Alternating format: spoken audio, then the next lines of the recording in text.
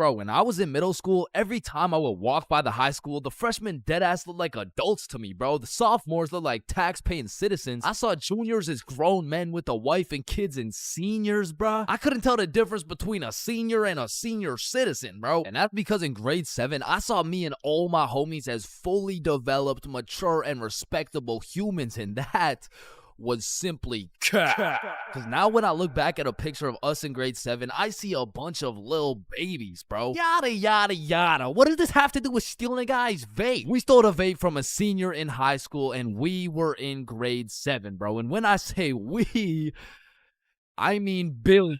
Billy stole that shit, and me and Bob were accomplices. Now, if you ask me back in the day, Chains, for real, you're awfully small. Scrawny, weak, ugly, chopped. yeah, okay, sir, what's the question? How do you expect to win this fight against such a bigger opponent? Listen, Joe Rogan, it's not about the size of the dog in the fight. It's about the size of the fight in the dog. Thank you very much. Thank you. And then I saw Jake Paul versus Anthony Joshua, bruh. Okay, guys, so I'm not doing this fight. I quit. I'm retiring. Because I don't care how many years of karate, taekwondo, pad thai, jujitsu, or teriyaki a kid takes. I can beat their ass easily. But I won't, because that's morally wrong and I have honor. Hey, everyone. I heard Chains talks to minors. What the fuck? And I heard he fakes all his stories. Man, I do not fake my stories, bro. Sorry, anyways, as I was saying, this story takes place in grade 7. It was a summer day, and it started off pretty slow. You know, me and the boys were just chilling at Bob's crib, playing a little Rocket League and whatnot until we got bored. And when me, Bob, and Billy get bored, it's a problem, bro. Because every time we were bored, we would do one of 5 things. Light public garbage cans on fire, ding-dong ditch houses, light more shit on fire, buy things from 7-Eleven, with the 100% discount, or climb our middle school, bro. Yo, let's go let some garbages on fire. Yo, I don't know if there's any left at this point. Alright, let's ding dong ditch. Man, I'm not really trying to do all that running right now. Shit, should we climb Stickman Middle? Yes. So we pull up on a scene, shiesties activated. We scan the area for witnesses, nobody. We identify all security cameras and move forward with the plan. So, Stickman Middle rooftop was about 20 feet up, far too high to reach. However, it had a playground with one of those spiderweb johns, and this playground was fenced off, and this fence is what we call the method. So one at a time, we climb up this metal fence, stand on top of it so we were just tall enough to jump and grab the roof, and we pull ourselves onto the rooftop. So Bob and Billy got up first. I jump and get my hands on the rooftop, pull myself up, and the view was insane, bro. Sun setting and everything. So me and the gang are sitting on the roof of our school. Bob brought some of those good old sweet heat Doritos, and we have ourselves a nice little romantic afternoon. When all of a sudden a car pulls up to the courtyard. A dude hops out of the driver's seat. 3 girls hop out of their whip. They're probably 19 or 20, and one of them looks up like, hey, what the fuck? Hey. Yo. Oh, shit, how'd y'all get up there? Shit, it's easy. I mean, we just climbed this fence. You want to try? Yeah, okay, yeah, what do I do? You just gotta stand on the right side of the fence. Okay, which side's the right side? It's the opposite of left. Is this guy retarded? Oh, okay, yep, okay, I got it. All right, okay, now what? Okay, yeah, just bring your feet up to the little crossbar, but be careful. Careful? This shit's easy, man. I know a ton of 12-year-old girls who could do this. Right, okay. Why does he know a ton of 12-year-old girls? Okay, what do you think I do from here? Dude, I don't think I know what to do. Oh, shit, man. I don't think I know what to do either. No, I'm saying I know. Like, damn, man. How is he so retarded? Oh, I'm up, boys. Let's Yes, go. sir. Yeah, let's go. Anyways, what's y'all's names? I'm Billy. That's Bob. And I'm Changed. BBC, is it? Yeah, my name's Cooper. It's nice to meet y'all. Yeah, nice to meet you, man. You want some Doritos? So he just abandons the girls down at the courtyard, and we go back to our spot, sit down, and Cooper's vaping and shit. Billy's bumming a few hits. And I'm not gonna lie, he was a nice guy. I mean, you could tell he had a good heart, but god damn did that motherfucker like yapping, bro. I think me, Bob, and Billy got off a total of 3 sentences, bro. And so I was telling her, if you mess with the bull, you get the horns. Damn, that's crazy. Bruh, for real? Dead ass? I mean, bro yapped the day away. The sun went down. It was getting cold, so Billy was like, Yo, y'all trying to head back? yeah, bro, it's getting cold. Yeah, yo, great conversation though, boys. Right. So we all climb down the roof, make it to the courtyard, and say our farewells. Peace out, Alright, see Cooper. you, bro. Yeah, y'all have a good one, man. We head back towards Bob's crib, and to get there, we gotta walk up this small path with a super steep uphill, and as soon as we get to the top of the hill, Billy stops. And he looks back. Yo, what's up? I should have taxed his vape, bro. What? Yeah, like I should have finessed his vape. That shit was nice. Bro, like you're not doing that. Let's go back to Bob's crib. Say I won't do it right now. Bro, you won't. Bob, you know I would do that shit. Keep it a buck. Alright, watch this then. So Billy, completely alone, walks back down the hill to the courtyard and starts talking to the dude through the driver's window. Yo, Cooper, you think I can have one more hit for the road, bro? Damn, man, you really came all the way back? You're a fiend, huh? Yeah, nah, I got you, man. Bless. And because me and Bob were up on this hill, I vividly remember we got like a bird's eye view of this shit. And obviously, y'all don't know Billy the way I do, but I was 100% convinced he did not have the balls to do this shit, bro. There was no way. Hey, Billy starts hauling ass, and instantly Cooper punches that bitch in reverse. And my heart dropped so fast. We had a bird's eye view of Billy running for his fucking life, and Cooper's right on his ass, and they are both headed right towards me and Bob, bro. So we take our head start and get our ass right back to Bob's crib. But Billy couldn't just run to Bob's crib and have Cooper knowing his address. So instead of taking the path to Bob's crib, this motherfucker runs straight into the prickle bushes, bro. Adrenaline pumping. He's powering through these bushes, getting cuts all over his arms, legs, face, until all that adrenaline crashes and he realizes he can't make it through to the other side. He was stuck. Oh, nah. You fucking idiot! Come back down here and give me my fucking vape! So Billy walks back out of the bushes, walks over to Cooper, hands over the vape. The girls in the back are all laughing and pointing and shit. Billy's aura is decreasing by the second, and just as Billy cuts his loss and starts walking away, Hey, yo, come back. What? Bro, the coil's missing from the vape. You owe me $70. I know what school you go to, man. You got a week to pay me back. Or else. Billy not only lost all the aura he'd been saving up for 13 years on this earth, but now he's $70 in debt with 1 week to figure it out. So every day after that, Billy begs his mom for $10 for lunch money, $10 for pizza, $10 for school supplies until a week had passed. And Billy had his 70 bones saved up. So as agreed upon, me, Bob, and Billy are posted up in the parking lot 1 week after the incident, and just as expected, Cooper pulls up. And this time he's got like 4 shorties in the car. Like, genuinely, how the fuck? So Billy hands over his life savings. Cooper pockets that shit, and with the most shit-eating grin I've ever witnessed, he mutters, Hey, look, it looks like we got some pizza money for tonight. Am I right? yes, look at this dumb. Billy got scammed, bro. He got his shit rinsed. $70 could have bought this dude like 3 whole vapes, but I mean, truthfully, that's karma. And the moral of the story is don't steal from people, but more importantly, just don't vape, bro. Yo, Billy just posted his first YouTube video ever. Go check that shit out. Yes, sir. And I just posted a video of me and Chains talking about this story, the raw, uncut, unedited version. So click this link right here if y'all want to tap in. Click that shit. Stole that shit. That's what I do, nigga.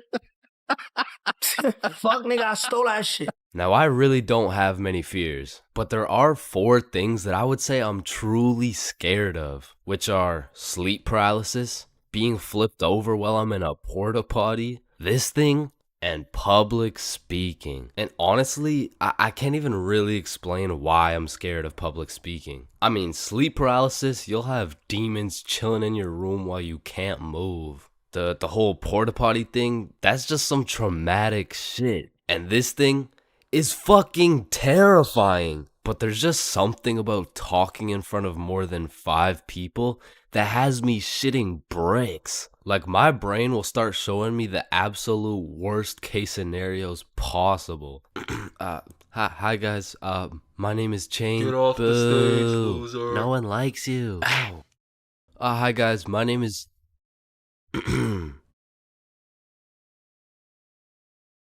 So I volunteer at daycares because I really like young kids. I love young kids. I mean, like, not love, like they're only 4 years old. No, like, I'm not attracted to. Sir, hands behind your back. That's why I'm scared of public speaking. And even worse than normal public speaking was school speeches. And if you saw my going to school high video, you would know I have a pretty bad record when it comes to speeches. Sorry, Tyrannosaurus Rex has short arms. Yeah, Chains, don't worry about it. You can sit down. You could just go tomorrow. It's all right. In fact, after I failed miserably while trying to present my speech well zooted, some motherfuckers was flaming me for it. So you know me, I had to get my get back. So when speeches came around next year, I put my heart and soul into that shit. And it wasn't just a speech. It was a spoken word, so it all had to rhyme. I mean, I was whipping up some heat. I was writing bar after bar like Kendrick. Shit, I had to have a fire extinguisher on standby while I was writing that shit. And I was never the dude to actually study. Like, I would start learning while I was taking the tests. If y equals mx plus b, then who invented the Eiffel Tower? Oh shit, I guess y equals mx plus b. I mean, even though I did bad on all my tests, maybe I can just get a job drawing stickmen or some shit. Anyway, so I never studied, I never did homework. But when it came to this spoken word, I had something to prove. I mean, it felt like motherfuckers was preying on my downfall. So I actually spent my own free time at home practicing and perfecting this spoken word. So by the time I had to present, I was prepared as fuck. I mean, don't get me wrong, I was still shitting bricks. But when I got up there, Chains, get up here. And don't stutter like last time, alright, buddy? He's gonna stutter for sure. Don't get on here rapping, I'm stacking, making it happen. Okay? I've been perfecting this speech while y'all jits was lacking. You don't want beef with me, I put you on a tee, I call that shit fashion. Okay. I'll put you in a box like some cereal. You'll get crunched, I'm the captain. Captain Crunch. Now let me stir it up like some mac and cheese. I want 100% like curry from the 3. I'm talking all A's, no B's. Bitch, I'm blessed like a sneeze. Blue 100's like the seas. I'm too icy, I might freeze cause I'm him. I'm not talking slash he. God damn. Spitting right now. I went bonkers, bro. In fact, I went so bonkers, the teacher volunteered me to go present my speech to the entire school. Now, usually I would be way too scared to public speak in front of that many people. But right now, I'm all hyped up on how bananas my speech went. Plus, I spent all that time perfecting it. I might as well share the heat with the rest of the school. Alright, next up is Chains with a spoken word on Don't get on here rapping.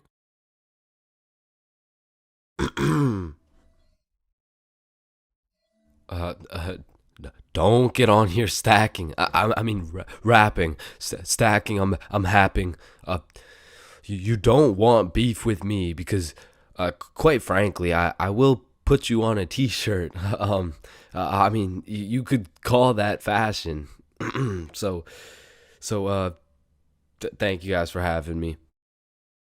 I fucking fumbled. I folded under the pressure, bro. With the entire school watching my fear of public speaking absolutely crush me. And that is the reason why I have a fear of public speaking.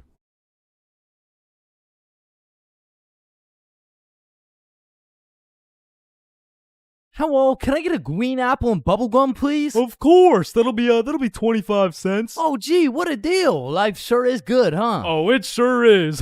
Hey, yo, Unc, pass me that green apple and bubblegum, gang. Oh, wow. I remember when I was your age, I used Didn't to... ask plus ratio, all right? Just give me the vape juice, bro. Vape juice? I thought we were talking about real green apple and bubblegum. Of fucking course, dude. These fucking old heads nowadays, right, guys? Just give me the vape juice, please. All right, well, in that case, I need to see some ID. Yeah, I got you, Unc. Your ID says you just turned 11 years old. Type shit. No, you gotta be at least 21 to buy vape juice. Oh, shit, yeah, no, I guess it's a robbery then. Oh, wait, what? Ah, shit. Listen, the times are changing, bro. Not too long ago, kids were just playing outside, playing sports, and climbing trees and shit. But nowadays, I swear these kids are just grinding TikTok, playing GTA in real life, and the only thing they're climbing is the spectrum, and I blame the internet, bro. Because now these kids are coming straight out the womb watching Skibbity Toilet Brain Rot, and if that was my kid, shit, I would want to restart, bro. Like, take two from the top, bro. And honestly, I feel like most of these kids were coming along just fine, you know? Like, they were developing into some cool dudes. They had a banger theme song and shit. Like, yeah, I was low-key fucking with this new generation. And then the birth of brain rot. Millions of people scrolling TikTok, Instagram Reels, YouTube Shorts, and even... It was great. I mean, we had all the free time in the world to fill up our brains with dog shit, and it didn't even matter until we had to talk to each other again. Like, Oh shit. Hey. Oh hi. Oh, what's up? What? Hi. oh, what's poppin'? Brand new whip just hopped. Oh in. yeah, I know You that I song. got options. What I about, could what pass about that bitch like stock. Roxanne? Like shit, even now in 2024, I feel like half the motherfuckers my age still haven't mentally recovered. Like ever since the great brain rotting, I've unfortunately witnessed some of my closest homies get NPC-ified, and there's really no bringing them back. Yo, bro, you've been watching a lot of TikTok recently, huh? Oh yeah, nah. I mean, this shit's fire, bro. Just look at this We one. can go gut for gut. Fuck that, we can go wrist for wrist. Yeah, no, bro, you have a problem, like dead ass. Like you gotta put the TikTok down, bro. Like really lock in up here, bro. Nah, bro really just phantom taxed my phone and minus 100 aura for throwing it and shit. Like, that would have been El Riz if I wasn't Sigma. But remember what Duke Dennis said? Ohio, Riz skibbity toilet, phantom tax, did Gronk hug Libby Dog? And so if some of my homies' brains are still trying to recover, I can only imagine the permanent effects on these kids, bro. Like, I feel like it's entirely possible that these kids' brains will be stuck in 2024 and they'll be old as hell talking about, Hey, can you help me cross the road? oh yeah, for sure. W Riz! Oh, no, my aura! Now, unlike half these YouTubers out here, I don't spend a lot of time talking to kids. But the one kid I did talk to recently was actually my cousin. Hey, you're not alone on that one. No. So I was at this extended family function, and there was a bunch of people I'd never seen in my life, including this one kid who had to be about 10 years old. He was a short little guy, still waiting on puberty and shit, but when I talked to him, it was like talking to a little Kai Cenat or some shit. If he was 10 years younger and like, about the same height. Yo, broski. The fuck? Hey, down here. Oh, shit, what's up? My name's Elijah. Okay, Elijah. How's school, bro? Shit, it's aight. Yo, what grade are you in, bro? Grade 5. Type shit. Damn, I remember being in grade 5, bro. I was actually the fastest kid in my school. Yeah, but you probably had no hoes, bro. I already got a girlfriend and she's bad as hell, bro. You should see the gat on that shit. Nah, what? And I never thought I'd be saying this, but back in my day, grade 5, we were still running from cooties and shit, and is this motherfucker vaping? What the fuck? I feel like kids these days just skipped a part of childhood, you know? Like they're fresh out of elementary school, chiefing some coconut watermelon ice. Like, bro, your little ass should be watching Cocomelon twice. Chat, did that hit? Yeah? No. Shut the fuck up, Grandpa. Okay. It's because when I was born, everyone was given a good 10, 11-year grace period where you could be as cringy as you wanted. Like, you could make shitty YouTube videos. You could wear those smart-ass t-shirts. You could even get away with saying shit like, man, yo mama's so stupid. She brought a spoon to the Super Bowl. Oh, yeah? Well, yo mama's so fat. When she walked in front of the TV, I missed 3 episodes. Okay, but yo mama's so fat, she takes selfies in panoramic mode. Well, yo mama's so nasty, she got fired from a sperm bank for drinking on the job. What's a sperm bank? Shit, I don't even know. And I feel bad for this new generation because they don't got no cringe grace period or anything, bro. They just pop straight out the womb like, and it's a boy. Yeah, I'm a dude, whatever. Now snip me up, bro. I can't have the host seeing my foreskin, dog. And maybe I'm just jealous, but to me, it's wild that these kids are getting new-ass phones in elementary and middle school. Because they'll never understand the absolute crucifixion I would get every single time I whipped out my phone, bro. Like, that shit was staying in my pocket unless it was 100% necessary. All right, class, everyone get your phones out for our end-of-year Kahoot. Oh, let's go!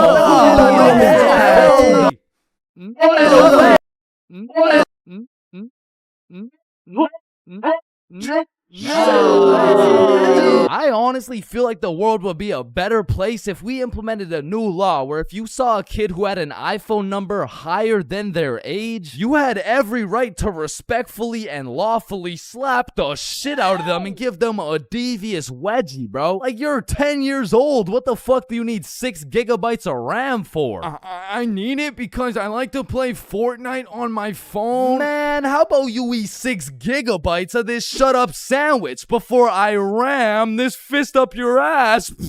Alright, chat. I know that one hit, bro. What do we think? Stickman Police Department donated $1. Wait, what? Look behind you, Chains. Oh my. And it's the same with these kids' fits, bro. Like, whatever happened to wearing neon shirts and light up Skechers? Like, why am I seeing literal children walking around in Jordans, bro? Like, I didn't even know what Michael Jordans were until I was getting my shit cooked for walking around in some Michelle Gordons, bro. But I mean, that shit was necessary for my character development. And that's what's wrong with these kids, man. They're straight up skipping out on some of the most crucial moments of their lives. I feel like we could low-key do them a favor. Next time you see a kid walking around on the street thinking life is all sunshine and rainbows and shit, you could just give him a little character development and like maybe roast his cut or something, you know? Like, hey kid, you look like you cut your hair with a fucking pencil sharpener. or no, you look like Peter Griffin if he never hit puberty. You look like... Yo, we giving kids some character development? Did he? Now, I don't know why I'm talking like I was born in the 1900s or something, because for the homies who are around my age, we were low-key in the same boat as these kids, bro. They're growing up on some skibbity toilet brain rot. We had MLG brain rot. They're always scrolling TikTok. We had Vine. These motherfuckers are out here looking up to I Show Speed, bro. We had fucking Jake Paul. So the moral of the story is, even if these kids nowadays are absolutely cooked, I was once cooked too, bro. So worst comes to worst, these kids will just end up like me. Oh, fuck no. Please, no.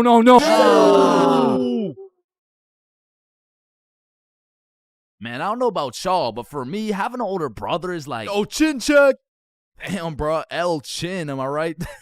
Nah, I got you a gift, though. Damn, for real? Yeah, open them up. Oh, these are tough. Let me try them on. Yup, you know what these are good for, bro? Yeah, what is it? Wedgie! I'm not gonna lie, bro, I still love having a big brother. Like, yeah, you get your ass beat bi-weekly. Yeah, these motherfuckers will steal your food, and they be frying your shit for no reason whatsoever. Chains for real? Now that's Chipotle for real. Because he's wrapped like a burrito.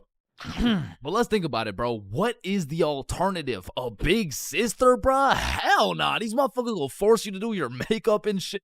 Alright, yeah, pull the plug. But it looks good. Pull that shit. Like, pull the plug. So I don't think we can do that. Pull the Damn, plug. are you Pull serious, the bro? man. Pull the fucking plug. Like, having a brother's an interesting situation, because I would trust this motherfucker with my life, no questions asked. But I'm not trusting him with my Chipotle for a second, bro. Like, I was born with my very own #1 hater and my #1 supporter who just happens to have the same mom as me, bro. But listen, nowadays, I'm a grown-ass man. My brother, a grown-ass man. Now that we're both grown, we get along like PB and J. Yo, that's what I was about to say, bro. For real, though. We get along like chicken And waffles. Okay. Yes, sir, bro. We get along like Salt and Vit. Nah, I don't get it, bro. I don't know what you're trying to say. Nah, I mean, what I'm trying to say is if I'm eating, Right. worried, Oh, yeah. yeah. If he gets into a fight, we get into a fight, yeah. If someone reads my search history, we searched up Lola Bunny furry buns, lubed up, shaking in wild Bro. style, yeah. Nah, hell nah. No. What are you doing, bro? We didn't do that? Fuck no. Okay, yep, no, that's fine.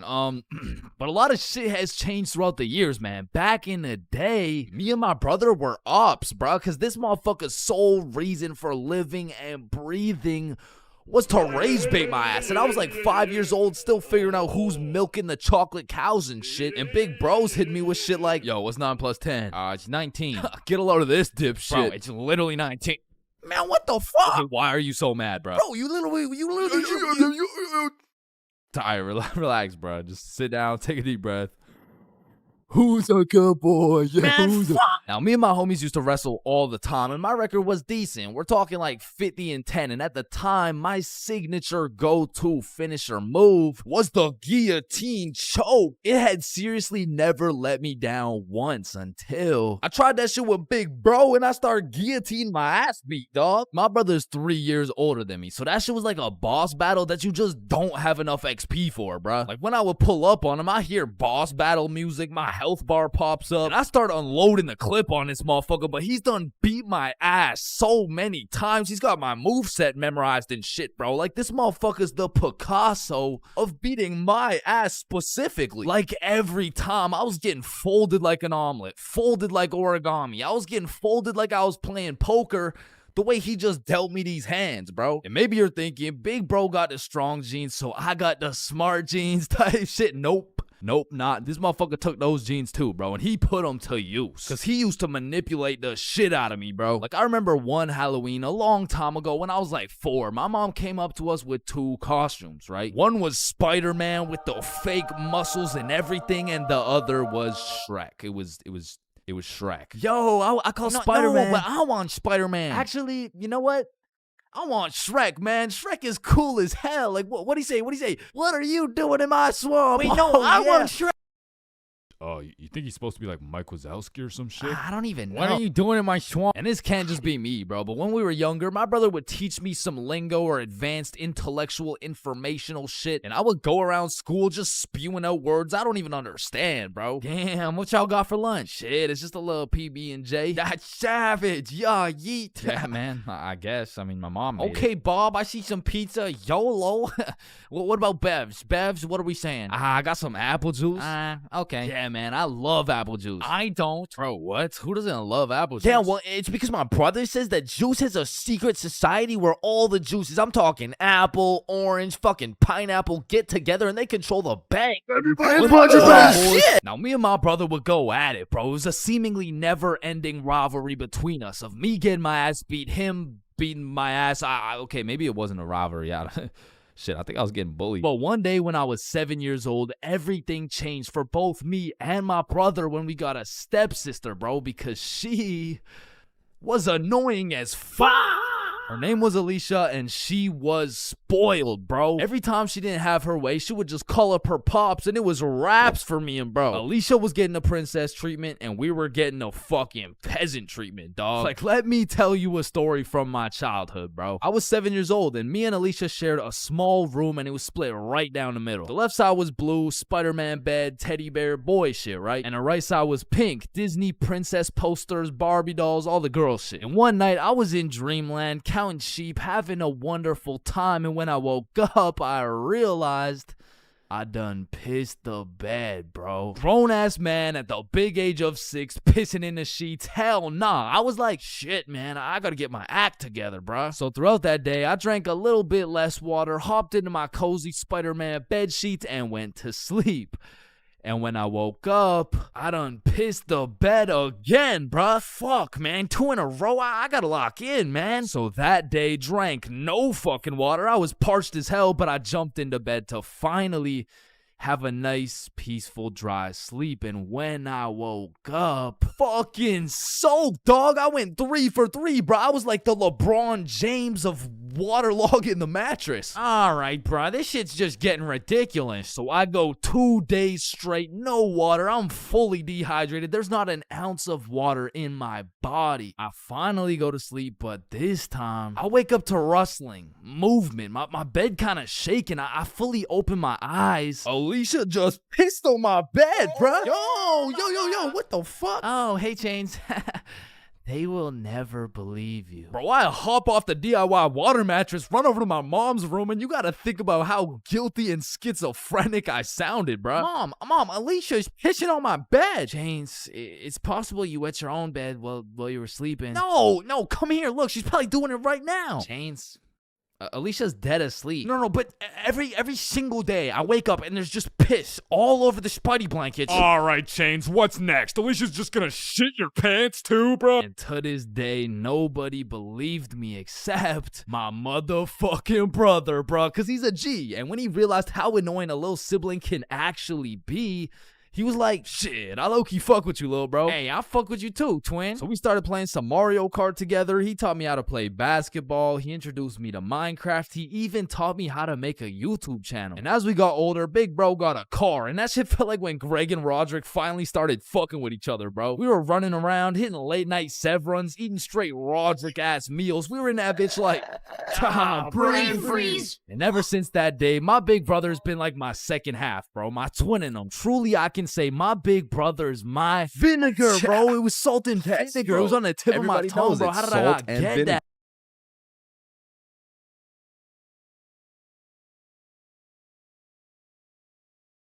What are you doing in my swamp? All right, next up we got Billy presenting his baking soda volcano experiment. Hey guys, how we doing? All right, so you see if I put a solid amount of baking soda in here and then a little bit of vinegar here, it's supposed to explode. Oh, shit. Fuck! Quickly, organize a single file line in alphabetical order. Hey, I'm first. No, you're not, bro. I'm first. Your last name is literally Johnson. I have 2 last names. Listen, bro, I'm not saying we shouldn't have school drills and all, but what I am saying is the school drills we do have are straight bullshit. Like, if there was a fire in my class, I'm jumping straight out the window. The fuck? There is no way you'll catch me waiting for Alexander and Arnold to debate who's first in line while I'm out here getting sauteed. And shit, fire drills aren't even close to being the worst of the drills, cause we got lockdown drills. Now, I don't know who planned out these drills, but goddamn, these drills are ass. Now, if you never had lockdown drills, they're pretty much a foolproof plan set in place to completely counter anyone pulling up to school with a strap. You see, the plan is pretty simple. You lock the door, gather all the students into the corner of the class, and you turn the lights out. And the reason we turn the lights out is so we can politely tell the intruder that nobody's home. Now, if every classroom followed these steps perfectly, we might even be able to convince the dude that it's a pro D-Day or something. Now listen, I hate to be the bearer of bad news, I really do, but there's one minor flaw in this plan.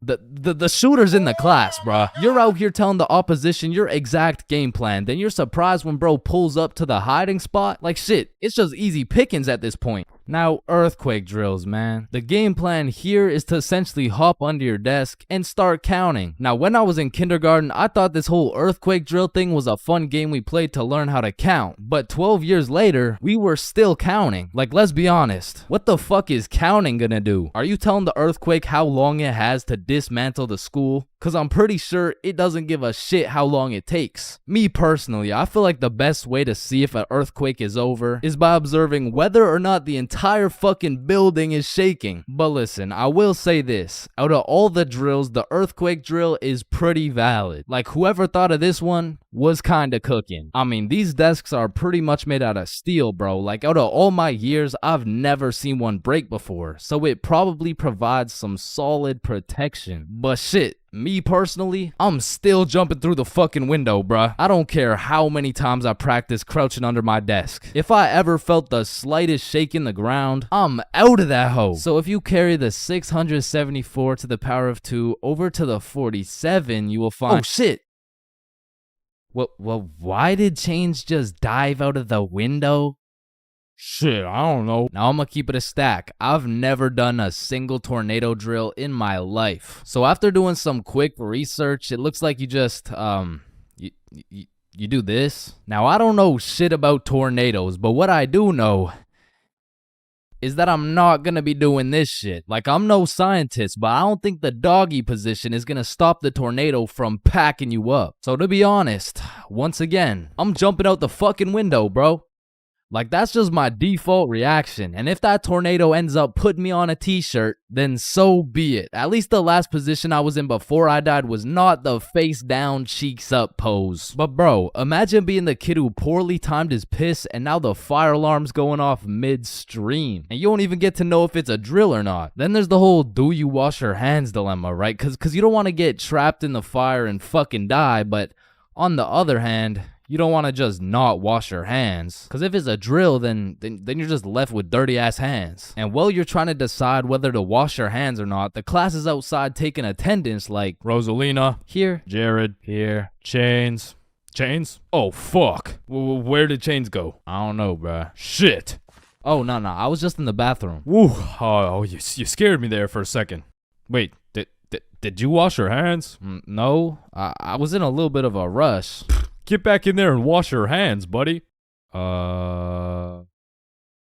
Now, the thing about school drills is they happen pretty often. I mean, every few weeks they throw in a fire drill here and a little earthquake drill there. So when the fire bell actually goes off, motherfuckers just assume it's a drill. They're out here horsing around, making jokes and shit, while the school's actually getting fucking cremated. But after almost all the drills are alphabetical, single file line goes out to the front of the school and on the field with every other class. And the amount of buffoonery that goes down on this field is insane. Bro. I mean, everyone walks in with a single file line, but after 5 minutes, that shit looks like a Travis Scott concert, bro. Like, I remember one time my high school got a bomb threat called in, so every class assembled the good old alphabetical line and we went out onto the field. And we were out there for a minute, bro. I remember looking around and these motherfuckers were running the world's biggest game of duck, duck, goose. Like there wasn't a whole ass bomb threat called into our school. That same day, one kid brought a football to the field, and all of a sudden, motherfuckers are running a pickup game while we're waiting to see if our school is gonna explode or not. And of course, the teachers tried to stop it, but these kids just used it as a diversion play and got another touchdown. Alright, so now that we thoroughly dissected each and every school drill, it's only fair we hit them with a tier list. So let's see what we got here. We're starting with lockdown drills. What are we saying? Fucking F tier. Holy shit, they are ass. Alright, next up we got fire drills. Now these drills do get the job done, but I'm not gonna lie. I'm not fucking with this whole single file alphabetical bullshit. So I'm gonna have to give this John a C tier. Now tornado drills. You gotta go in the doggy position. Bro, I got no choice but to give this a D tier. And last but not least, my personal favorite, earthquake drills. They're still kind of ass, B tier. And bro, I know some of y'all may be thinking, you can't just talk shit about the school drills and not present any better solution. Well, lucky for you, I have devised the best and only way to fully counter any natural or artificial disasters. It's simple. For a guy like me who's 7 feet, 325 pounds, 0.5% body fat, and a 7-foot wingspan, I just simply remove myself from the situation. However, I do understand that I am built different, so for your average Joe, I have devised another plan. It's also simple. The moment some shit goes down, everyone runs at full speed out of the building. And of course, some would argue that not everyone is gonna be able to make it out of the building in time and that some people are faster and stronger than others, and you know what that's called? Natural selection. You see, if I was principal, instead of running students through these impractical drills, I would be running students through different kind of drills. I would have my students in peak physical condition. Instead of a fire bell, I would have a push-up bell. At any given time, if that shit goes off, you drop down and give me 50, or your ass is getting expelled. You see, this way, when there's a fire, everyone can simply remove themselves from the situation. Or in other circumstances, they can simply intervene.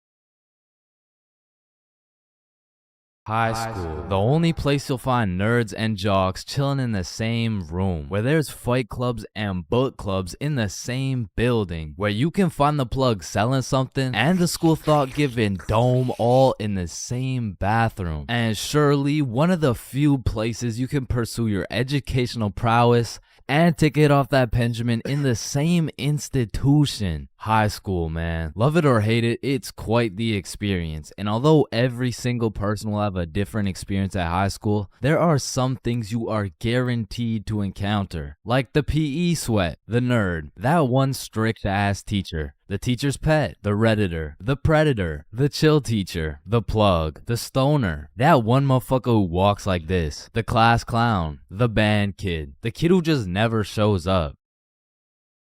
The hot Cheeto girl. That one sexy ass kid who he got all the girls, and you know what I'm saying? He was like super cool. The bathroom fiend. Oh my god, I almost failed that test. I did so bad. Oh shit, same. I got a 51%. What about you?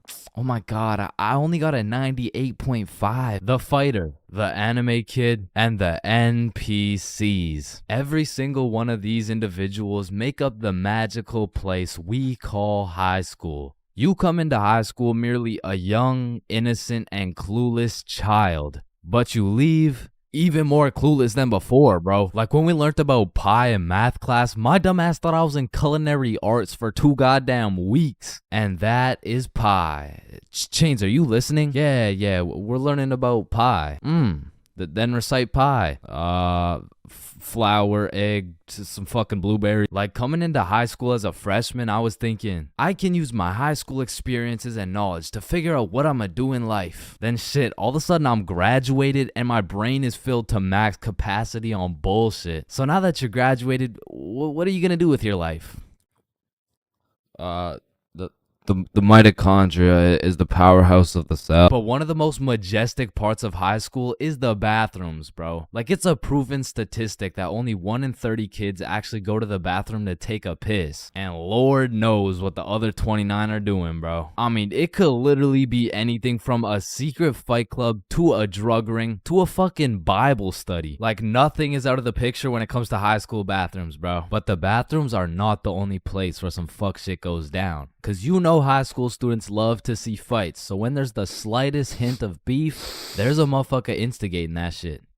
Oh shit, my bad, bro. Nah, it's all good, don't worry. Yo, personally, I wouldn't take that shit, bro. What? Nah, it's fine. Like, he practically just called you a bitch. Wait, really? No, it was an accident. Wait, what's that? Oh shit, he just said he's smoking on your grandma's pack right now. Hey, don't be talking about grams like that.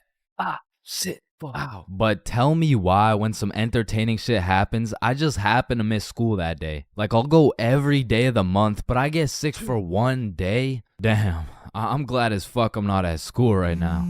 Yo. Holy shit. Chains, where are you? I'm in my bed right now. Why? Ooh. Jeremy and Tom are running the ones right now. Fuck, the one day I didn't go.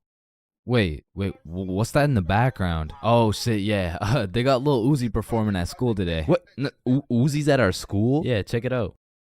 Yo. Oh, and they brought in Gordon Ramsay cooking up free lunch today as well. What? Oh, and I almost forgot. Elon's pulling up and giving everyone Teslas. So no. I'll see you later, man. But listen, high school is nothing like these movies paint it out to be. Like all these movies portray the same shit, where Victoria and her goon squad make fun of Ruby, and where Chad and the football team shove Arthur in a locker. Like I've only seen a motherfucker get shoved into a locker once in my life, and to be honest, I couldn't even see much of it. I mean, it was pretty fucking dark in that locker, bro. But for real, in high school, you don't have to worry about some big body taking your lunch money or some football kid slapping the books out of your hand. The worst thing you'll encounter on your average day at school is your local Redditor. I don't know how they do it, but somehow every joke they make is so unfunny that it just ruins my day, bro.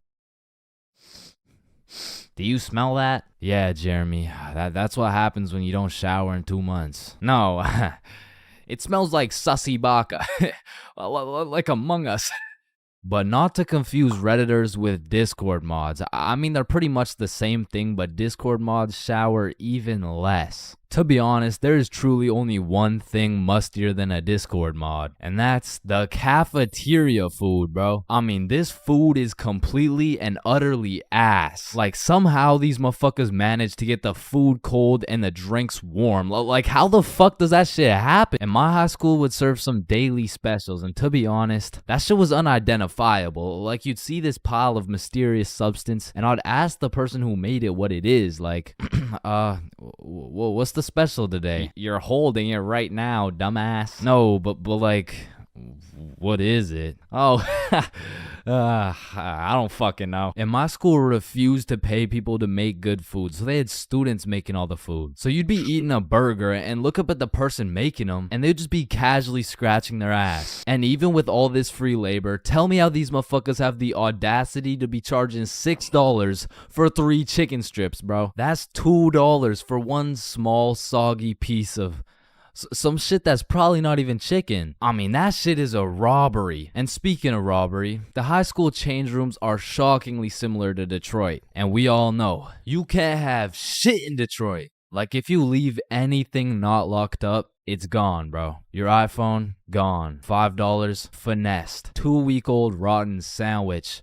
Someone's taking that shit. And to be honest, even if you lock that shit up, it's still at high risk. Like, let me paint the picture a little bit. This is PJ. PJ locks all his beloved belongings in his good old PE locker before heading to play some soccer. After scoring a hat trick, PJ comes back to the change room to reacquire his belongings, only to find out someone took PJ's whole goddamn locker. PJ was devastated. Until he remembers, he can check the school's security cameras. Yeah, take a look. Yeah, take that shit, take that. Yeah, we'll. PJ never got his shit back. Now, I don't know about your guys' high schools, but mine was equipped with security cameras everywhere, covering every square inch of the school. But these cameras had the resolution of a fucking toaster. Like, you could have a motherfucker commit a heinous crime. He could proceed to put his face in the camera, state his government name, address, and date of birth, and you would still have no clue who did it, bro. And of course,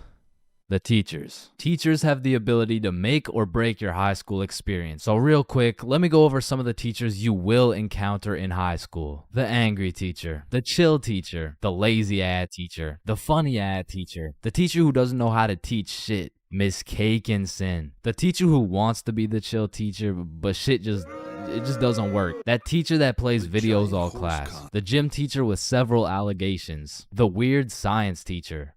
And the teacher who subscribed to ChainsFR. Wow, what a G. And that's high school in a nutshell.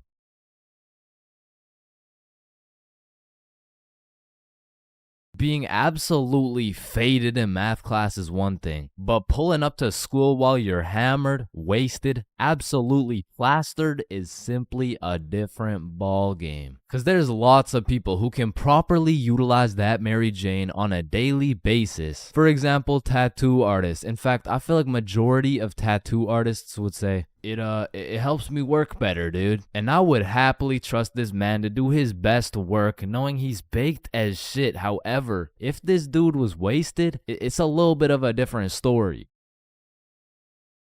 Alrighty, dude. All done. Yo, I asked for a rose, bro. And because of this reason, you would truly have to be a dumbass to go to school drunk. Chains, but the title of the video says going to school drunk. I did, bro. I went to school drunk, but listen, it was no ordinary day at school. No. In fact, I didn't even go in the day at all. I went drunk to the school dance. Meaning this story takes place when the boys and I were in grade 11. It was a Thursday night, the night of winter ball. And as the boys and I were getting ready, you know, looking like some distinguished young gentlemen, I had realized, damn, none of us have any girls to take to the dance. Fuck, you're right. That means we're gonna have to ask a girl to dance, bro. What? You mean like talk to them? Yeah, if only we knew someone with a bigger roster than a cheerleading team. Someone with more hoes than a shed. Someone who pulls more tens than EDP. It's Bob. So me and Billy started analyzing Bob. Like how does he pull so many girls, bro? Is it the jawline? I don't know. What about the silky smooth clear skin? Maybe. Or is it those succulent luscious kissable lips? It's the glasses. Yeah. the glasses. Yeah. So we stole Bob's entire flow in the hopes this would put an end to my drought of bitches. So we check ourselves out in the mirror and then we hop into Billy's whip. We throw on some Rihanna to get us hyped, and before we knew it, we had arrived at school. Now, to really paint the picture, it was a Thursday at 8 p.m. And on this Thursday at 8 p.m., Billy pops his trunk to pull out 2 bottles of vodka. Now, if you were unaware, it was currently a Thursday at 8 p.m. on a school night, and we were headed into our school. Now, logically, I should have simply denied the alcohol, but I'ma keep it a buck. The whole idea of walking up to a girl and asking her to dance was really giving me the heebie-jeebies. I mean, my palms were sweaty, my knees were weak, and arms were heavy, so I took a big old chug of that liquid courage in order to ease the nerves a little bit. And shit, Billy must have been feeling the same way because Billy was down in that shit like it was water. And right after we consumed enough alcohol to kill a baby elephant, I got a notification on my phone. Oh shit, I got an email. Oh, it's from the school. It says, if you come to the winter ball under the influence of alcohol or any drug, you will face suspension and will lose your right to walk across the stage for graduation. Fuck. Okay, listen, if we can get into the dance before this shit hits, we're chilling. All right, we got this. So we walk into the school looking fresh as hell, but then I notice a fat line of students, and this line led to a security check to get into the dance. Fuck, that's not good. Nah, we're chilling. I still don't even feel anything. What about you? Yeah, same. We're good. And just as we came to the consensus that we were good, the principal starts walking down the line in our direction. Fuck, act cool. We're good. Act cool. Whew. That was close. You 3, over here. Shit, fuck, shit. Do you guys know why I called you over here? Nah. Nope. I smelled alcohol the moment I walked past you 3. Now, I don't know if it was one of you or all of you, but you know the consequences of showing up under the influence, right? Yeah, we do. And tell me, is it or is it not suspicious that all 3 of you guys showed up with glasses on? Nah, we just thought it looked suspicious. Take them off. Damn. Yes, sir. And although I downed a sizable amount of vodka, it still hadn't kicked in yet. Now, I didn't want to do this to you guys, but look at my finger. This motherfucker starts waving around his magic finger in Billy's face with a flashlight to somehow see if he's drunk. Now, I don't know what the plan was, but I was fucking scared. Okay. He's not bad.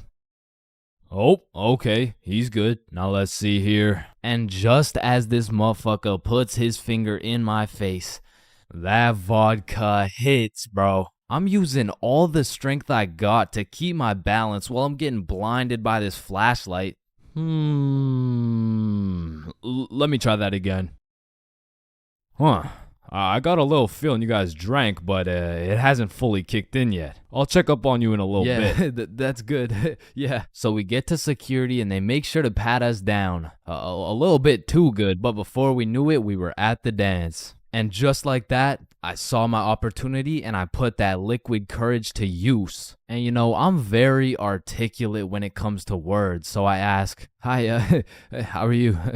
"Oh, hey, I'm good." So I wanted to ask you, like, you know, we're at the dance and I saw you, so I walked over here. Here we are, you know what I mean? So like, do you want to dance?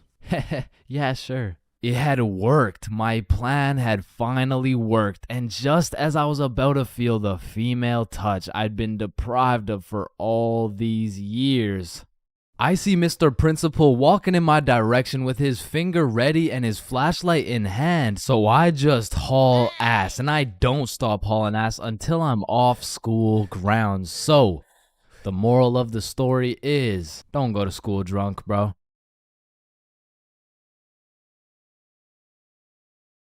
Yo, Chains, I'll pay you $5 if you pull that fire alarm right there. Oh, Yo, run. Chains, do you know why I've called you into my office today?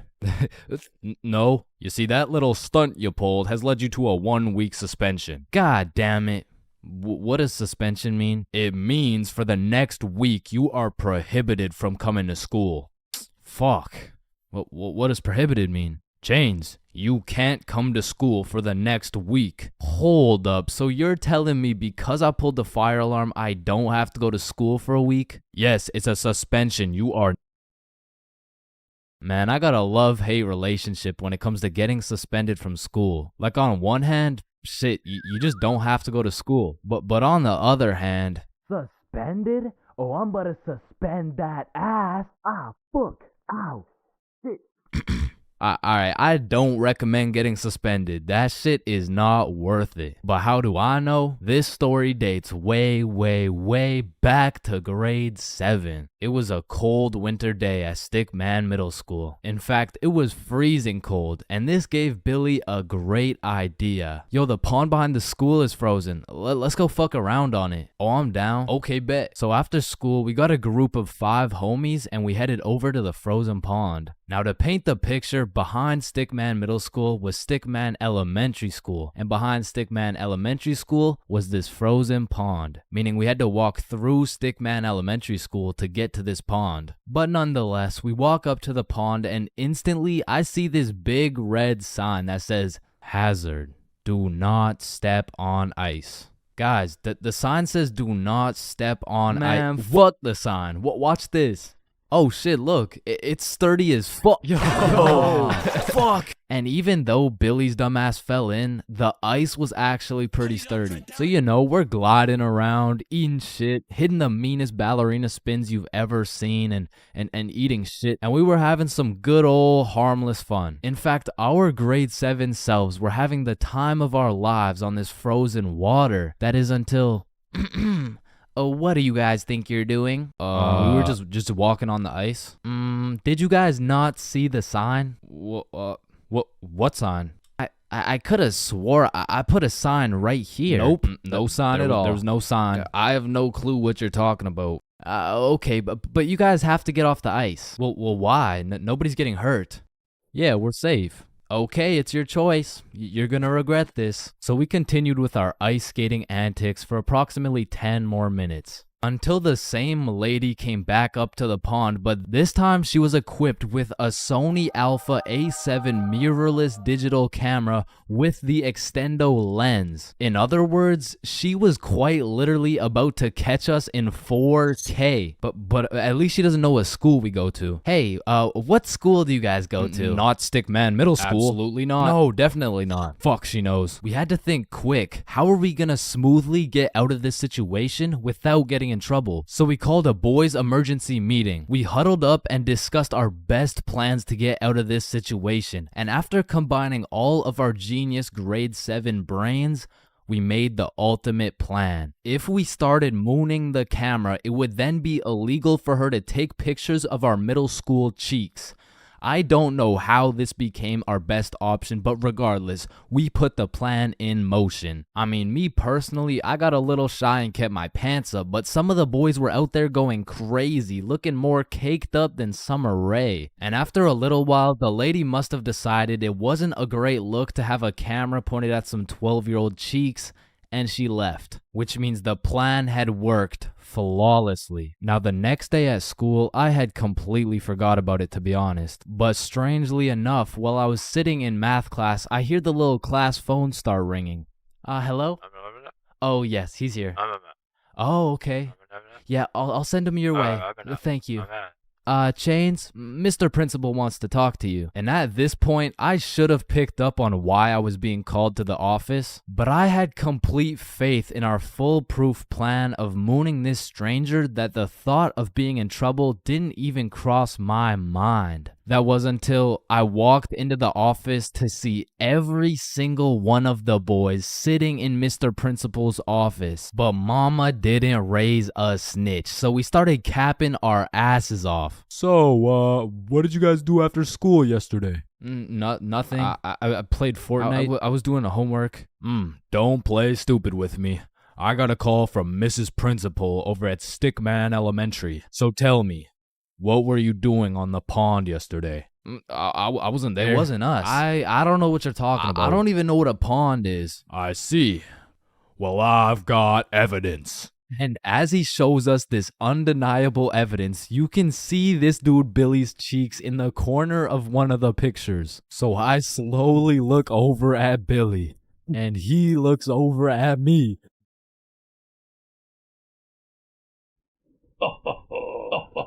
If you don't stop laughing right now, you're all suspended.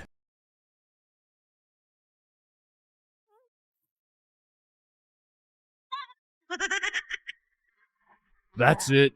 You're all suspended. And as I explained the situation to my mom, let's just say Mama Chains was not happy.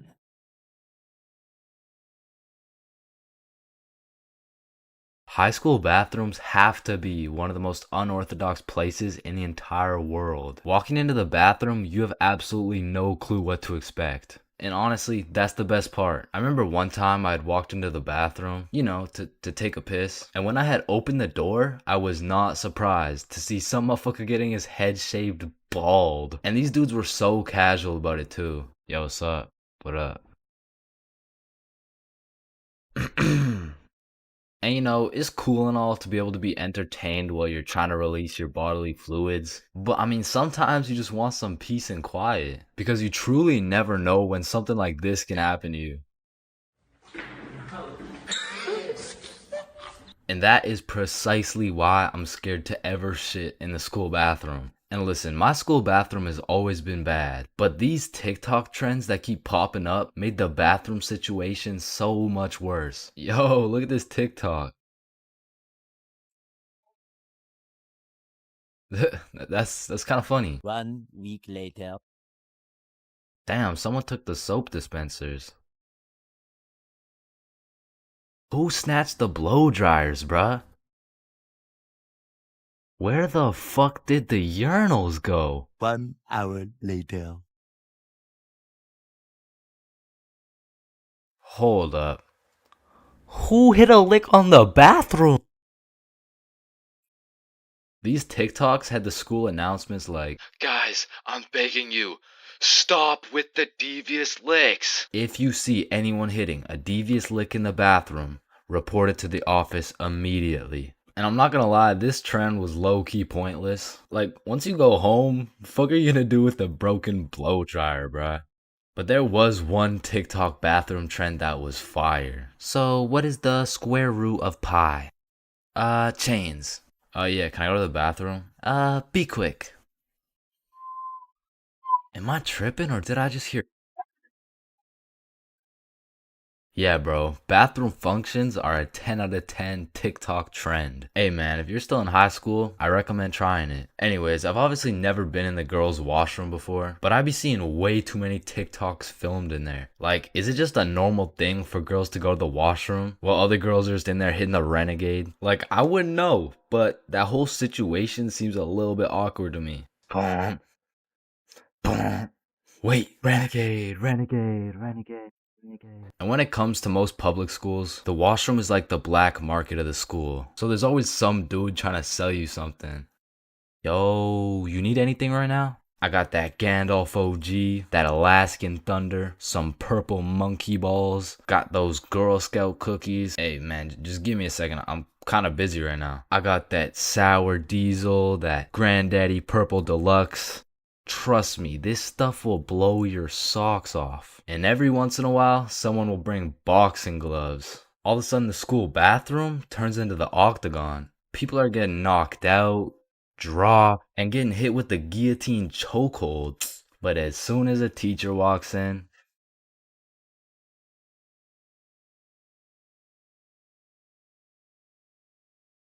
Everyone has encountered countless NPCs during their lives. Like, the people that just spawned in. They didn't have any character development or anything. And to be honest, when you leave their vicinity, they probably just despawn. If you still have no clue what an NPC is, it's a non-playable character. They're like the type of people you could sock in the face and they'd say some NPC-ass line like, "Hey!" And I know at least some NPCs have to exist.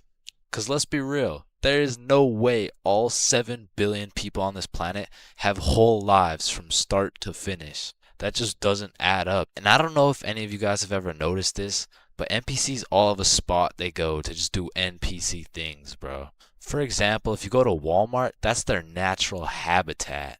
You are bound to see at least 15 NPCs at Walmart. And usually the NPCs are trying to avoid eye contact. But if you've ever tried interacting with them, you'll know they always have the most predictable and neutral responses possible.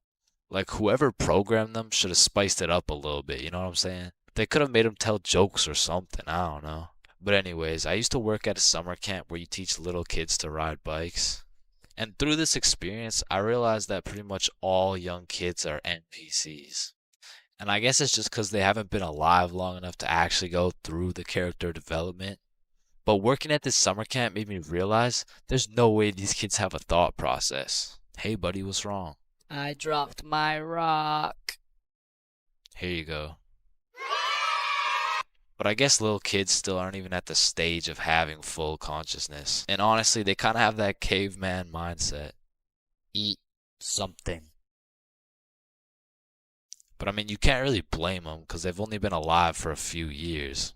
But still, as a non-NPC, I'd like to believe I was never participating in these NPC activities as a kid. I refuse to believe I was out here spending my time doing this. But yeah, man, I really just want to know if there's any NPCs watching this right now. If there is, just fess up, bro. Because I don't even know if NPCs be on YouTube or if they just like despawn before they can do that. But regardless, if you're an NPC or not, thank you for watching this video. Subscribe. Oh, Yo. shit. Ooh. Damn. That's why you don't mess with me. Yo, I'm chill. Jordan Johnson. Mr. Johnson, why did you beat Kyle's ass? Mr. Principal, I never touched Kyle. In fact, I've never seen this kid my entire life. How do you presume he received a concussion, 2 broken ribs, a black eye, a broken nose, and a dislocated shoulder? I mean, he must have fallen down the stairs or something. Okay, Mr. Johnson, how do you explain this? That's why you don't mess with me. I'm Jordan Johnson. But I mean, you got the wrong Jordan Johnson. Then, what happened to your knuckles there? Shit, these ain't even my knuckles. Listen, I am not one to condone violence, but I'm not gonna lie. School fights are a major part of the high school experience. I mean, there's something about a good old school brawl that just boosts students' morale. Like, there is nothing that gets you through the rest of the day like some kid getting his ass beat in front of the entire school. And truthfully, it's just a community building experience because it gives everyone something to talk about. Yo, did you see the fight? Yeah, bro, Kyle got his shit rocked. Wait, are you guys talking about the fight? Yeah, bro. Man, Kyle got fucked up, dude. Overall, in school fights, everyone wins. Like, the fighter gets some respect and the crowd gets some entertainment. It's a win-win. What about me?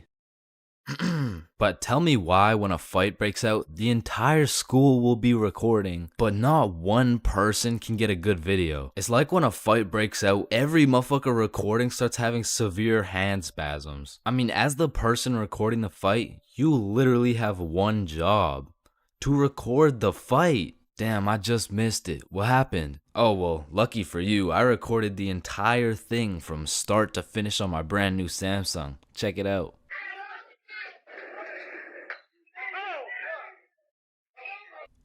Did anyone else record the fight? Oh shit, yeah, I did on my brand new iPhone 14 that actually records in 4K. Okay, bet. Ooh. Oh, damn.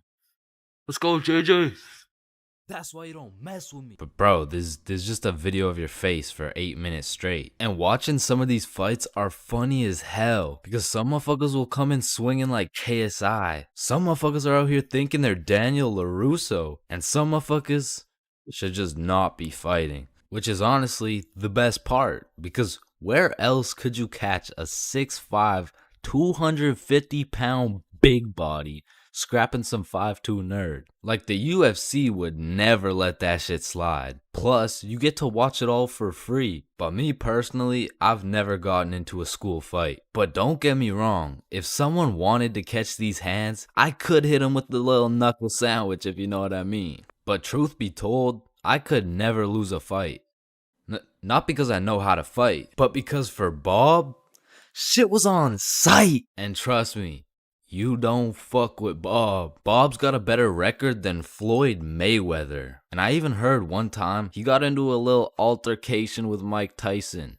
All I'ma say is, he dealt with him. But with that being said, we all know that one kid in school who was born to simply beat people's ass. Like, this dude's life purpose was to run people's fade. And of course, I had someone like this at my school. He was the type of dude who had nothing to lose, so he would instigate a fight wherever he could. We'll just call him Jordan. And honestly, he was holding a solid record. I mean, he was probably 12-0. But one day, Jordan picked on the wrong kid. Hey nerd, take off those stupid glasses. And Bob was a man of little words, so Jordan's buffoonery did not faze him. Hey nerd, I said take off those stupid glasses.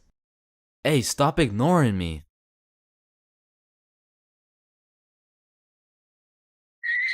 And without saying a word, Bob just ended Jordan's whole career. And ever since that day, nobody messed with Bob. That's why you don't mess with me. Yo, I'm chill. Jordan Johnson.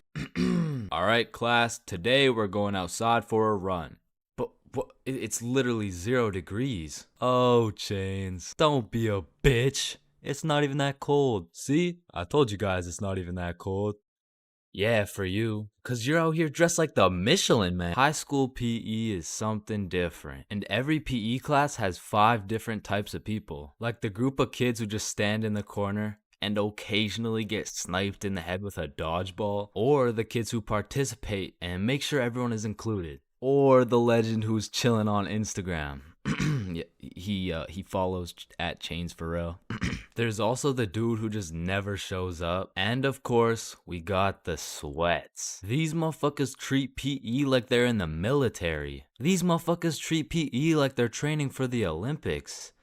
These motherfuckers treat PE like they're gonna get scouted to the league. Which is honestly just funny as hell because, let's be honest, 85.7% of the class doesn't even want to be there. So you'll have some innocent souls zoning out during a basketball game, and all of a sudden they'll be getting posterized like they're playing against Ja Morant. Yeah, bitch! I mean, these kids will come out of PE drenched in sweat, breathing heavy, and with a smile on their face, knowing they dropped 104 points on some kids who have never touched a basketball in their life. And listen, don't hate me, but I do understand the appeal of sweating your balls off in PE, because I too once participated in the sweaty activities. Ow. I know, but there's just something so exhilarating about hearing the snapping of an unsuspecting freshman's ankles. But as I matured, I realized there was only one thing better than shitting on random students, and that was shitting on sweats. I became the anti-sweat. I would act like an innocent soul waiting to get posterized, but when the sweat would come in trying to end my career with a windmill dunk, I stuffed that boy like a Thanksgiving turkey. Pause. And don't get me started on the fitness gram pacer. Whoever created this legal form of torture will catch these hands. Oh, Chains, no, I heard he sadly passed away a little while ago. You could be having a good day and you pull up to PE like, hey bro, you know what we're doing today? I'm not sure, but I think we're playing soccer. No, it can't be. Alright class, today we will be doing the beep test. Fuck.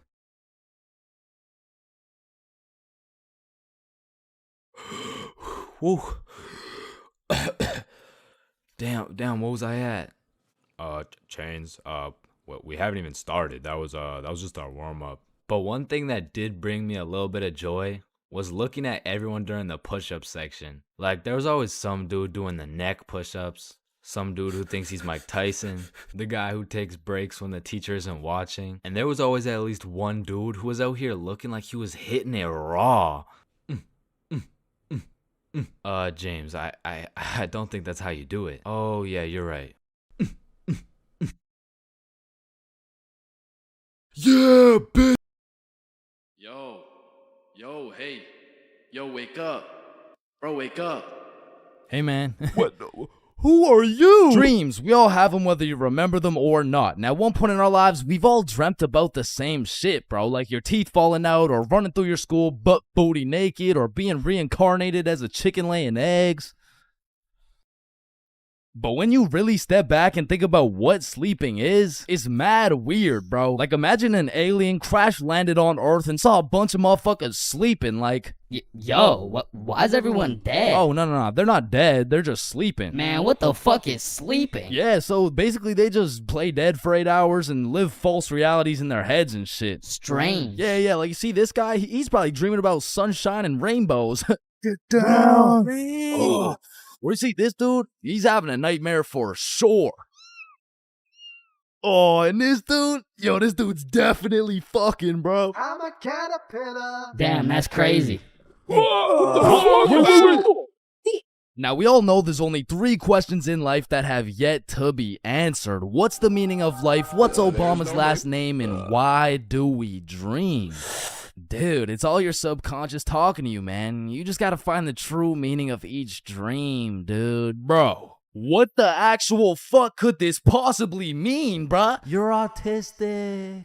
Anyways, the craziest part about dreams is the fact you're the one telling the story and you're the one listening to that shit. My dumbass still falls for the plot twist every time, bruh. I'll never forget this one dream I had back in grade 6 where me and my 2 homies were walking. Don't know where, don't know why, but as we're walking, a dude in a big white van pulls up talking about, "Hey, if you kids come in my van, I'll give you some candy." Shit. I mean, I'd come in your mouth for the whole bag. So obviously, we hop in, and the driver looks absolutely cracked out, talking about, "Hey kids, eat this candy." And so we unwrap this piece of candy, and it's literally just a razor blade, bro. Like, he didn't even try and hide that shit. Nah, I think I'll have to pass on this one. Alright, okay, then eat this piece of candy. Nah, this is a perk 30. You got any Reese's cups? Yeah, nah, I got Reese's cups. Here. Sir, this is just a Glock covered in peanut butter. Alright, fine, take this. Shit, okay. So we eat this unsuspicious looking candy and instantly start tripping balls, bruh. Like the van is deforming, we're seeing rainbows and shit, and worst of all, we see this big ass grin on the driver's face. And I don't remember exactly what he said, but he said some crazy shit like, "Get ready, I'm coming for them cheeks." Nah, it was more like "Looks like your private square just went public." Okay, no, that wasn't it either.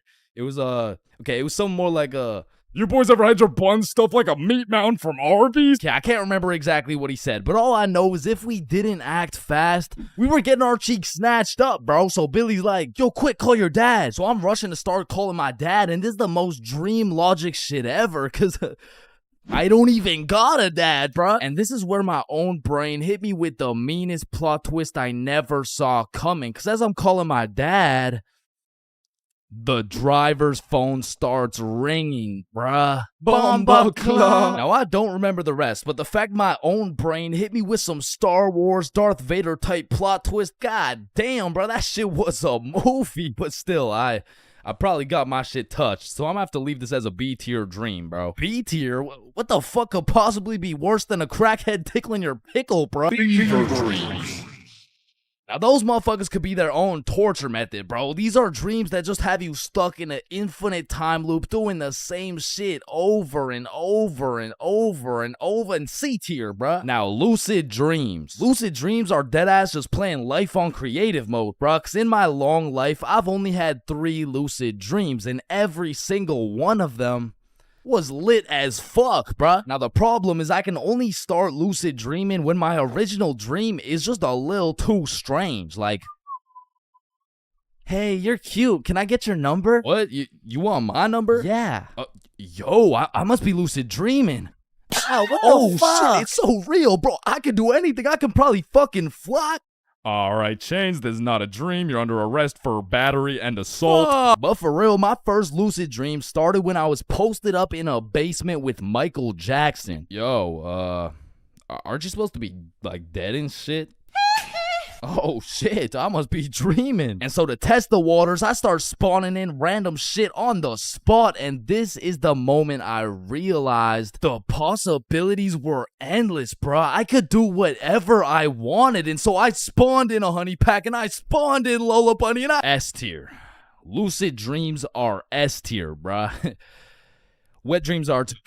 Now, we got a few popular reoccurring dreams on our hands, like running through your school butt booty naked. Now, back in the day, this dream used to have me scared shitless, bro. I was like, oh shit, where's my pants? Yo, what's my crush gonna think? Well, what are the boys gonna say? But ever since graduating high school, that dream has me scared even more shitless, bro, because now it's like, oh shit, yo, what's the police gonna think? Hands behind your back. Bro, what's the judge gonna say, bro? Shut the fuck up. Fucking C tier. Teeth falling out, B tier. Random adventures with your homies, A tier, bro. Me, Bob, and Billy have fought bears together. We've been to the nether. We've even fucked around and ran a 3-man on the Totally Spies cast. Like, these dreams are so lit that when I wake up in my raggedy old lonely ass bed, I be trying to go back to sleep to continue the plot, bruh. Look who came back for that meat mountain, boy. Oh, hell no. You better run. Bruh, I'm trying. Now, trying to run in your dreams, man, this shit really pisses me off, bro. Because I never told anybody this, but I was the fastest kid in my elementary school. So when I'm dreaming and I got 2 hordes of zombies, Michael Myers and fucking Diddy himself chasing after me, tell me why my ass starts running like the fastest kid in the special needs class, bruh. So trying to run in your dreams has got to be C tier, right next to all the common shit like falling, drowning, losing your phone, explosive diarrhea all over your bed. Damn, bruh, shitting your pants, fever dreams, and being butt booty naked around a bunch of minors is C tier.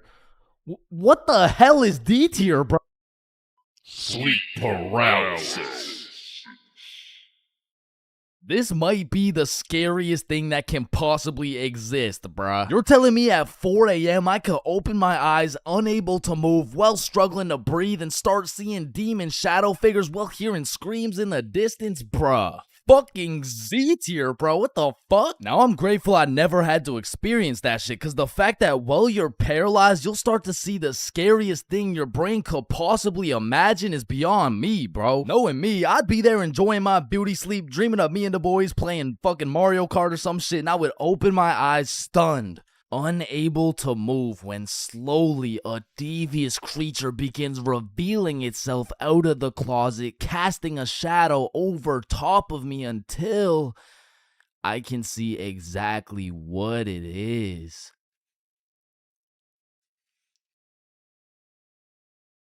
Looks like someone ordered a meat mountain.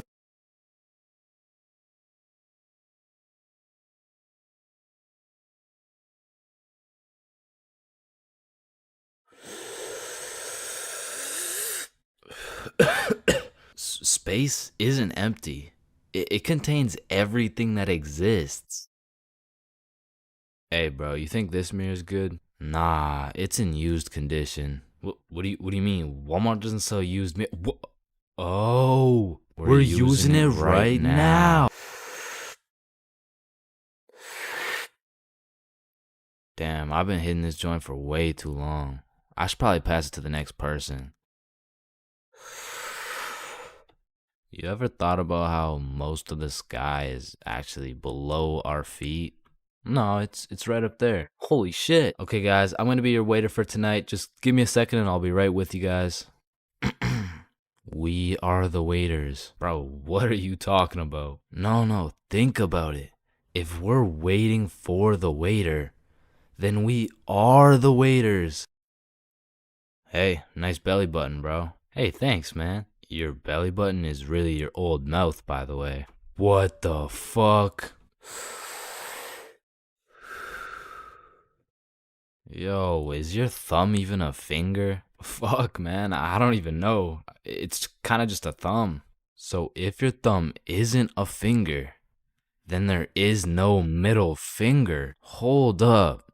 If you were the first person in the world to break 2 world records, then that would be a world record. So you'd be the first person to break 3 world records. But then that would make it 4 world records. And that would make it 5 world records. Holy shit. Then it would be 6 world records. Man, who the fuck named this shit a chair? Like why a chair? Hey, bro, I got you a milkshake.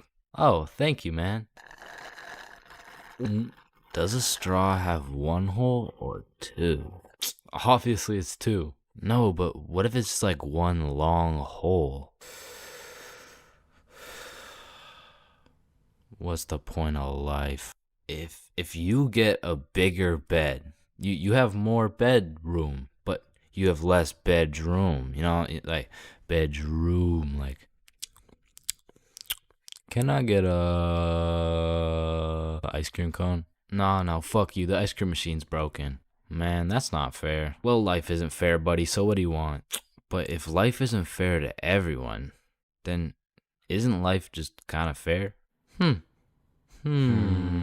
Like, I just don't get it. Like, chair. Why is it a chair? You know, it could have been like anything. So your nose grows every time you cap.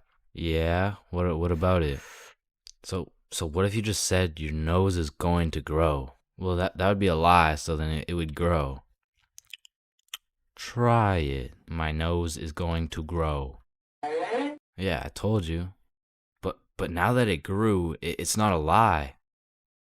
Whoa. Bro, I'm way too baked right now. Here, eat an orange. It helps. Nah, hold up. Are oranges named oranges because they're orange? Or is orange called orange because oranges are orange? Just eat the fucking orange. Boys, we got the pizza. Let's go. Sir. Why the fuck is the pizza box square? Like, if the pizza is circle and a slice is a triangle, yo, who the fuck invited this kid? Yo, can you pass the lighter really quick? Yeah, I got you. Wait. When you light your lighter gets lighter until your lighter is so light that your lighter won't light. Damn, that motherfucker's spitting right now. It just seems weird. Like, why the fuck is it a chair? High school bathrooms have to be one of the most unorthodox places in the entire world. Walking into the bathroom, you have absolutely no clue what to expect. And honestly, that's the best part. I remember one time I had walked into the bathroom, you know, to take a piss. And when I had opened the door, I was not surprised to see some motherfucker getting his head shaved bald. And these dudes were so casual about it too. Yo, what's up? What up? And you know, it's cool and all to be able to be entertained while you're trying to release your bodily fluids. But I mean, sometimes you just want some peace and quiet. Because you truly never know when something like this can happen to you. And that is precisely why I'm scared to ever shit in the school bathroom. And listen, my school bathroom has always been bad, but these TikTok trends that keep popping up made the bathroom situation so much worse. Yo, look at this TikTok. That's kind of funny. 1 week later. Damn, someone took the soap dispensers. Who snatched the blow dryers, bruh? Where the fuck did the urinals go? 1 hour later. Hold up. Who hit a lick on the bathroom? These TikToks had the school announcements like, Guys, I'm begging you, stop with the devious licks. If you see anyone hitting a devious lick in the bathroom, report it to the office immediately. And I'm not gonna lie, this trend was low-key pointless. Like, once you go home, the fuck are you gonna do with the broken blow dryer, bruh? But there was one TikTok bathroom trend that was fire. So, what is the square root of pi? Chains. Yeah, can I go to the bathroom? Be quick. Am I tripping or did I just hear? Yeah, bro, bathroom functions are a 10 out of 10 TikTok trend. Hey man, if you're still in high school, I recommend trying it. Anyways, I've obviously never been in the girls' washroom before, but I be seeing way too many TikToks filmed in there. Like, is it just a normal thing for girls to go to the washroom while other girls are just in there hitting the renegade? Like, I wouldn't know, but that whole situation seems a little bit awkward to me. Boom. Boom. Wait, renegade. And when it comes to most public schools, the washroom is like the black market of the school. So there's always some dude trying to sell you something. Yo, you need anything right now? I got that Gandalf OG, that Alaskan Thunder, some purple monkey balls, got those Girl Scout cookies. Hey man, just give me a second. I'm kind of busy right now. I got that Sour Diesel, that Granddaddy Purple Deluxe. Trust me, this stuff will blow your socks off. And every once in a while, someone will bring boxing gloves. All of a sudden, the school bathroom turns into the octagon. People are getting knocked out, dropped, and getting hit with the guillotine chokehold. But as soon as a teacher walks in,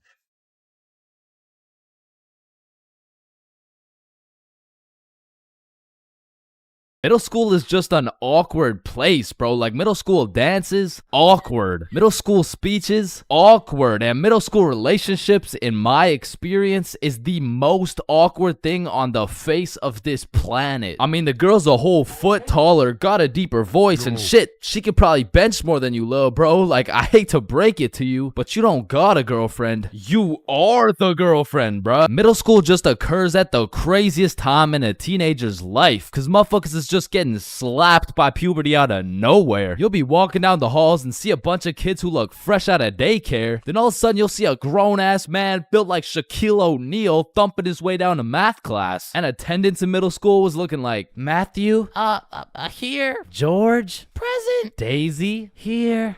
Owen, here. Dude's balls would be dropping halfway through presenting their speech, like, and this is specifically why dinosaurs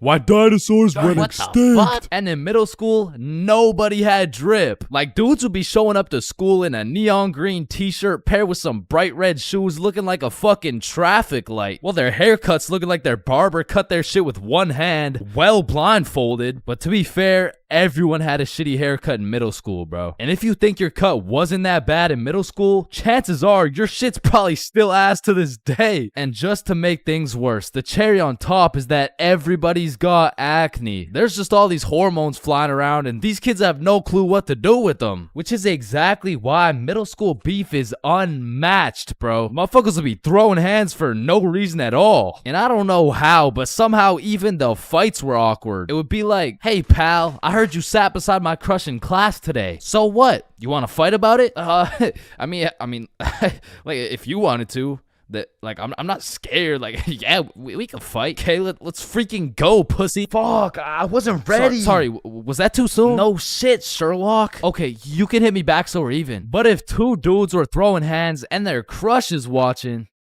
they're about to fight to the death. But the thing is about middle school fights, I didn't know this was possible, but somehow both motherfuckers end up losing the fight. I remember one lunch at my middle school, a dude whipped out some boxing gloves for no reason at all, and all of a sudden we're running a whole fight club. Kids would be betting their lunch money on who's gonna win and shit, but we never laid down any ground rules. So one day, JJ hit Timmy with a spinning back fist and put his ass to sleep. And I'm hyped, because I just doubled my lunch money. But Mr. Principal didn't seem too hyped to see one of his students knocked out on the ground. So of course JJ gets in trouble because he's just that one kid who's always in trouble but never got expelled. Like, I could have swore dude was on his third strike 5 strikes ago. But man, middle school had some characters, bro. There was that one guy that would walk through the halls, blast the music on his speaker. The kid who used to sit in his chair like this. The dude who hit puberty and midlife at the same time. Mr. Donaldson, can I get some help on the subtraction? Help on the subtraction? You look more like you need help on your taxes. No, subtraction's just hard for me. During recess, do you go check on the wife and kids? No, I just play on the monkey bars. Tell me, how do you manage to be in middle school and work a 9-to-5 job at the same time? The girl who thinks she's a horse. The emo kid. Catch him in the back of the class with his hoodie tied up watching sad Bart Simpson edits. The kid who had to touch the top of the door frame before entering a room. Girls who have to bring their Starbucks cup everywhere. The dude who's constantly emoting. And in order to find the answer, we can make a grid. Did someone say gritty? Right foot creep. Ooh, walking with the heat. Of course, there's the kid who Naruto runs through the hallway. And then there's that weird ass kid who accidentally called his social studies teacher mom one time. It was probably an accident though. Fuck! And I have no idea why, but there's something about teaching middle school that had all these teachers going through a midlife crisis. I remember one day our science teacher was teaching us about rainbows. Does anyone know what a rainbow is? Yes, Jaden. Refraction of light through water droplets. Oh wow, that's right. How did did you know that? Reddit. Oh, okay. Where did you read it? Reddit.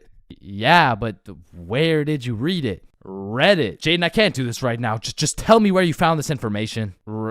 Reddit? God damn it, Jackson. You're the reason my children get their shit whooped every night. Now, I don't know what she had going on in her life, but the way she broke down talking about beating her children to a group of 12-year-olds really gave me the impression that she shouldn't be teaching middle schoolers, bro. And I don't know who was in charge of hiring these teachers, but I also had a deaf teacher, which, you know, it's cool and all, but it did make it a little bit harder considering the fact that, you know, she was the fucking music teacher, not to mention the fact that she was also half blind. And I think the idea there was that she could somehow feel the vibrations of the guitar or something, which didn't seem to work too well considering the fact that I got a fucking A in music and I can't play the guitar for shit, but I guess I just like, I smelled good or something. I don't know. And I don't know about y'all's experiences, but I feel like kids were just mad touchy in middle school. Like you'd be sitting in math class, minding your own business, and for no reason at all, a motherfucker would tase you in the side of the ribs. And I remember when kids first learned about these pressure points, it was all fun and games. Someone would just poke you in the ribs like,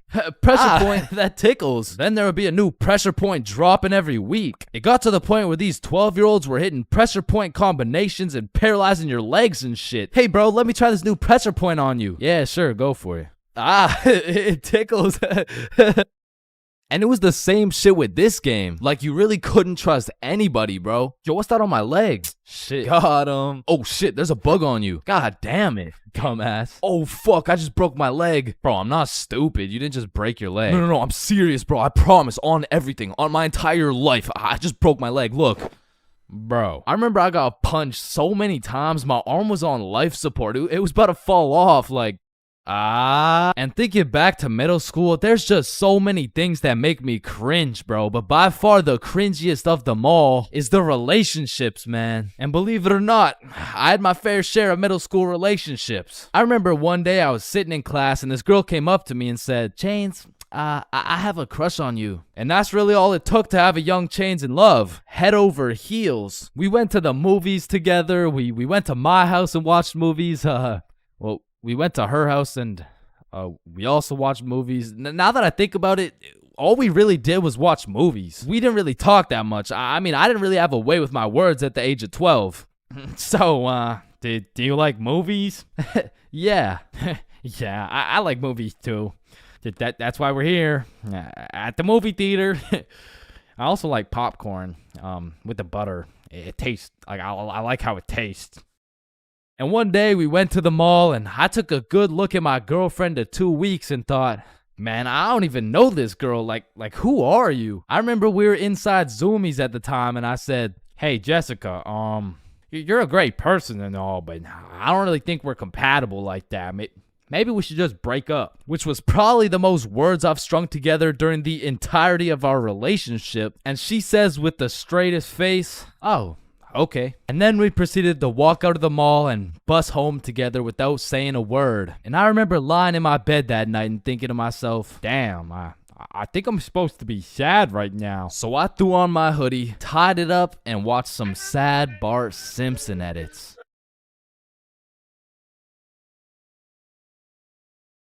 First dates have the potential to be magical, fantastical, romantical, a night you will never forget. But they also got the potential to be straight booty. I mean, first dates are just a gamble, bro, especially if it's from a dating app. Like, you could show up to your first date with a 5'4" blonde Tinder girl and end up finding out she's 5'9". And she's brunette. And she's a dude. I mean, first dates from dating apps is kind of like buying one of those SpongeBob popsicles from an ice cream truck. Like, you know it's not gonna look the same as the advertisement, but the question is, how fucked up can it really be? And let me just say, extremely fucked up. I'm talking massive buck teeth, eyes crossed with a bite taken out of it, and I'm not talking about the popsicles. And these are the exact reasons my very first date was not from Tinder. Also because I was in grade 7. And that would be illegal. And when I was in grade 7, I was 12, as most grade 7s were. And for whatever reason, me and my homies loved going to the mall after school. Which was weird, because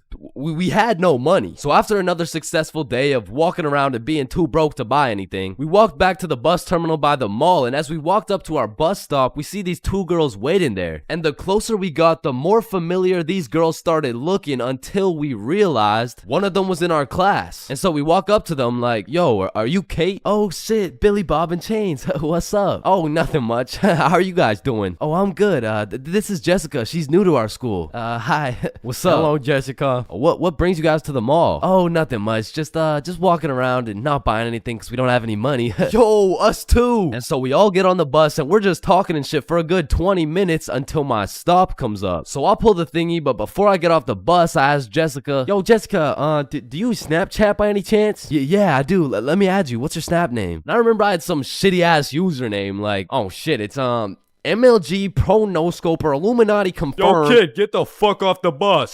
Sorry, 1 second, please. Where was I?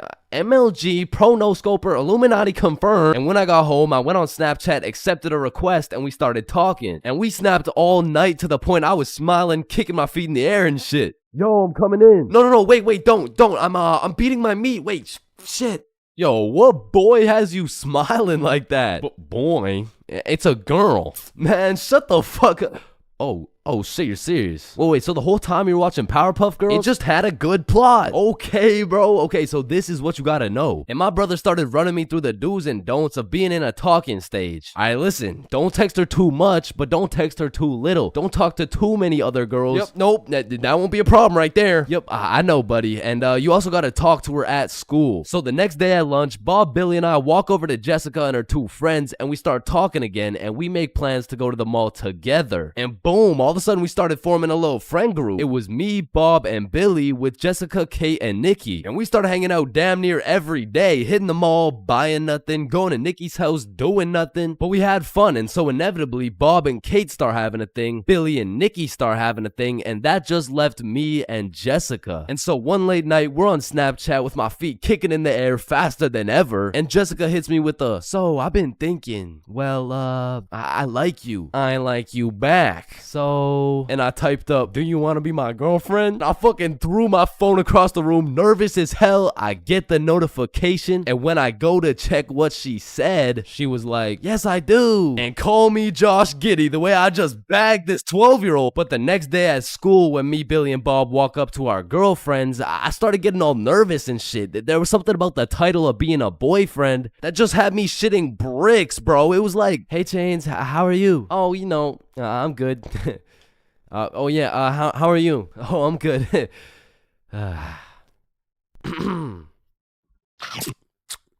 But now that all three of the boys had acquired girlfriends, Billy was like, hey, why don't we all see a movie this weekend? Like it'll be a triple date. Yeah, that's a great idea. Yeah, let's do it. It's a date, triple date. Yeah, fuck yeah.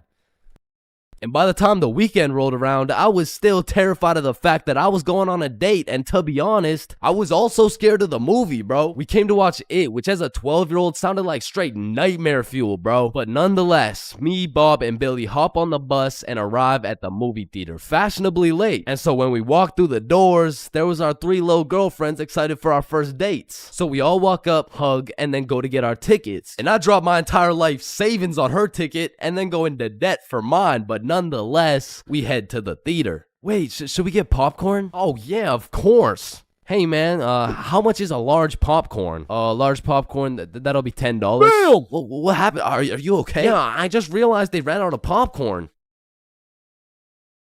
Are you fucking stupid? Yeah, no, don't worry. Thank you, man. Is it no problem? Have a good day. And we got to our seats and sat down, and the movie began. And as the movie progressed, I realized it wasn't even too scary, but about 20 minutes deep, I get a tap on my shoulder from Bob. And he gestures to me the fact that him and Kate are holding hands. And I look over to Billy and Nikki, and they're all cuddled up and shit. Which meant I had to make a move, bro, which inconveniently made my hands start sweating bullets. So now I was in a position where I couldn't just grab her hand while my shit was sweaty as hell, cause then she'd think I'm weird. But then I also couldn't just sit there and do nothing the whole time, cause then she'd also think I'm weird. So I just started doing the only thing I could think of, which was blowing on my hand like some hot soup, and believe it or not, made me look fucking weird. But at least my hand was dry, so I go and hold her hand, but when I do, I make a grave mistake. A tactical error, bro. When I held her hand, my hand was on top and hers was underneath against the armrest, and my dumbass was scared I was gonna crush her arm or some shit. And I don't know where I got the idea that I even could crush her arm from, bro, cause those 12-year-old stickman arms couldn't crush a fucking pretzel if they tried. But for whatever reason, I decided my best option would be to hover my arm slightly above hers so my 1-pound arm couldn't come down and fucking demolish her forearm. And you know, this was cool for about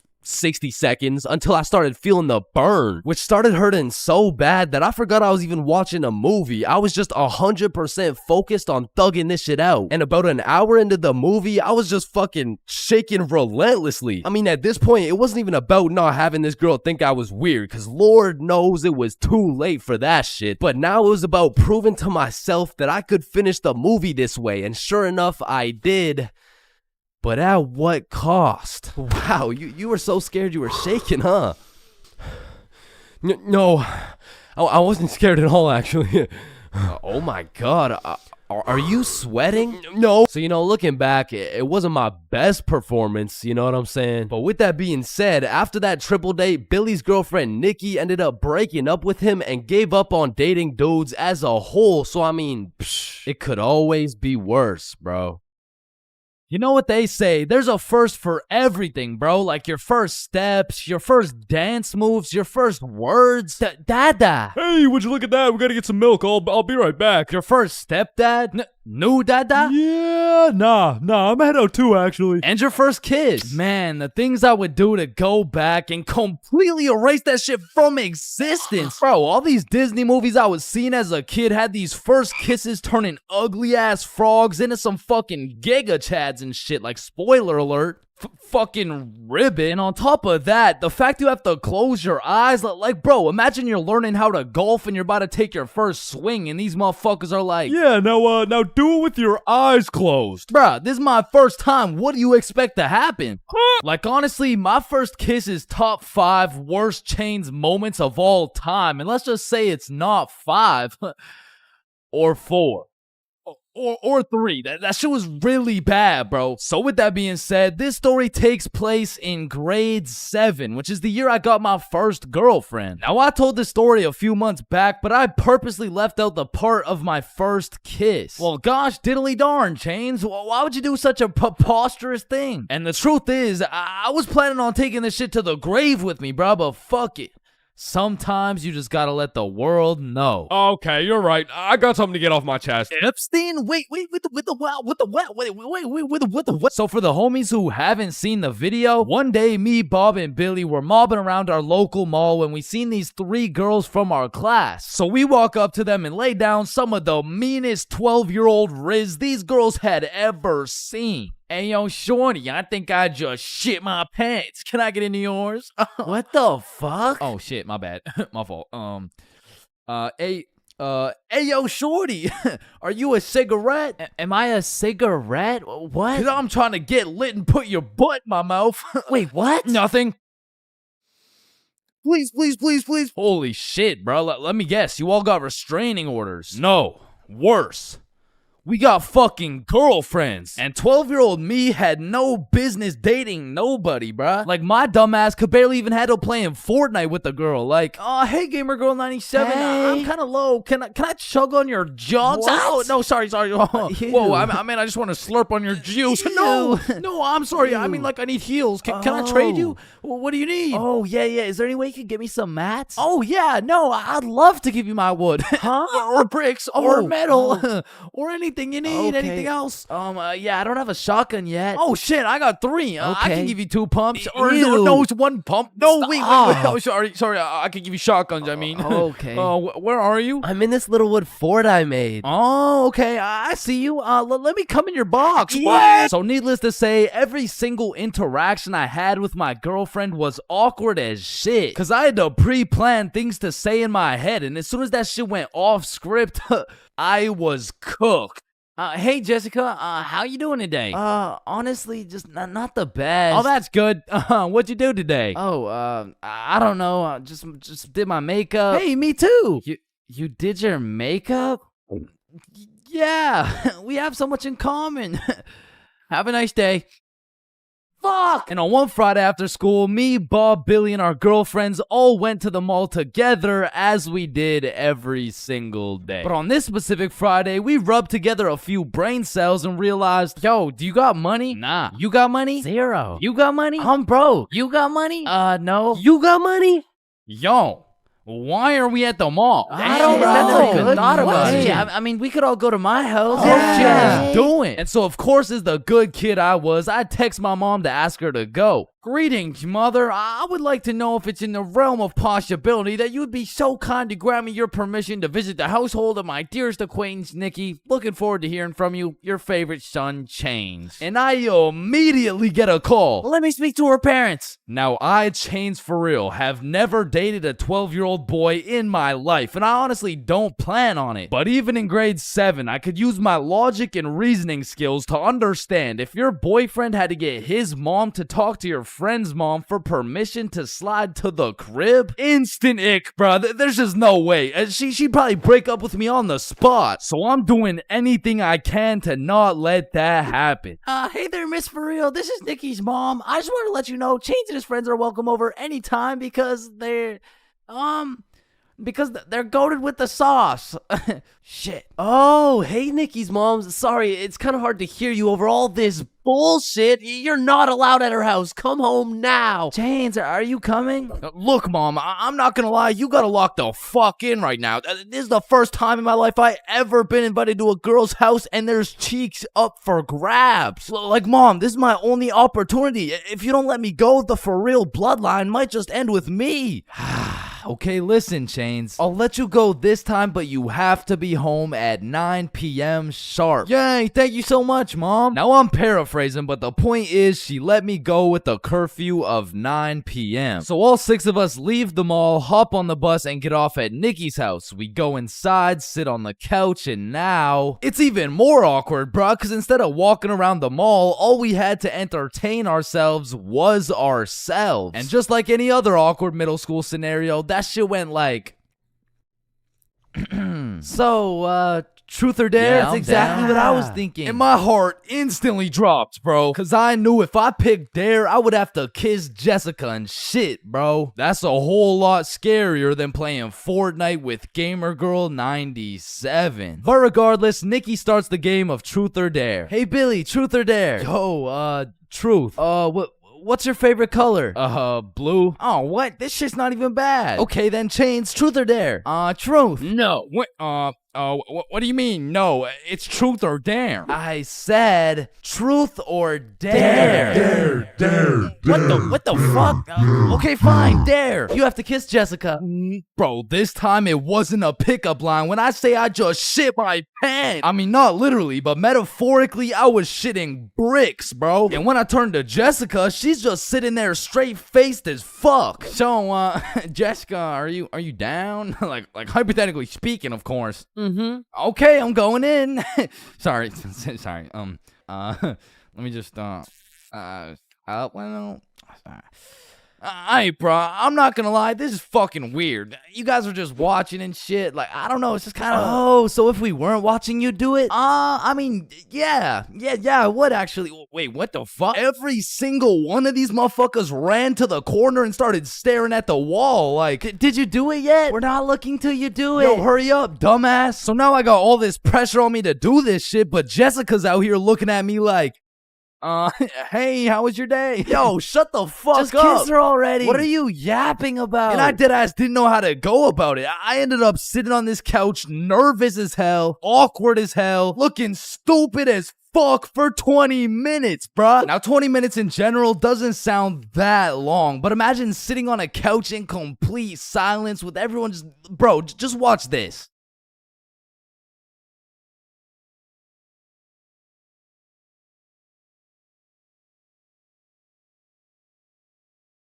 My brother in Christ. That was 10 seconds, bruh. Imagine doing that times 120. So after the second longest 20 minutes of my life, I say, you know what? Fuck it. And Nikki's mom walks in the room. Hey, who wants snacks? Oh. And at this point, I checked my shitty-ass Samsung Galaxy 3 and it was already 8:50 p.m. And with the curfew at 9, I had no choice but to lock in. So I lick my lips, close my eyes, and real quick, I smash our mouths together. And when I turn around, not a single motherfucker is facing the wall. I look the other way and Nikki's mom is peeking around the corner with her fucking mac and cheese and shit. So I made like my pops and I was out that hoe. Pleasure doing business, Jessica. Wait, what? Where are you going? Thanks for having me, Nikki's mom. What the hell was that? And I proceeded to sprint home, making it home at 8:59, exactly 1 minute before my curfew. And that night, when I went to bed, I couldn't sleep, bro. I haven't been able to sleep since. Damn, I should have taken this shit to the grave with me. Fuck.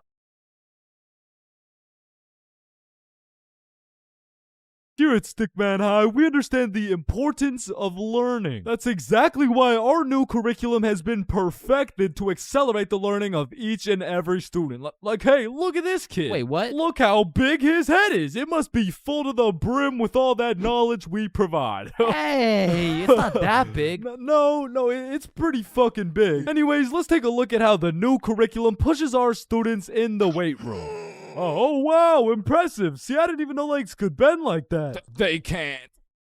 All right, stop recording. Stop the recording. Stop the recording. Stop the recording. All right, Stickman High, welcome to the new curriculum, and let's study those textbooks. All right, class, are we ready to learn about this new curriculum or what? Or, we could just do a Kahoot? Yes, sir! That's what I've been waiting for. That's what it's all about. Man, I fucking love Kahoots, and I don't study for shit. Bro, I feel like Kahoots are the exact equivalent of the good old here comes the airplane trick. Like, yo, you want a Brussels sprout? Aw, hell nah, bro, those are disgusting. Oh, shit. Alright, but here comes the airplane.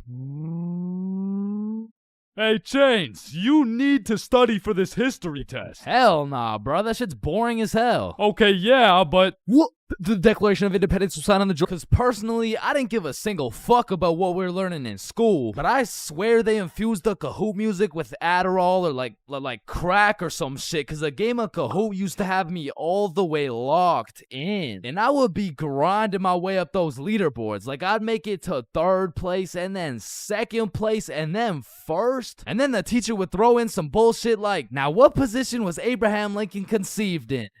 So I go for the safe answer, and all of a sudden I dropped 14 places, and I'm getting passed by goddamn Dildo and Duncan McCawkiner. And the teacher's over here yapping about, yeah, guys, you should know this one. It's chapter 13 in your textbooks. Like, bro, why the actual fuck should we know this one? But in these Kahoots, people were coming up with the most outrageous names of all time, bro. I remember anytime a teacher would pull up a Kahoot, the first names would start off normal as hell. Jessica, Eric, maybe a little Bartholomew. But as soon as one dude drops a name that's ever so slightly comical, every single name after that ends up being more and more out of pocket than the last. It's like a competition to see who's gonna push that shit the furthest. Like Richard Long quickly turns into Ben Dover, which nicely parlays into Hugh Janus, which passes it over to I Swallow Cum, who alley-oops it for Wilma Dickfit, which eventually somehow always ends up with the teacher just catching mad strays. Like somewhere along the line, that shit goes from Dixie Normus to Miss Jackson's built like Mike Wazowski. Alright, who said I'm built like Mike? I remember I had this teacher who used to love Kahoots. Shit, she loved her Kahoots so much, we'll call her Miss Cahooters. Nope. Nah, we're not actually doing that. We're not calling her that. I think we'll just go with Miss Kahoot. You know what I'm saying? I think Miss Kahoot works just fine. And every Friday or so, we would walk into Miss Kahoot's class and she would have a Kahoot pulled up smiling from ear to ear, which I'm not gonna lie was really sad to see. Not because she was smiling, but because I knew in 20 minutes tops, that smile would turn into straight anger, bro. Hey class, happy Friday. We're gonna do another Kahoot because I know it's a class favorite. Just please, everyone be appropriate. DJ Bustanut, are you serious? In my 22 years of teaching, I have never. And I felt bad for Miss Kahoot, you know, like I really did, but it was low-key her fault for running it back so many times. Cause DJ Bustanut just couldn't stop catching these dubs, bruh. He was a dog. But nah, I really do feel Miss Kahoot, cause sometimes even Kahoot pisses me off, bruh. Cause picture this, I'm here grinding out these answers, giving it my all, even cheating a little off that one smart motherfucker with the big ass laptop, but I still get a few answers wrong, you know. Nobody's perfect, but imagine my pain as I read my screen and find out I'm 76 points behind fucking Sebastian, bro. And I look up at Sebastian and this motherfucker doesn't even know what he's playing. He's just happy to be here and shit. But there's only one feeling worse than being 76 points behind Sebastian, and that feeling always came from the easiest questions. It would be like, oh, what? This is a little too easy? How do you say hi in English? And you're trying to speedrun this shit, so you click the first thing that kind of makes a little bit of sense and the answers come up, and you're the only motherfucker to get that shit wrong. No, dumbass, that was a zero. And everyone's looking around for who got it wrong. Like, yo, whose dumbass got that shit wrong, bruh? Top facts, bruh, type shit. Dumbass, type shit. The fucking dumbass. Chains? Were you the dumbass who got that shit wrong, bro? Me? The dumbass? Nah, shut up. Shut the fuck up. Nah. It was probably it was probably Sebastian, bro. Just look at that motherfucker. And I feel like there's only 7 types of people in class when you're playing a Kahoot. And the first is Dover. Bend over. We all know him and we all love him. He's got a smart name, but not a smart brain. He might get the first answer right, but then he falls off the face of the leaderboards, never to be seen again. But on the leaderboards, we got Genius George, because George actually studied the material like a well-prepared and studious nerd, bruh. Because George was the type of dude to be like, calculate for the common denominator. Oh man, this one is too easy. Like, bro, if you don't shut the fuck up, I'm about to commonly dominate that ass.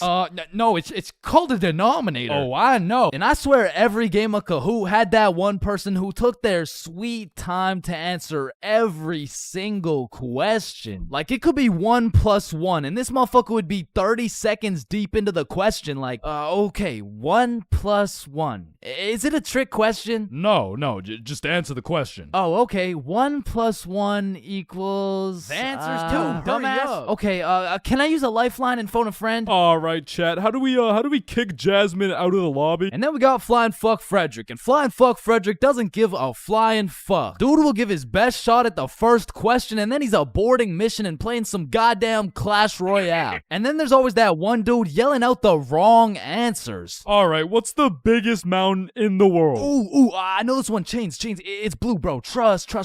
Oh shit, bet. Wait, no, I meant red. Sorry, my tongue slipped, bro. My bad. Bro. Oh, and it looks like Chains is off the leaderboard. Everyone, let's point our fingers and laugh at him. And we got the radiating Redditor. And I say radiating because that boy is radiating the most profuse body odor known to man. And I don't know, maybe it's all a part of their strategy to win, because that shit throws you off your game, bro. They'll be invading your nostrils with a concoction of Doritos, Skibbity Toilet, and Badussi. And if you've ever played against a Redditor in a game of Kahoot, you may be wondering, yo, how is this dude getting every answer right while sitting back drinking Mountain Dew watching Best Sigma Moment compilations? And the answer is he's cheating, bro. And not the normal kind of cheating either. This dude's using a Kahoot bot to get every answer right. And now you may be thinking, nah, why would someone cheat on a Kahoot, bro? It's not that serious. And that's facts, but the thing is, the prize was a gummy bear, and this dude can't leave no calories behind. And then we got the casual Kahooters. Fuck, I gotta stop saying that shit, bro. I was trying to say we got the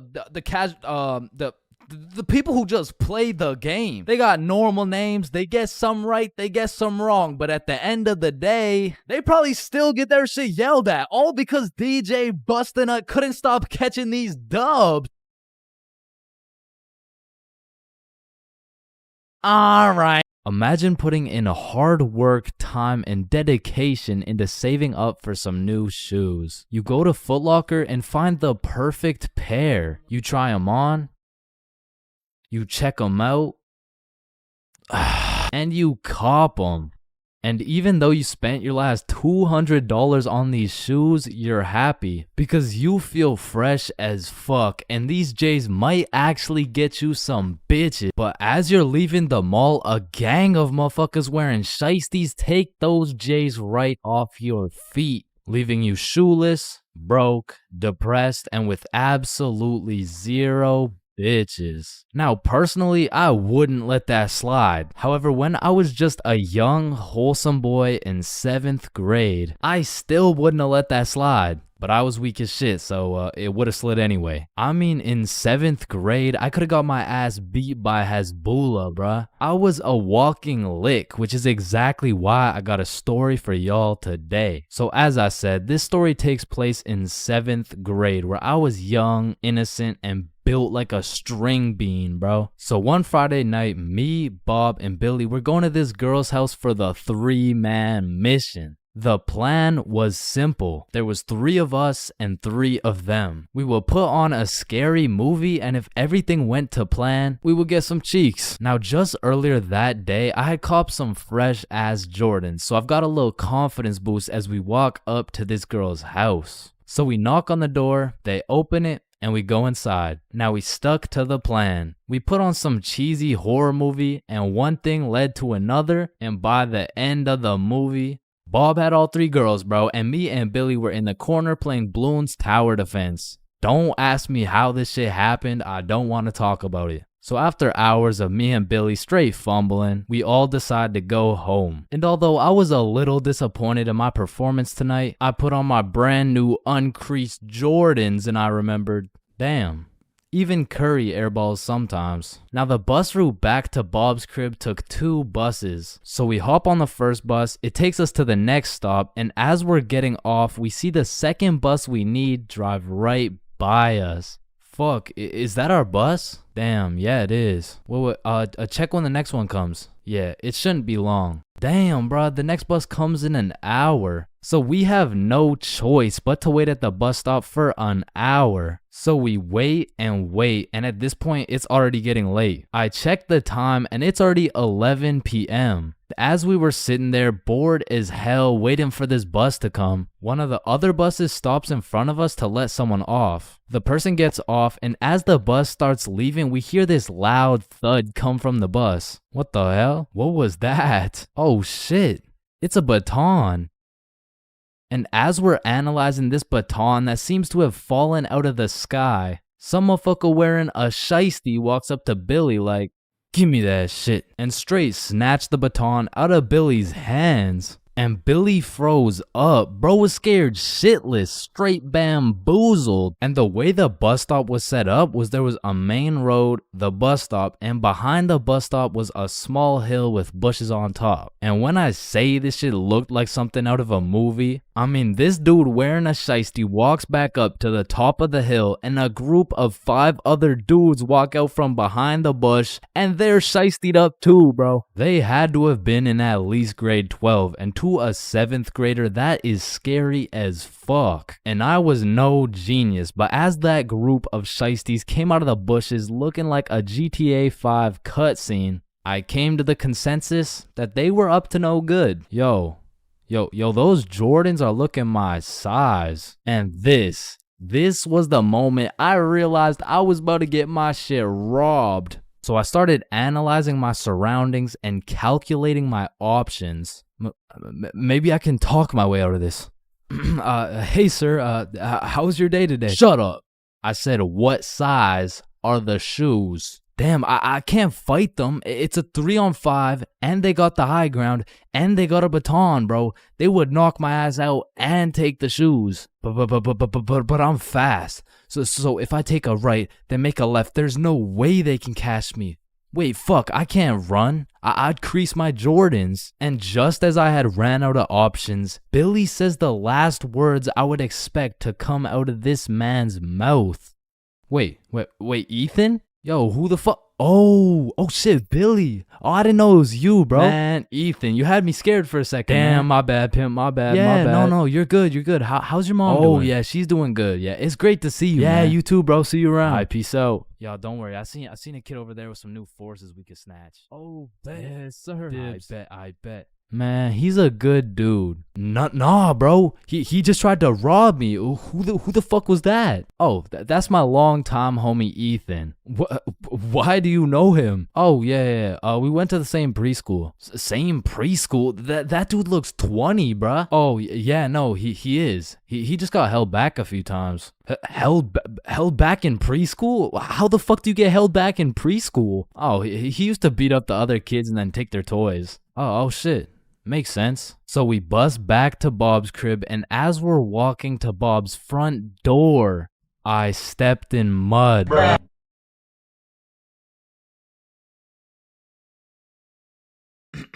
Alright, class, today we're going outside for a run.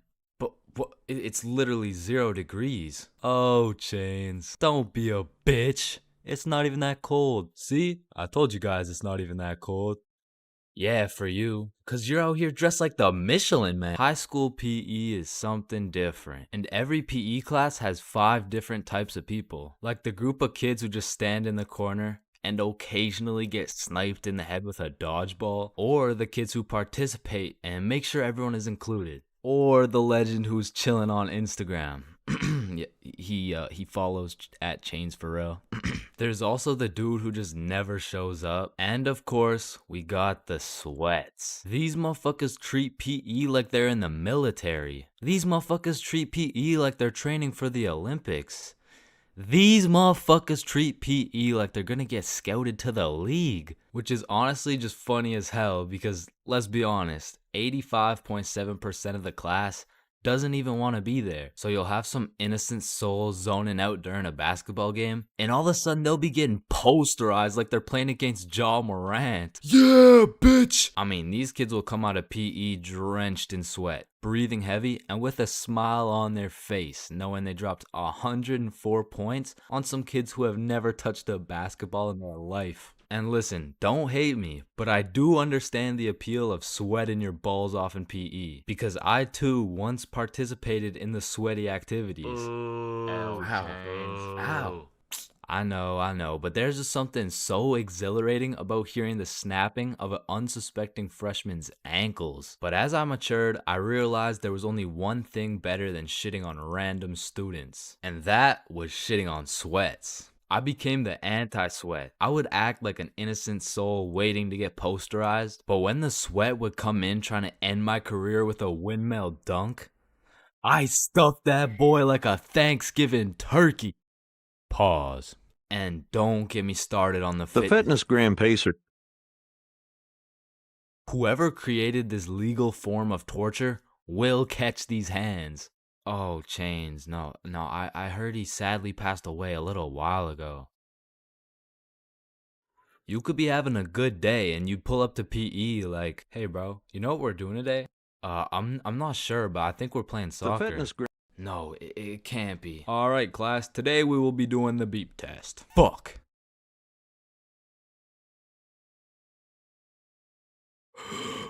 Woo. Damn, what was I at?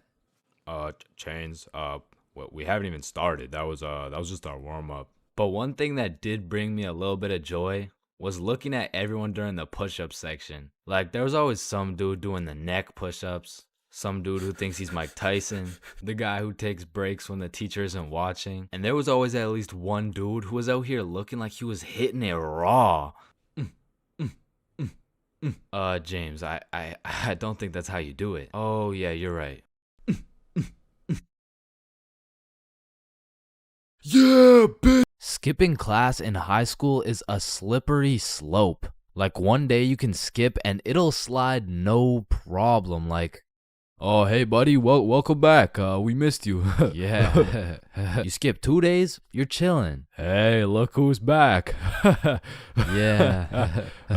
But when you go to class after skipping 3 days, all of a sudden shit is serious. Chains, why haven't you been here, huh? Well, you know, it was some family stuff. Oh, yeah, family stuff. What family stuff? What I don't really want to talk about. What family stuff? It was my grandma's funeral. Damn.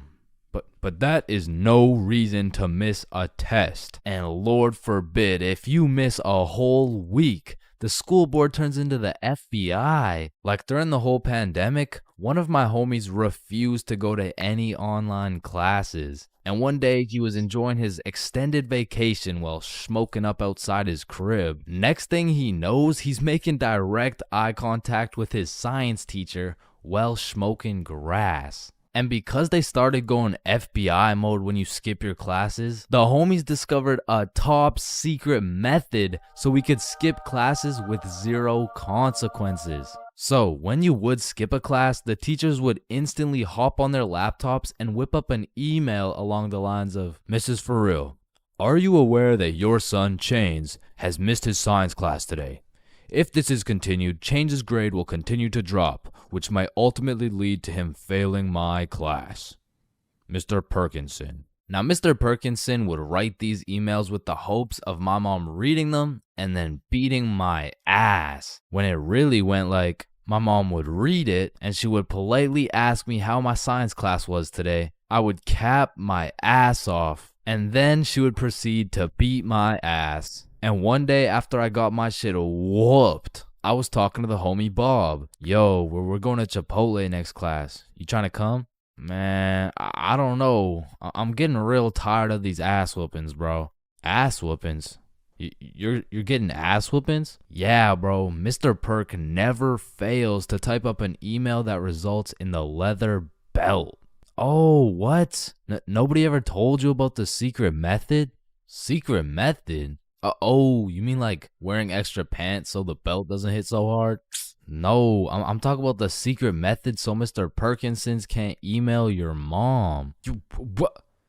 Why didn't you tell me sooner, bro? So essentially, the method starts at the very beginning of the school year. At my school, they would give you this form with your parents' email, phone number, all the contact information, you know what I'm saying? You would need this form filled out and signed by a parent or guardian and then handed into the office. However, this man, Bob, conceptualized one of the greatest plans of our generation. And it went like this. So you would receive the empty form from the school, take it home to your parent/guardian, get that shit filled out and get that signature. Then secretly, when nobody is watching, you hop on your computer, you make a fake email like bobsmom123@gmail.com. Then you would change your mom's contact information into that fake ass email and then deliver it to the office like nothing happened. So when Mr. Perkinson's smartass tries to get me whooped with one of those emails, I get that shit in my inbox. I read it through and respond with some shit like, Dear Mr. Perkinsons, thank you very much for bringing this to my attention.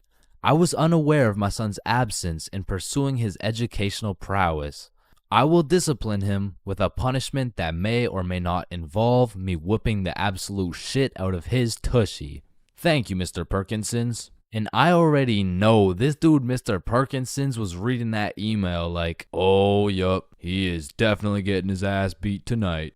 Meanwhile, I was typing that shit up in bed while munching on some nachos. So you best believe I was abusing this newly found secret strategy. I mean, I was missing every other class. And it was just all sunshine and rainbows. But you know what they say, it's not all sunshine and rainbows. I mean, I really don't recommend using this strategy. And I'm not saying that to be some mature role model. I say that because there was one flaw in the strategy Bob forgot to tell me. And that was, as soon as my mom saw my report card with all those absences, god damn, she made up for every single beating I missed. There's a lot of awkward things in life, like the handshake fist bump dilemma, or waving back to someone who is waving to the dude behind you, or the you too situation. Enjoy your meal, sir. Thanks, you too. Actually, wait, no. But on this long list of things that will keep you up at night, I feel like school dances lands itself in the top 3, bro. Cause it's like, is it a party or is it a school event? Are we hitting a Dougie or are we just standing awkwardly in the corner? There's just too many questions, bro. Like another question, who the fuck hired this guy to be the DJ? Like, I don't know how much they pay this dude, but it can't be anything over 50 bucks. I remember at my first middle school dance, I seen the DJ walk in with all his gear and shit, and I thought, damn, look at those big ass speakers. This dude knows what he's doing for sure. Hey, Stickman Middle, are we ready to turn up? Yeah, let's go. 1, 2, 1, 2, 3, let's go. So I walk over there to give bro some song requests that he so desperately needs, and as I walk up to this dude's expensive ass setup, I look down at his laptop and this motherfucker's on Spotify and he's moving around the volume slider like he's doing some shit. Like, bro, I could have done this shit for free. Nah, trust me, bro. I know what I'm doing, dude. Want a break from the ads? Now, to be honest, it was really the middle school dances that had me fucked up. Like, you took a bunch of self-conscious, prepubescent little kids and threw on some music and told them to dance with each other. Like, shit, of course they're gonna start hitting those Fortnite emotes, bro. That's all they know how to do. Like, these grade 6s are fresh out of elementary school. There's no way you'll catch one of these youngins asking a girl to dance. Like, they're still scared of catching cooties, bro. Or what about the grade 7s? These kids were straight menaces. Like, I remember at my grade 7 dance, there was a duo. We'll call them Greg and Roderick. Greg and Roderick would run up on some unsuspecting students, and Greg would slide behind him on his hands and knees, and Roderick would casually strike up a conversation. And just when the poor guy was expecting it least, Roderick would shove his ass, causing the unsuspecting victim to trip and eat shit. And they went around to damn near everyone pulling this shit, until one time they messed with the wrong dude. Hey bro, it's just a prank. Now, grade 8s. These boys are damn near in high school. They don't dance. It'll ruin their street cred, bruh. Instead, they prefer mosh pits, rap, EDM, fucking smooth jazz. It doesn't matter what song. These grade 8s will be relentlessly jumping up and down for no apparent reason. And soon, these grade 8s will turn into freshmen. All that street cred they once had, gone. If you push one of these freshmen into the middle of a dance circle, he'll stress so hard he'll start malfunctioning and hit those fucking Fortnite dances again. Now, grade 10s. Most of these grade 10s are a little self-conscious, but if you throw one of them into the dance circles, let's go, Michael. Let's see it. Let's go. Guys, what? I don't know how to dance. Fucking Michael. Let's go, Michael. Well, I guess I can bust out a few dance moves. All of a sudden, dude's got moves like Jagger. Come to find out, bro's been practicing for this moment in his room for months. So once these grade 10s soon become sophomores, those YouTube tutorials start paying off for real. And if they're lucky, they might even catch some cooties, bro. And these seniors just simply don't give a fuck. Bro, watch this. I'm about to hit the worm. What? You know how to hit the worm? No. Damn. And I'm not done flaming this fucking DJ. Like, this dude be leaving my balls more blue than Squidward. Pause. These bitches lost. Oh, hell nah. Is that lo-fi? And then out of nowhere, really quick, the DJ will throw on some heat and it'll have everybody turning up. But just as fast as Pop Smoke got that shit jumping, Ed Sheeran shut that bitch right back down. Like, mixing drill with The Shape of You has to be some sort of felony, bro. Like tell me this dude deserves to roam the streets freely after pulling some shit like that. In fact, funny story, I had seen the DJ after the dance in the parking lot spot one time, and we walked up and we jumped the fuck out of him. Alright, but not all DJs were out here committing war crimes on my ears. Like, you know the DJ was onto some shit when he got the students and the teachers turning up. Like, you play the right song and these teachers will forget they're on chaperoning duty. Shit, even the principal will start wilding out. Once you got the right song playing, motherfuckers will get hype over anything. Like, remember how hype it was when someone would land a flip in the middle of a mosh pit? Shit, remember how hype it was when someone didn't land a flip in the middle of a mosh pit? These motherfuckers were excited as ever, like they didn't just witness a dude snap his neck. Poor guy's probably getting trampled down there. Rest in peace. Sacrificed his life for a few Snapchat memories. But you know that one song, that when the DJ throws that hoe on, everybody knows what to do. Motherfuckers will run in from the bathroom, teachers will hop in, the Redditors will hop off the bleachers, and the school dance will be looking like something straight out of High School Musical, bro. Speaking of High School Musical, back in the day, I knew a dude named Troy. I fucked with Troy, but let's just say, he had a little bit of a lean gut. He was built like T Grizzly. Nah, fuck that. He was built like DJ Khaled. And I remember this dude, Troy, was just coming off a school suspension, but for whatever reason at the dance, this motherfucker must have been looking for another one. Cause Troy came up to me talking about how he was gonna beat Jordan Johnson's ass at the dance tonight, and honestly, I ain't believing him. So once the dance came around, he was beefing JJ every chance that he got, until soon JJ wasn't gonna stand for it. Now, a school dance is simply the best time for a school fight to take place for the dude who wins. For the dude who loses, you literally have every single motherfucker in your school gathered in one place to get several different 4K angles of you getting pieced up. So Troy was really putting everything on the line here because JJ was known for handing out whoopings like food stamps. But to be fair, Troy loved food. Regardless, JJ wasn't scared. In fact, he threw the first punch. Boom. But Troy ate that shit like a Wendy's 4-for-4 combo. And instantly, the entire school gathered in a circle. The circle was so big, there was no escaping. They were gonna have to fight to the death. But the DJ was so locked in that he was completely oblivious to what was happening. He was playing some happy-go-lucky ass shit. Oh, shit.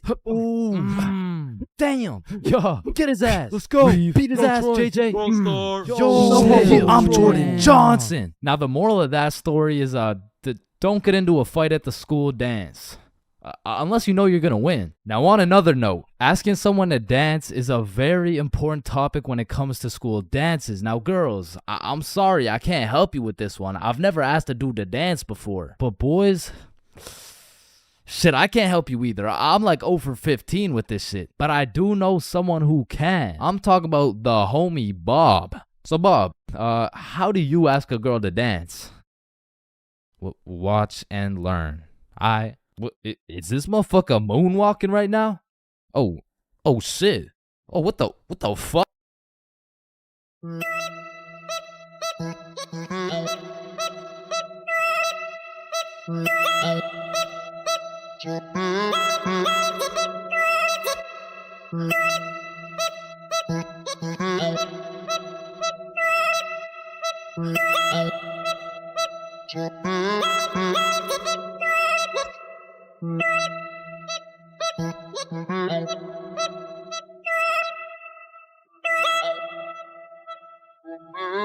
Halloween is the spookiest time of the year. Everywhere you look, it's vampires, killer clowns, old dudes in white vans trying to steal some children, which are all very scary things, especially killer clowns. But none of these spooky things scare me more than my worst fear. Going to jail, dropping the soap, and getting my booty snatched up. Now that's some real spooky shit right there. And I know some people are going to be thinking, oh, that's just a myth. It's a stereotype. Nobody actually gets their booty snatched up for dropping some soap. But when it comes to my booty, I don't want to fuck around, and I sure as hell don't want to find out. But everyone knows drinking can heavily influence your judgment, and on one specific day, my judgment was affected, and I found myself fucking around. And everyone knows what the chart depicts. The more you fuck around, the more you find out. This story takes place in grade 10. It was a crisp Halloween night. The houses were decorated, the leaves had fallen, and the jackos were lanterned. And as me and Billy walked down to the homie Bob's crib, we could pretty much smell that Halloween spirit. And when we knocked on Bob's door, we were surprised the homie Bob didn't open the door. It was Bob the Builder. Dude was fully suited up from head to toe. And when me and Billy seen that, we already knew we needed some costumes. So we go to Bob's closet and come out absolutely dripping into Mario and Luigi costumes, mustache and everything. But now that we undeniably had that shit on, we still had yet to find something to do. But lucky for us, the night was still young, so we got to brainstorming. Alright, it's Halloween, bro. We gotta do something. Yeah, let's go find a party. Bet, let me check where they're at. Okay. Yeah, there's no parties, bro. Fuck. I mean, we could trick or treat. Shit, we might have to, bro. And just as 3 15-year-olds decided we would knock on strangers' doors asking for candy, our Halloween was looking grim. And not in a good way. But you know what they say. Can we fix it? Yes, we can. Because Bob pulls through and sets up a goddamn 3-man mission. And just like that, Halloween goes from an L to a W night. And I thought the homies and I couldn't get more hype, that is, until Bob pulls out a bottle of Hennessy. And you would have thought Peach took the kids the way I was abusing that bottle. And we passed it around until we were all tipsy. Then we started walking to Chloe's house for the little Halloween 3-man. And it was already 9 p.m. at this point, so we're walking through the neighborhood admiring these decorations when we see the creepiest house of them all. It was Chloe's crib. So we walked through a whole graveyard just to knock on the door, and Chloe opens it looking like a whole angel. I mean like literally, like she had the halo and the wings and shit. So we go up to her room where her 2 friends Lucy and Mia were, and we sit on her bed, and I'm not gonna lie, it was a little awkward, bro. I was sitting there with my Mario fit, my little mustache, like, so, Chloe, why'd you choose to be an angel? I don't know. I just liked it. Why'd you choose to be Mario? Shit, you know, Mamma Mia, am I right? Shit. Fuck. Then Chloe whips out some tequila and all of a sudden we're playing drinking games and shit. But honestly, I was just trying to get drunk, so it'd be like, haha, drink up. Oh no. Alright, it's your turn. Wait, you're supposed to get it in my cup. What the fuck? And after purposely selling multiple games of tequila pong, I was feeling what some would call completely and utterly drunk as fuck. And next thing I know, we're playing spin the bottle. And I was up, so I spin the bottle and it spins and spins and lands on Chloe. And in my head, I'm thinking...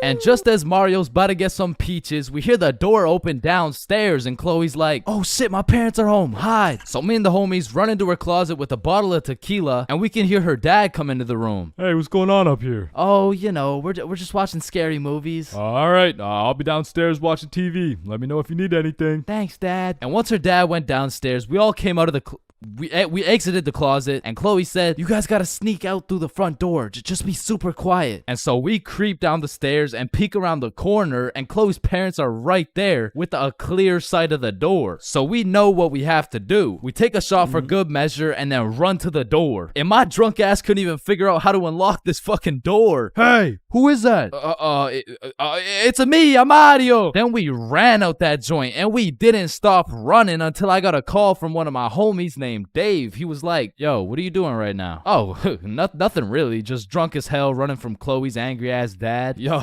that's what's up. Come link me and Joe at Stickman Elementary. And we had nothing else to do, so we pull up, and it's Dave, Dave's girlfriend, Joe, and Joe's girlfriend. And they got some couples costumes going, but I couldn't help but notice Dave and Joe were shiestied up. What are you, if the Simpsons grew up in Chicago? Nah, I'm just Homer. Yeah, but I mean, Homer doesn't usually wear a fucking ski mask. Oh, yeah, no, I just wore this because we graffitied the hell out of this school. What?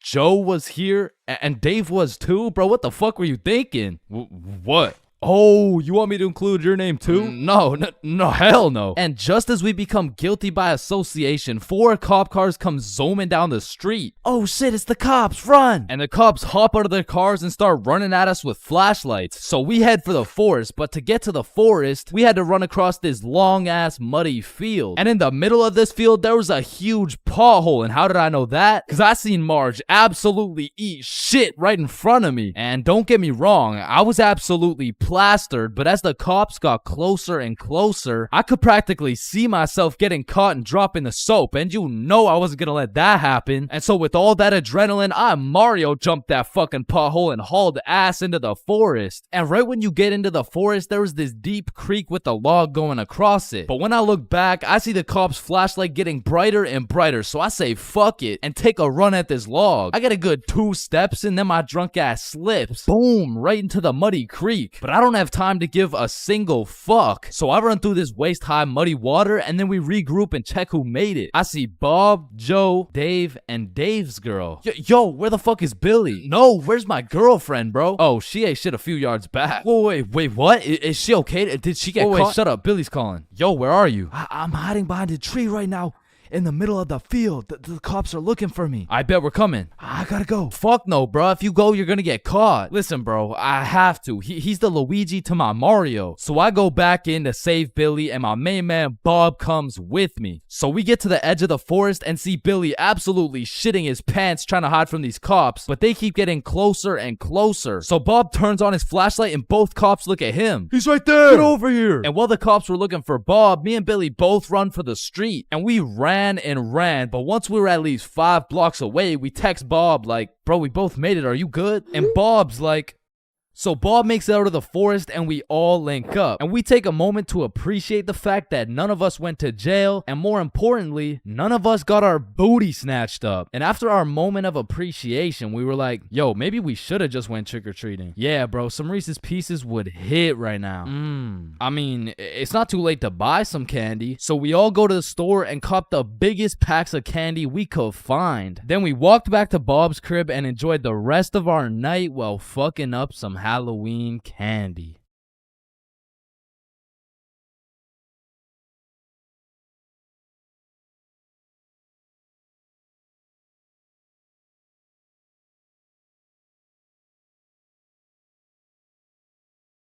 As a broke stick man like myself, I spent my fair share of time on the bus. And if you spend a long enough time on the bus, you will see some weird ass shit. I mean, I remember my first time getting on the bus by myself. I was feeling strong and independent. Next thing I know, a crackhead sits down beside me talking about yabba dabba doo. The world is ending and you're gonna die a painful and lonely death, buddy. And just like that, I went from strong and independent to shitting my pants. Yeah, bro, the bus is just something else. Like 1 in 10 people who enter the bus are straight gremlins, bro. I'm talking about the gremlins who know the perk is fake, but they still pop it. Now you just gotta sit next to this motherfucker for another 30 minutes while he tells you about the kids in his basement. But to be fair, these gremlins aren't even the worst part of the bus. The worst part of the bus is the energy. You walk in there and everyone just stops and looks at you like they're sizing you up or some shit. And you know who sizes you up the most? The fucking goddamn motherfucking bus driver, bro. These bus drivers are just eternally pissed off. Every time I would get off the bus, I would try and cheer bro up, but they're just like allergic to happiness or some shit. Hey, thank you. Have a great day, man. Shut your ugly ass up, little boy. I already know you get no bitches with your big ass forehead, no drip having ass with your skinny ass arms. Boy, you're built like a stick man, bruh. Damn. Hey, bro, there could really only be 2 reasons why these bus drivers are so mad all the time. Either they had a demon villain origin story where they were abandoned as a child and never shown any form of love until one day. In freshman year of high school, Timmy met Linda. Linda was kind, smart, beautiful, and she paid attention to Timmy when nobody else would. Timmy asked Linda to be his girlfriend, and she said yes. They dated all throughout high school, and they even got into the same university so they could be together forever. Until one day, when Timmy's world was flipped upside down. Timmy found out Tyrone had been laying some mean pipe on Linda this entire time. Everyone in Timmy's school made fun of him. Timmy could not let this slide. So he called out Tyrone to run the ones in front of the entire school. And without a single word, Tyrone winds up and hits Timmy with the meanest left hook any stickman had ever seen, leaving Timmy slept out cold, unconscious, in front of his classmates, his teachers, and even in front of Linda. Cause shit, if that happened to me, I'd be just as mad as Timmy over here. Now, realistically, the only other reason these drivers are so constantly mad would be because the driver's seat secretly has a stick built in. You see, this would explain why the driver constantly has a stick up his ass. I mean, shit, you really can't even blame him for being mad. But still, I'm gonna blame them, cause I know these motherfuckers get pleasure whenever they see me running at full speed trying to make it to the bus stop in time, cause they start stepping on the gas. Dumbass. To be honest, there's nothing that leaves you more defeated than when you're sprinting to a bus stop, then that shit just cruises on by and everyone on the bus is laughing at you. Damn. Honestly, at that point, I just give up and go home. But it hits a little bit different when that bus is your only way home. And it was the last bus, cause it's 2 a.m. And now you gotta bunk up with the gremlins on the side of the street, all because that goddamn bus driver had a stick up his ass. Man, growing up, I was a great kid. No, I was a good kid. Man, growing up, I was a kid, bro. And as a kid, you hit a certain age where your own parents become your number one up. Like, hey, mom, can I go to this girl's house? No. Hey, mom, can I sleep over at Billy's crib? No. Hey, mom, can I go do crack under the bridge with my new friend Jorge? Hey. Hell no. Come on, all my friends are allowed to. Yeah. Okay, well, if all your friends jumped off a cliff, you're not just gonna... Now, to be fair, my mom wasn't the strictest parent out there. I mean, I've seen motherfuckers get the belt for speaking too loud, speaking too quiet, bro, for speaking at all. Like, one time, me and my friend wanted to have a sleepover, so homie went inside to go ask his mom, and he came out looking like he got a whooping from Prime Goku, bro. Yo, what the fuck happened back there, man? She said no to me, but... I think if you asked her, she would say yes. Bro, are you fucking insane? I'm not asking her shit. Like, I really can't complain, because some of my friends' parents were so strict, they had a fun limit, bro. Yo, George, we're gonna hoop after school. You wanna pull up? Damn, dude, I'd love to, but, man, I watched a movie yesterday. Okay. So do you want to play basketball? Dude, I want to, but my fun meter's maxed out, man. My mom won't let me leave the house till Monday. Holy shit, fun meter maxed out for a week off a movie? Yo, what's this movie, bro? Yeah, what? Yeah, no, it was good, man. It's called the VeggieTale movie. Yo, George, I feel bad for you, bro. Because don't get me wrong, I've seen a lot of kids with super strict parents turn out to be straight A students, go to good colleges, stay with a good crowd of people.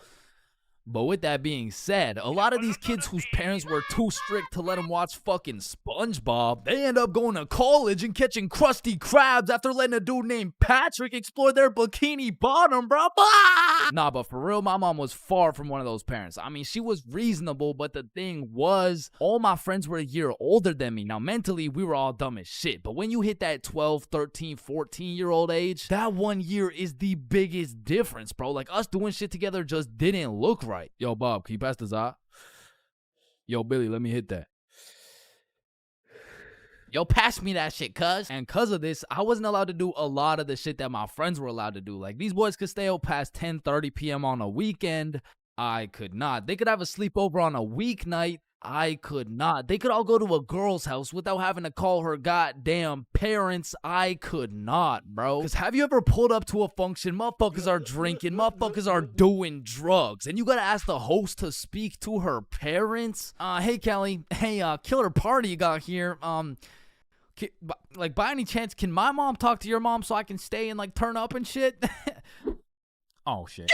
And when you're 12 and all your friends can do shit that you can't do, you're left with just two options. You can either be a good kid, follow the rules, do your homework, eat your broccoli, or you could be a bad kid, break the rules, fuck your homework, and smoke that broccoli. And boy, did I make the wrong decision. I remember the first time my mom caught me lying was back when I was in grade 7. It was just an average Saturday posted up at Billy's crib. Yo, y'all boys know Rosa? Yeah, I know Rosa. What's up? Bro, she's throwing a birthday party at her crib tonight. Oh, shit, man. We about to get freaky deaky on Boy, these I'm about to hoes. get so drunk I forget how to speak. Yo, on God, bro. Dead ass. That's facts. For real.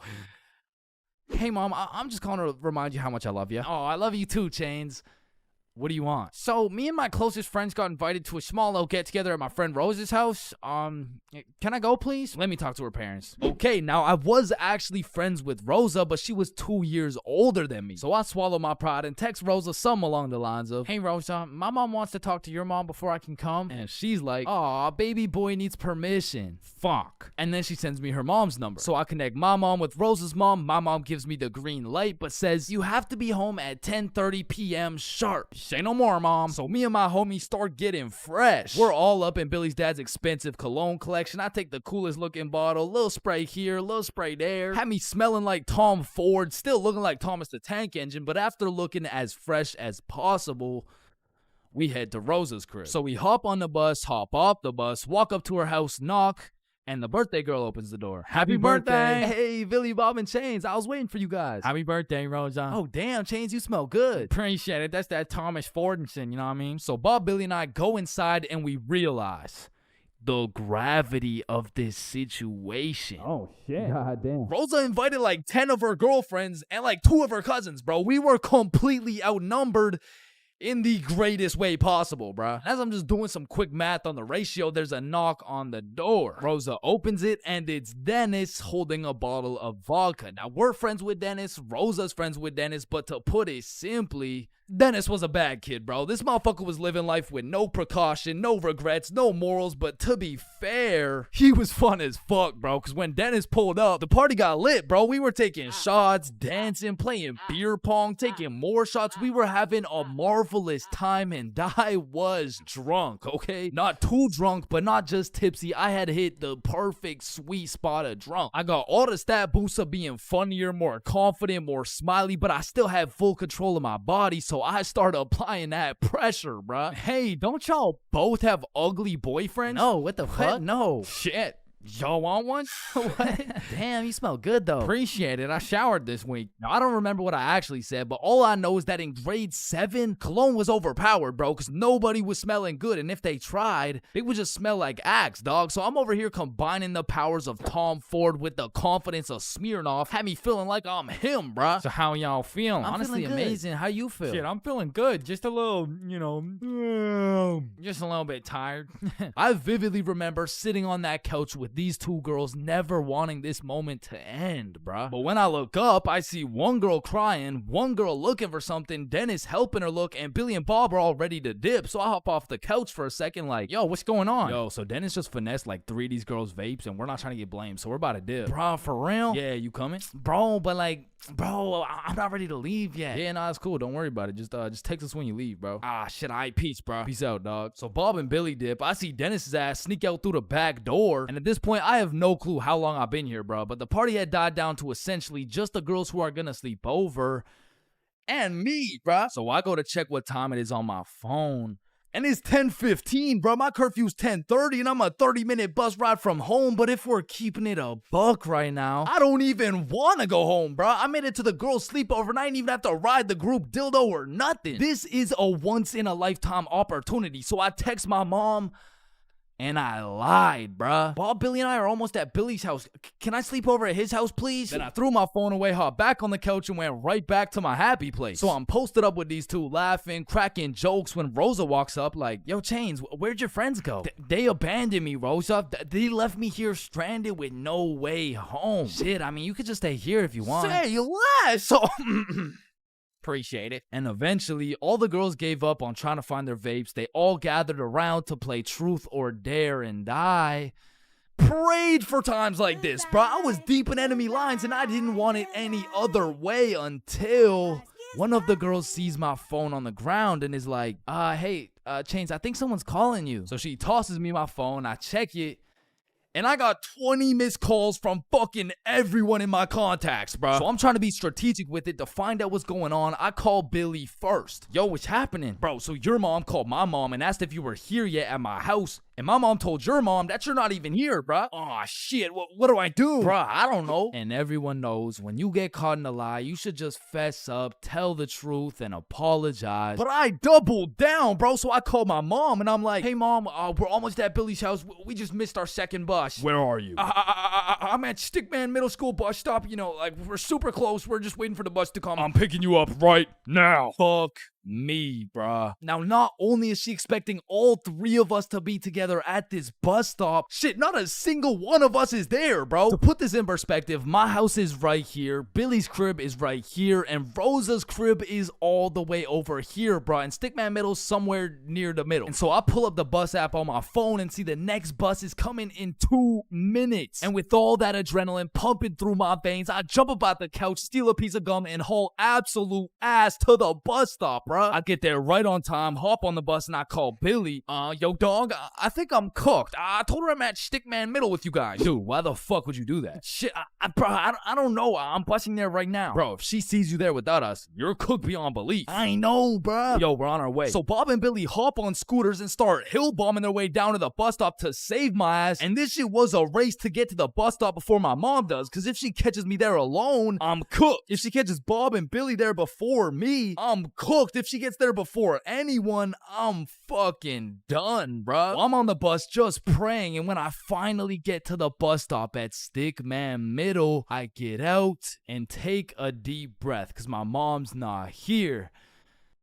But I'm shitting my pants because neither is Bob or Billy. And so I'm calling them, no answer. And I look down the road, I see some headlights. And this was not a busy street, bruh. And as the car is getting closer and closer, I can feel the anger radiating from the whip. I can almost hear the belt making contact with my cheeks. And the car pulls up, and it's just some random dude driving by.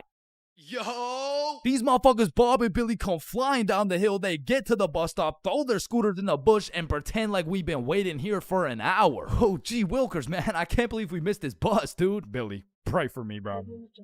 Get in the car. I get in my mom's car. I'm stone fucking sober. My heart is pounding. Why did you lie to me? Well, I honestly wanted to spend more time at my friend's house because we were just having fun. I'm not mad.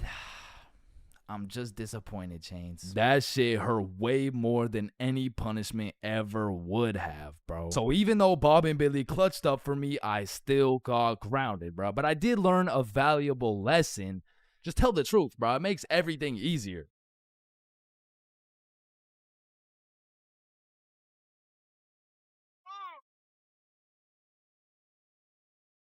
Oh, Yo. shit. Ooh. Damn.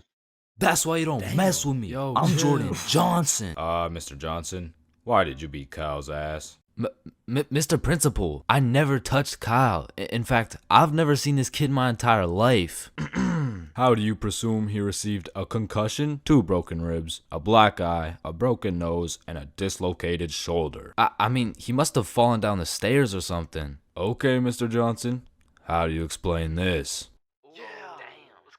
That's why you don't mess with me. I'm Jordan Johnson. But I mean, you got the wrong Jordan Johnson. Then, what happened to your knuckles there?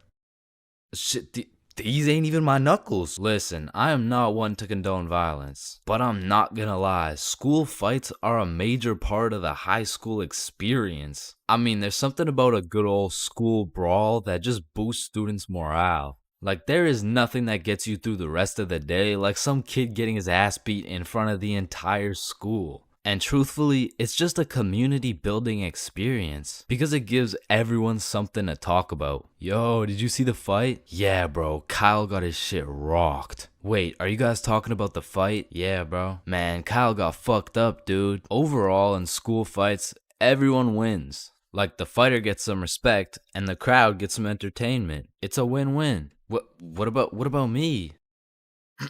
But tell me why when a fight breaks out, the entire school will be recording, but not one person can get a good video. It's like when a fight breaks out, every motherfucker recording starts having severe hand spasms. I mean, as the person recording the fight, you literally have one job: to record the fight. Damn, I just missed it. What happened? Oh, well, lucky for you, I recorded the entire thing from start to finish on my brand new Samsung. Check it out.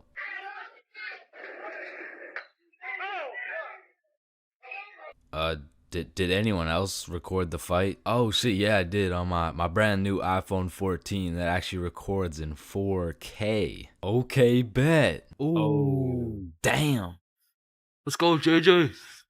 That's why you don't mess with me. But bro, there's just a video of your face for 8 minutes straight. And watching some of these fights are funny as hell. Because some motherfuckers will come in swinging like KSI. Some motherfuckers are out here thinking they're Daniel LaRusso. And some motherfuckers should just not be fighting. Which is honestly the best part. Because where else could you catch a 6'5", 250-pound big body scrapping some 5'2" nerd? Like, the UFC would never let that shit slide. Plus, you get to watch it all for free. But me personally, I've never gotten into a school fight. But don't get me wrong, if someone wanted to catch these hands, I could hit them with the little knuckle sandwich, if you know what I mean. But truth be told, I could never lose a fight.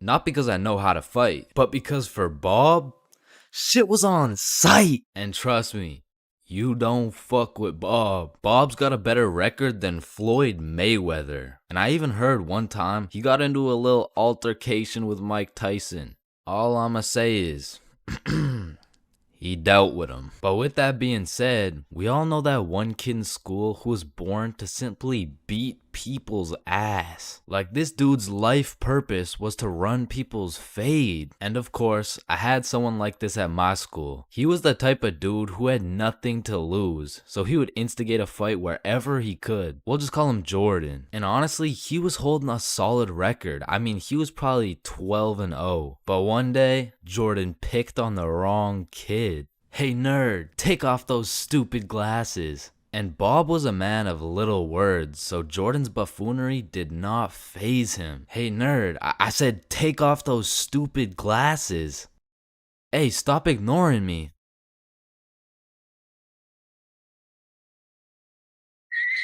And without saying a word, Bob just ended Jordan's whole career. And ever since that day, nobody messed with Bob.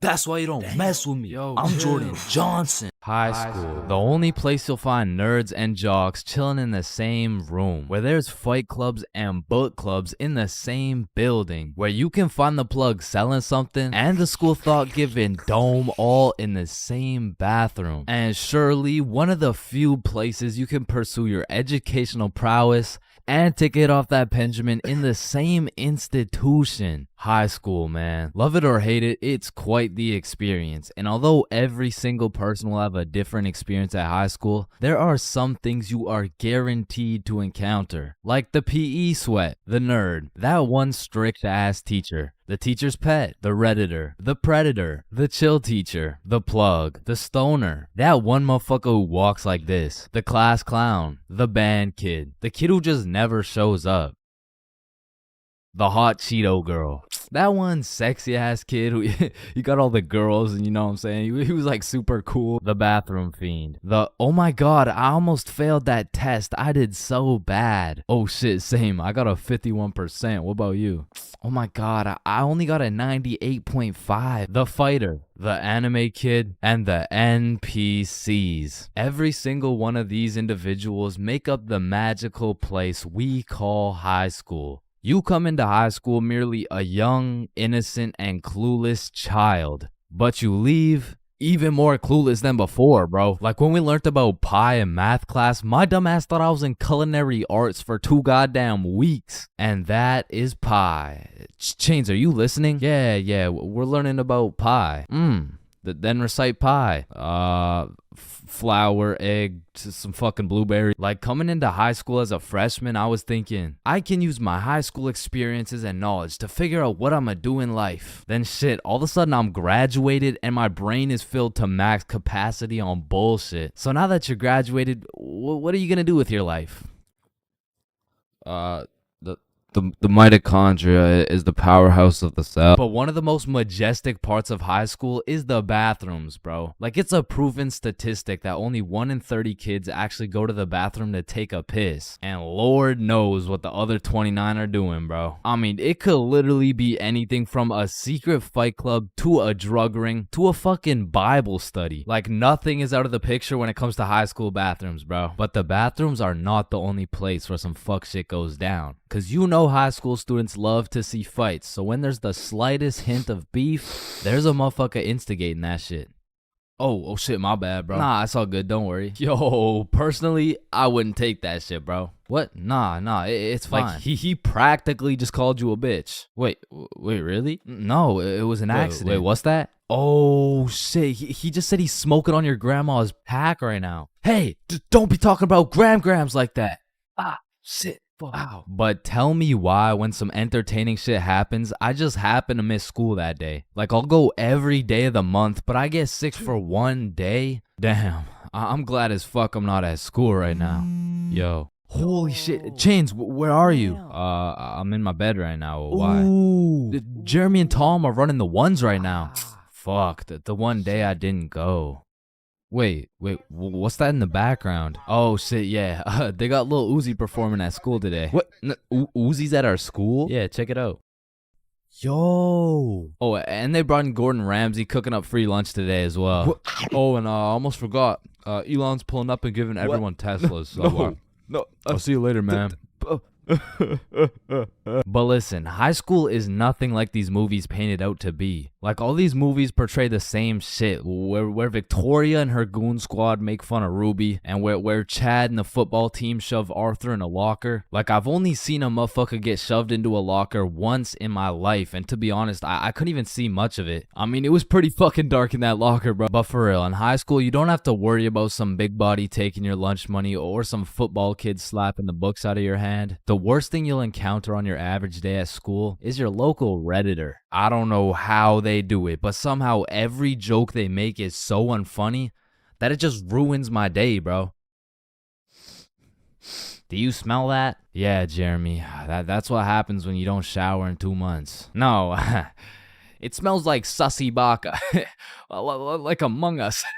But not to confuse Redditors with Discord mods. I mean, they're pretty much the same thing, but Discord mods shower even less. To be honest, there is truly only one thing mustier than a Discord mod, and that's the cafeteria food, bro. I mean, this food is completely and utterly ass. Like, somehow these motherfuckers manage to get the food cold and the drinks warm. Like, how the fuck does that shit happen? And my high school would serve some daily specials, and to be honest, that shit was unidentifiable. Like, you'd see this pile of mysterious substance, and I'd ask the person who made it what it is. Like, what's the special today? You're holding it right now, dumbass. No, but like, what is it? Oh, I don't fucking know. And my school refused to pay people to make good food, so they had students making all the food. So you'd be eating a burger and look up at the person making them, and they'd just be casually scratching their ass. And even with all this free labor, tell me how these motherfuckers have the audacity to be charging $6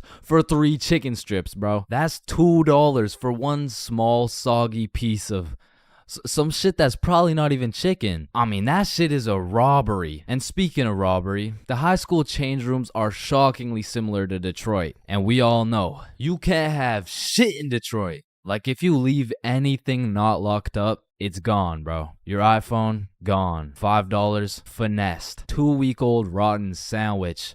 Someone's taking that shit. And to be honest, even if you lock that shit up, it's still at high risk. Like, let me paint the picture a little bit. This is PJ. PJ locks all his beloved belongings in his good old PE locker before heading to play some soccer. After scoring a hat trick, PJ comes back to the change room to reacquire his belongings, only to find out someone took PJ's whole goddamn locker. PJ was devastated. Until he remembers, he can check the school's security cameras. Yeah, take a look. Yeah, take that shit, take that. Yeah, we'll. PJ never got his shit back. Now, I don't know about your guys' high schools, but mine was equipped with security cameras everywhere, covering every square inch of the school. But These cameras had the resolution of a fucking toaster. Like, you could have a motherfucker commit a heinous crime. He could proceed to put his face in the camera, state his government name, address, and date of birth, and you would still have no clue who did it, bro. And of course, the teachers. Teachers have the ability to make or break your high school experience. So real quick, let me go over some of the teachers you will encounter in high school. The angry teacher, the chill teacher, the lazy ass teacher, the funny ass teacher, the teacher who doesn't know how to teach shit, Miss Cakinson, the teacher who wants to be the chill teacher, but shit just doesn't work. That teacher that plays videos all class. The gym teacher with several allegations. The weird science teacher. And the teacher who subscribed to ChainsFR. Wow, what a G. And that's high school in a nutshell.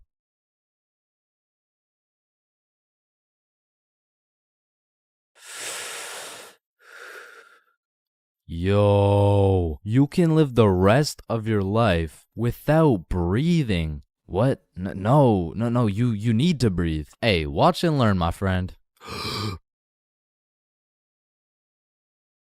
Oh, shit. Would you look at that? Okay, class. Today we're going to be studying atoms. Yes, Chains. If we're made out of atoms, and we're studying atoms, does that mean atoms are studying themselves? Chains, are you high? No. No. Damn. You know how everyone says, oh, I took a shit. No, you never take a shit. You leave it. Yo, guys, I just took the meanest shit I've ever seen. Hell no. Bro, isn't it crazy that you can imagine what it would feel like to lick any object you look at? Bro, why are you looking at my balls like that? Oh, hell no.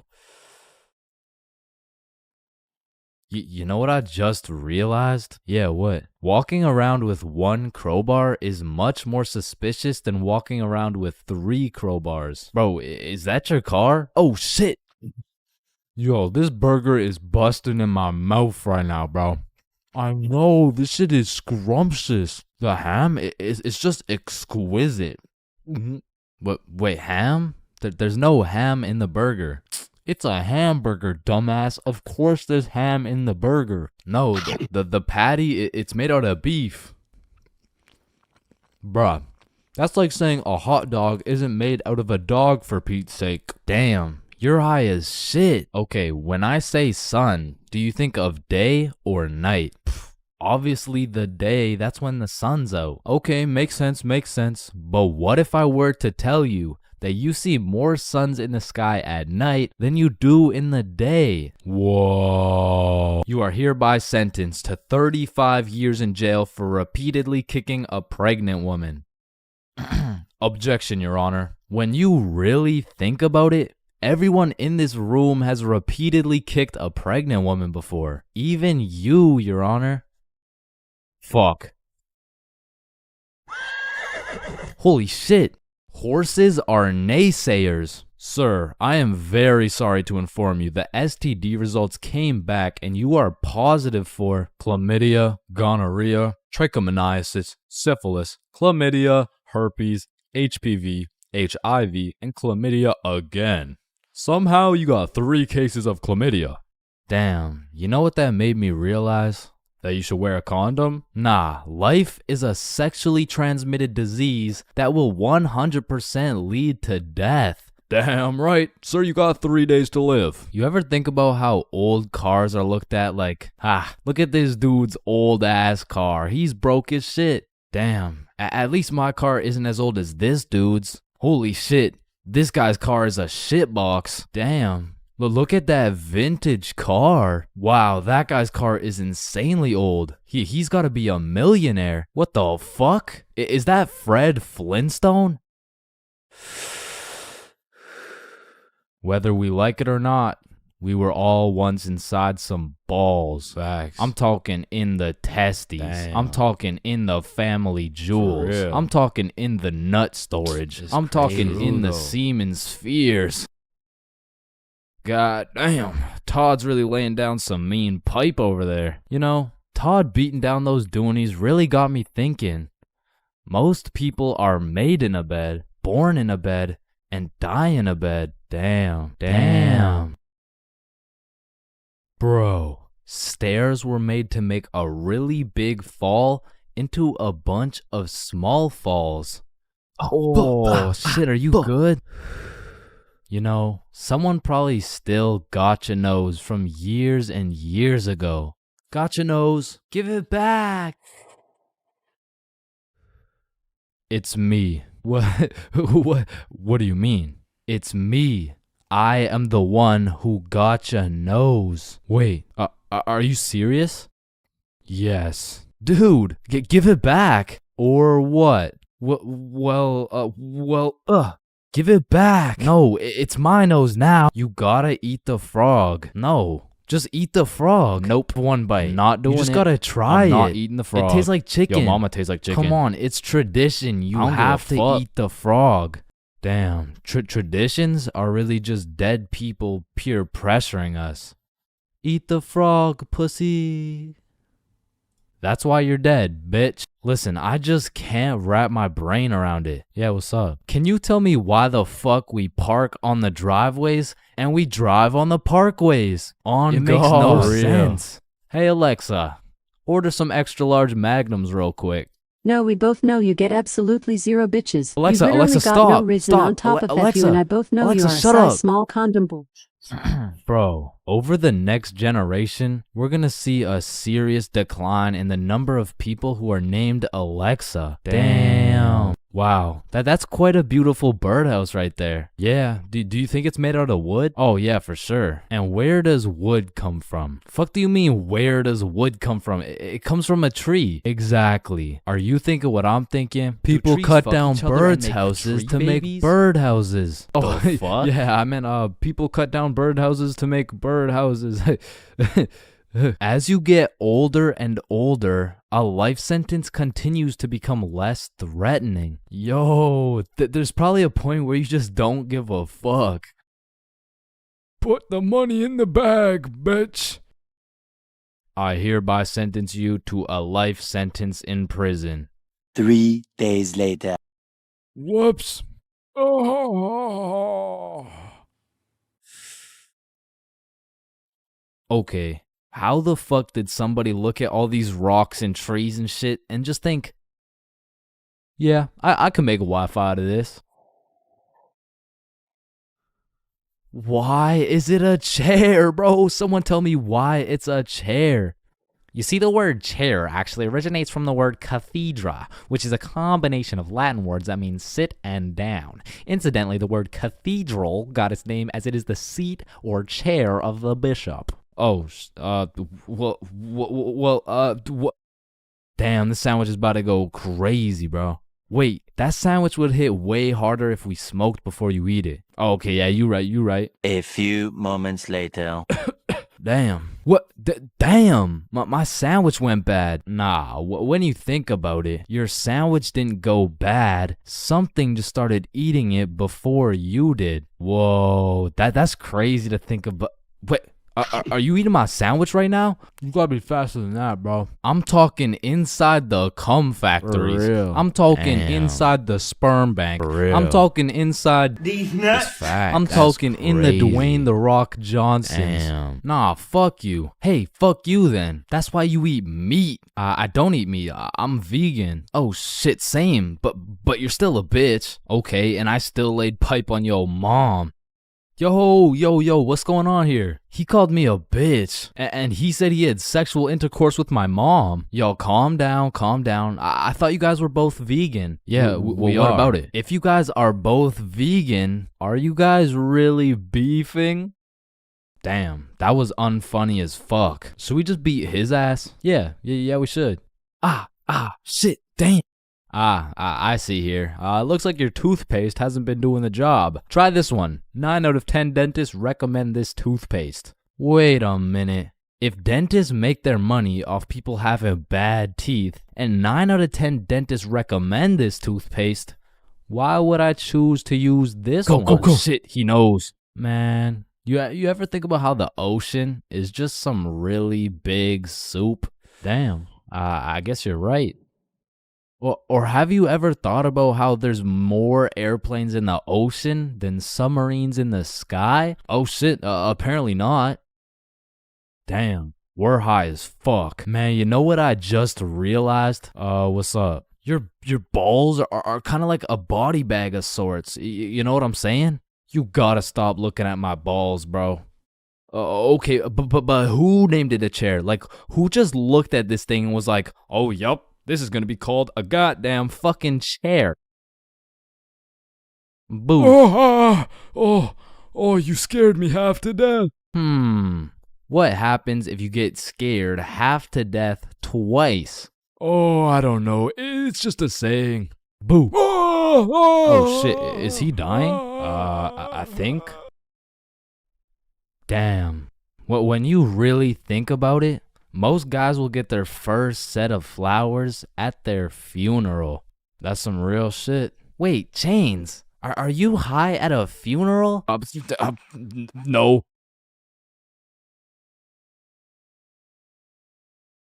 Bad haircuts. There is nothing worse than when your barber just randomly decides to destroy your self-confidence with some goofy ass haircut. And as someone who has never found a barber who consistently does me nicely, I have gotten my shit all the way fucked up on many occasions.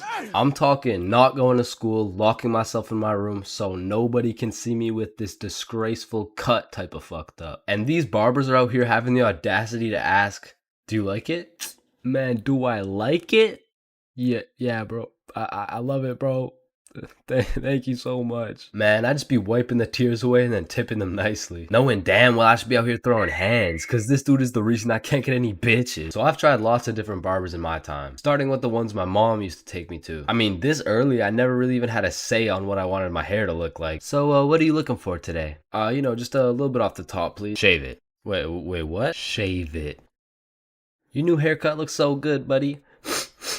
Thanks. Hey man, you know your haircut is ass when your mom says she likes it. As a kid, I always dreaded getting haircuts because I knew my barber was already like 0 for 10. And I would show up to school every time knowing it was inevitable that I was about to get my shit flamed. And truthfully, there is no worse roasting than when you get a bad haircut. Like, people you barely even know will be out here cooking you. Who the fuck is this? All of a sudden, people got more jokes than Chris Rock.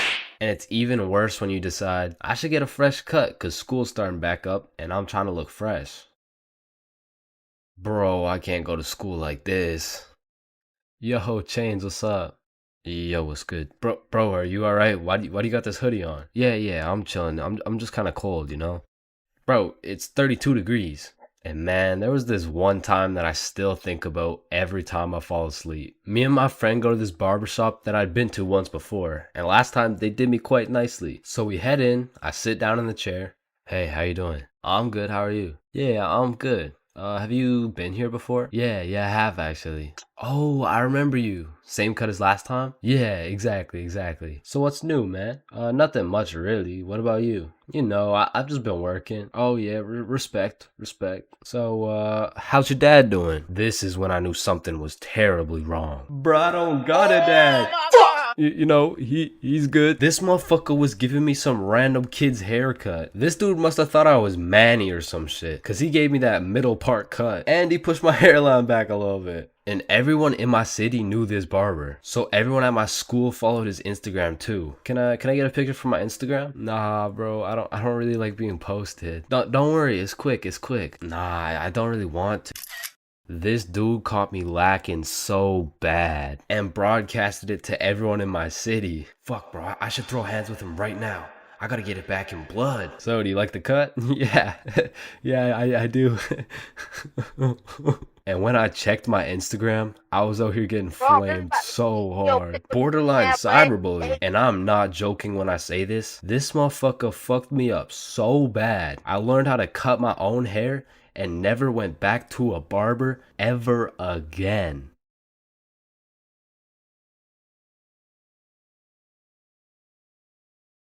Aw, can I pet your dog?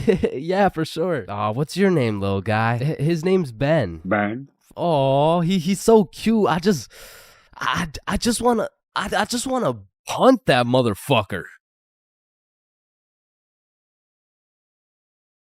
Man, these intrusive thoughts I be having make me wonder whether I belong in maximum security prison or not. Like, I don't even mean to, but the thoughts that pop into my head are so menacing that I can't even say this shit on YouTube, or this video will get taken down. Then I'll be canceled. Then my whole channel will get deleted. Then I'll be thrown into a psych ward, and then I'll be put on the fucking death penalty. Like, these thoughts that pop into my head are so alarming that they make me want to beat my own ass, bro. Hey, man, why'd you just sock yourself in the face? Oh, well, you see, I was about to push that unsuspecting toddler into the deep end for no apparent reason, so... Yo, this guy's about to assault a minor. Hey, you can't do that. Cool, dude. But it's not like every single intrusive thought I have is bad enough to get me convicted. Like, whenever I'm walking across a bridge, I have to use every cell in my body to fight the urge of just tossing my phone into the water. Like, there is literally no benefit from doing that shit, but there's just something inside of me that would feel so much satisfaction with just seeing my phone dissipate into the water. You know, maybe you get that urge because it would just be satisfying to do some shit that's out of the box, some shit that nobody else would do, just to break the simulation a little bit. Cause I could be having the best day of my life. I could wake up, get the meanest pump in, hop in the shower, eat the most fire breakfast, and draw the most pristine stickmen I've ever drawn. But as I'm casually walking beside a bunch of cars that are going 65 miles an hour,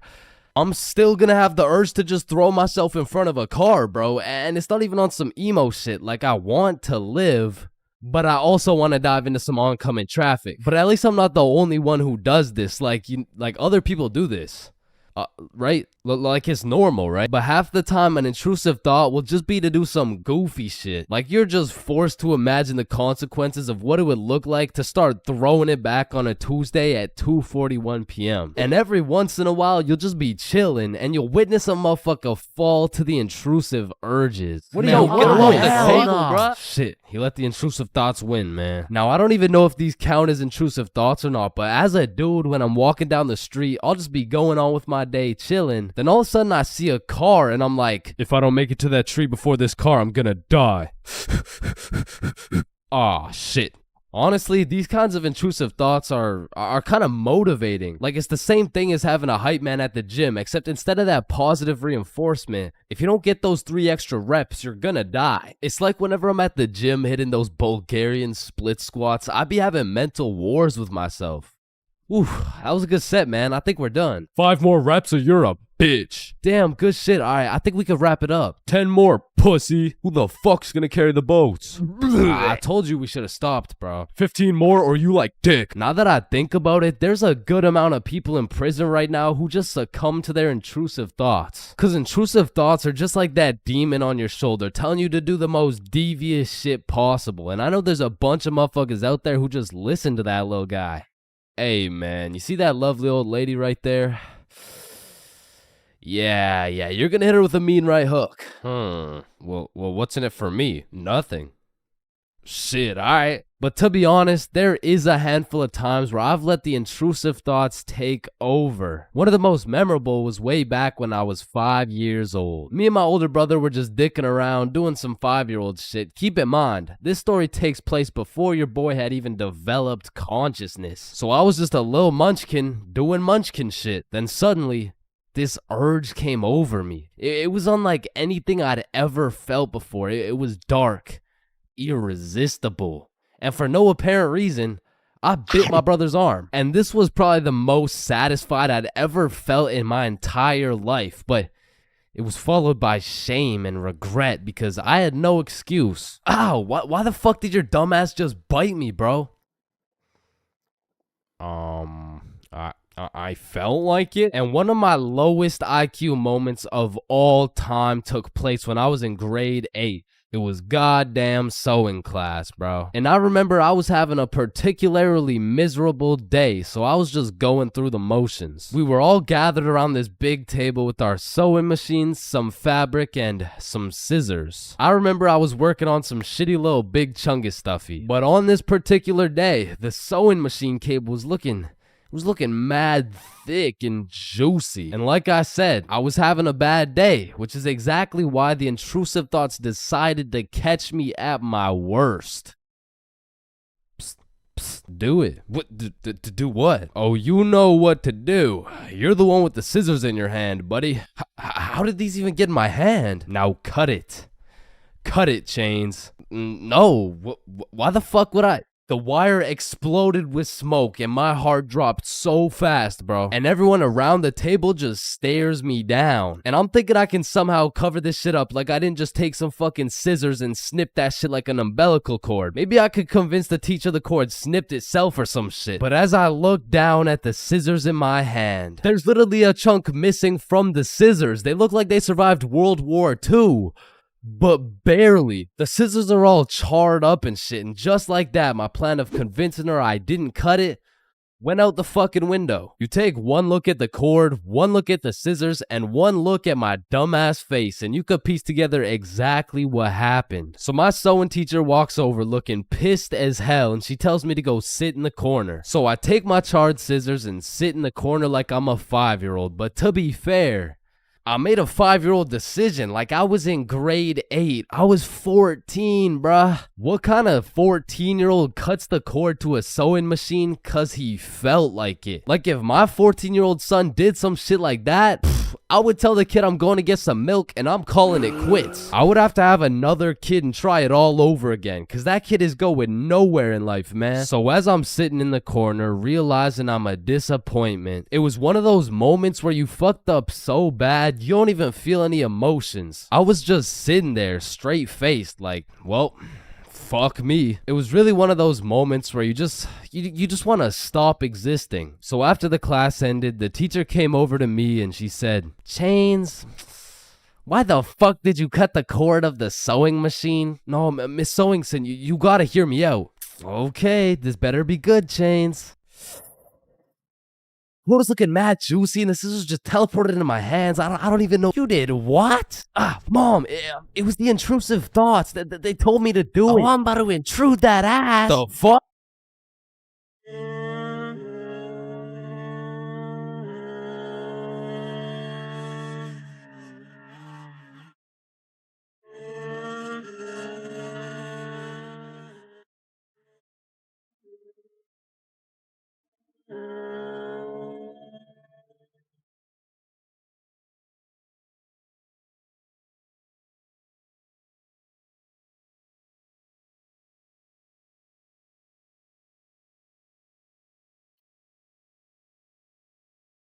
Yo, I just got robbed by a gay homeless dude in Japan.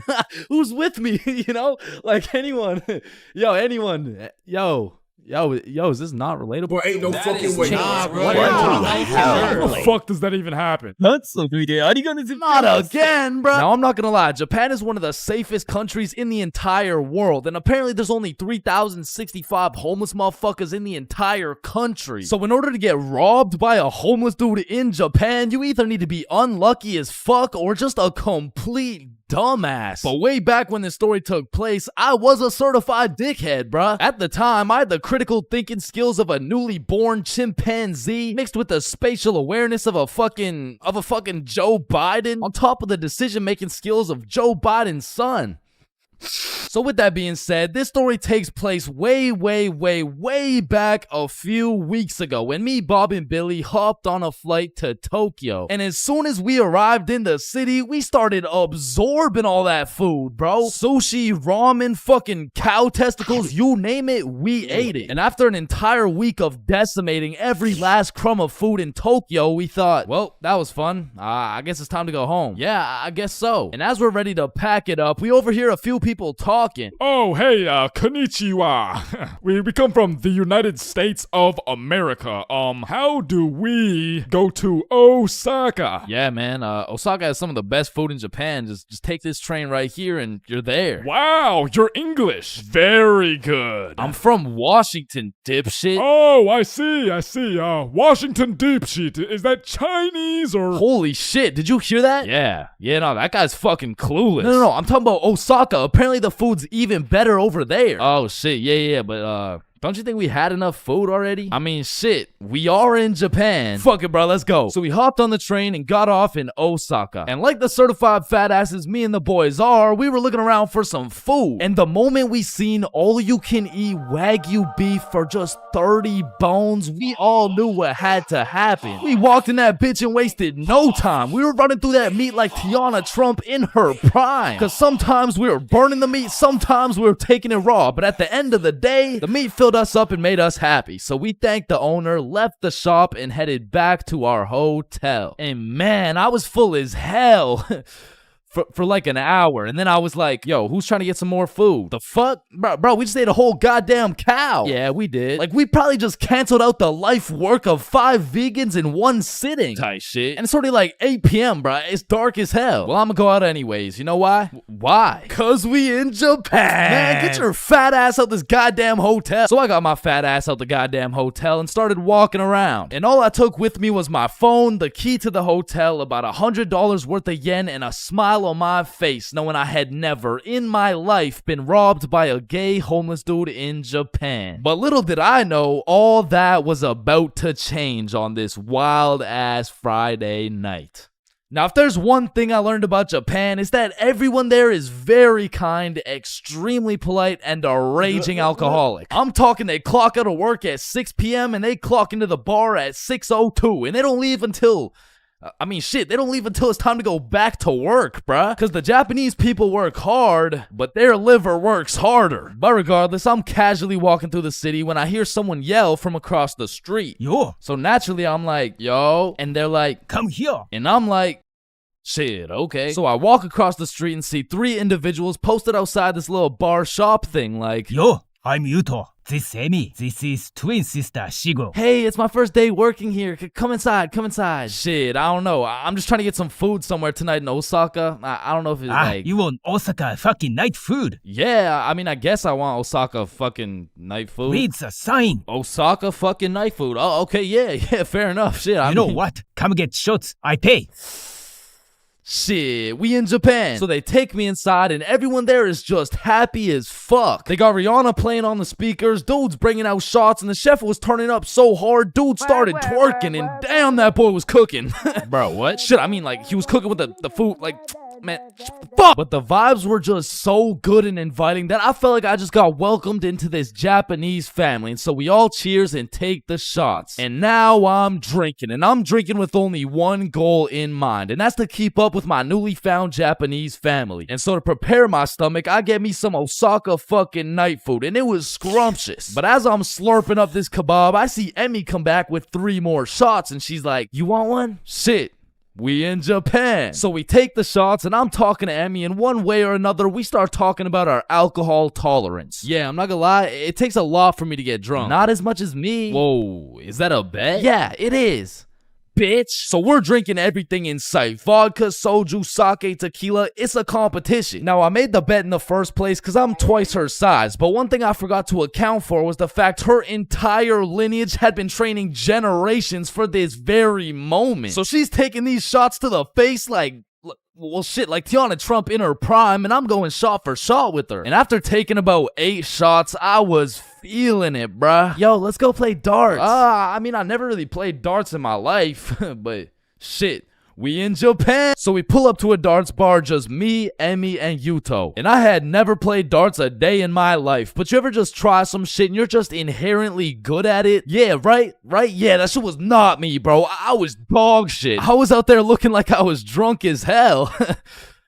I was drunk as hell. Because in order to play, each person had to buy a soju. So now I'm about 12 shots deep, throwing darts, trying to hit a circle the size of a pea, while this little Japanese girl's pushing me and shit. Because to her, this was a game. To me, this was survival. Because every time you lose, you gotta take a shot. And if I keep taking shots like this, these shots about to start taking me, bruh. And sure as hell, I lost the first game. I took my shot and Emmy's like, how drunk are you right now? And I can't let her know I'm losing losing this bet. So I'm in that bitch like, drunk? Nah.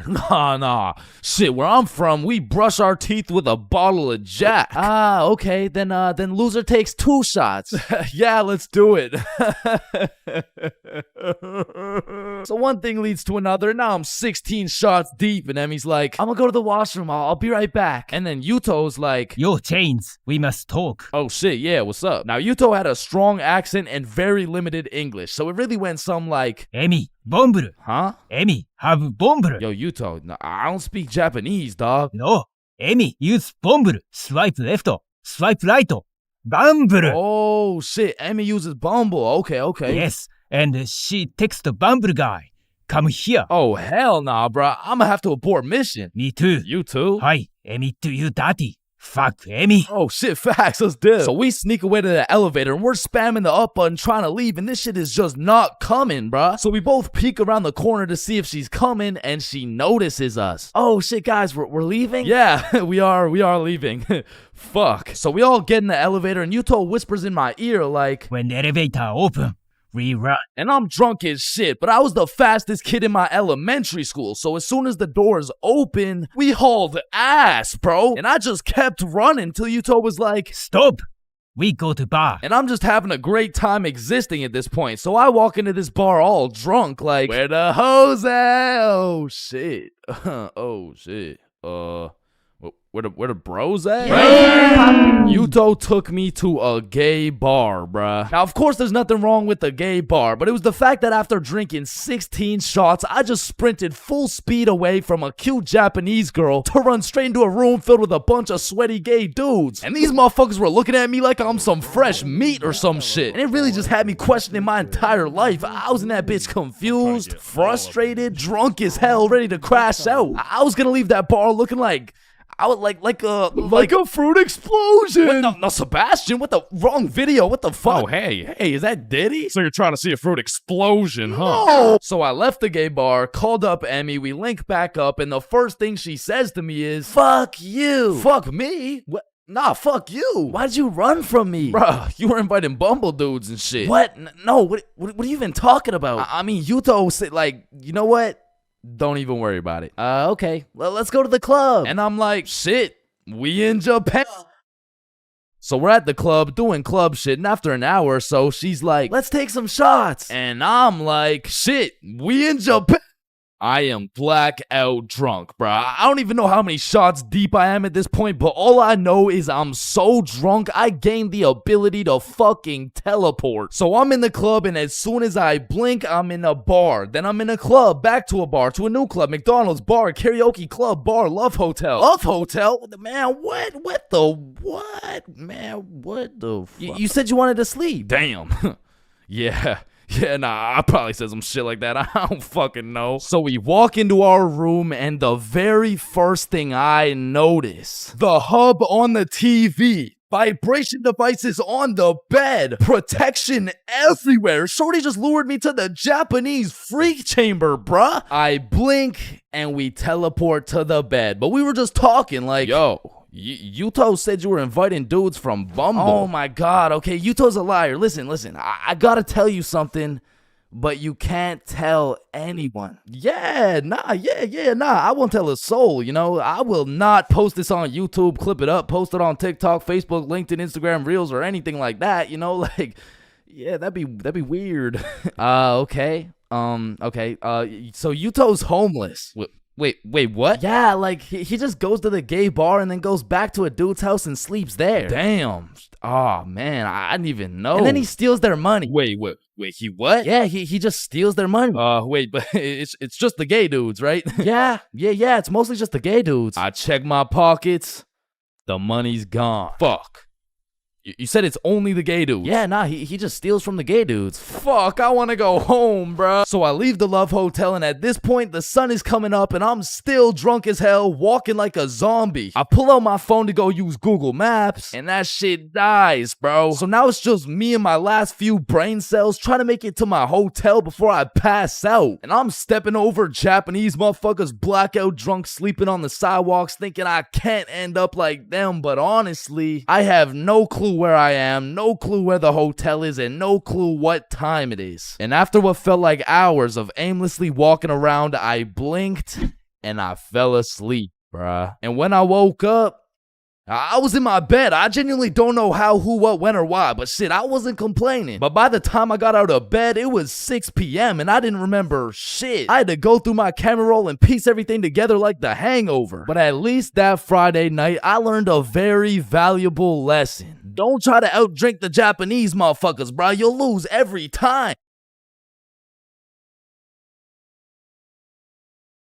Bro, in life, there's so many things you can cheat on. Like, you can cheat on your diet, you can cheat on your girlfriend, you can cheat on your barber, you can cheat on your girlfriend with your barber. Shit, you can even cheat on your taxes. So compared to everything else, cheating on a little math test is not that bad. Like, compared to your taxes, you know what I'm saying? Like, oh shit. Hey, we've all cheated on our barber, but you cannot cheat on this math test. Oh shit. Damn, bro. I know we've all cheated on our girl, but you cheated on me, dog. Oh shit. Babe, I know we cheated on our taxes, but you cheated on me?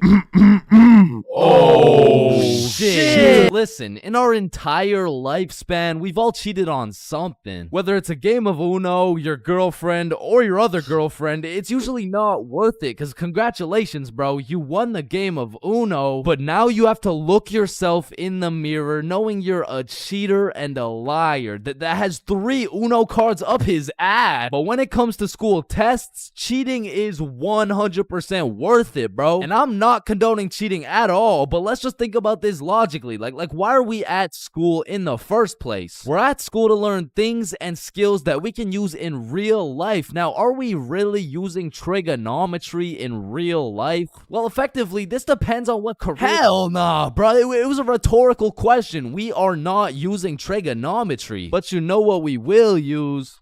Creative thinking, communication, social awareness, logic, and reasoning, and most definitely our fucking phones. All 5 of which are strongly developed through the act of cheating on a school test. And on top of becoming a better human, better grades, it's the ultimate win-win. Your teacher feels like they did a good job teaching, your parents think they didn't raise a dumbass, and if you're good enough at cheating, you might just fuck around and get into Harvard. But once again, I am not condoning cheating, you know, just throwing that out there, you know. But yeah, as I was saying, you shouldn't cheat, right? Like it's bad. Cheating is not good, but you do know what they say. If you're not cheating, you're not trying. Facts.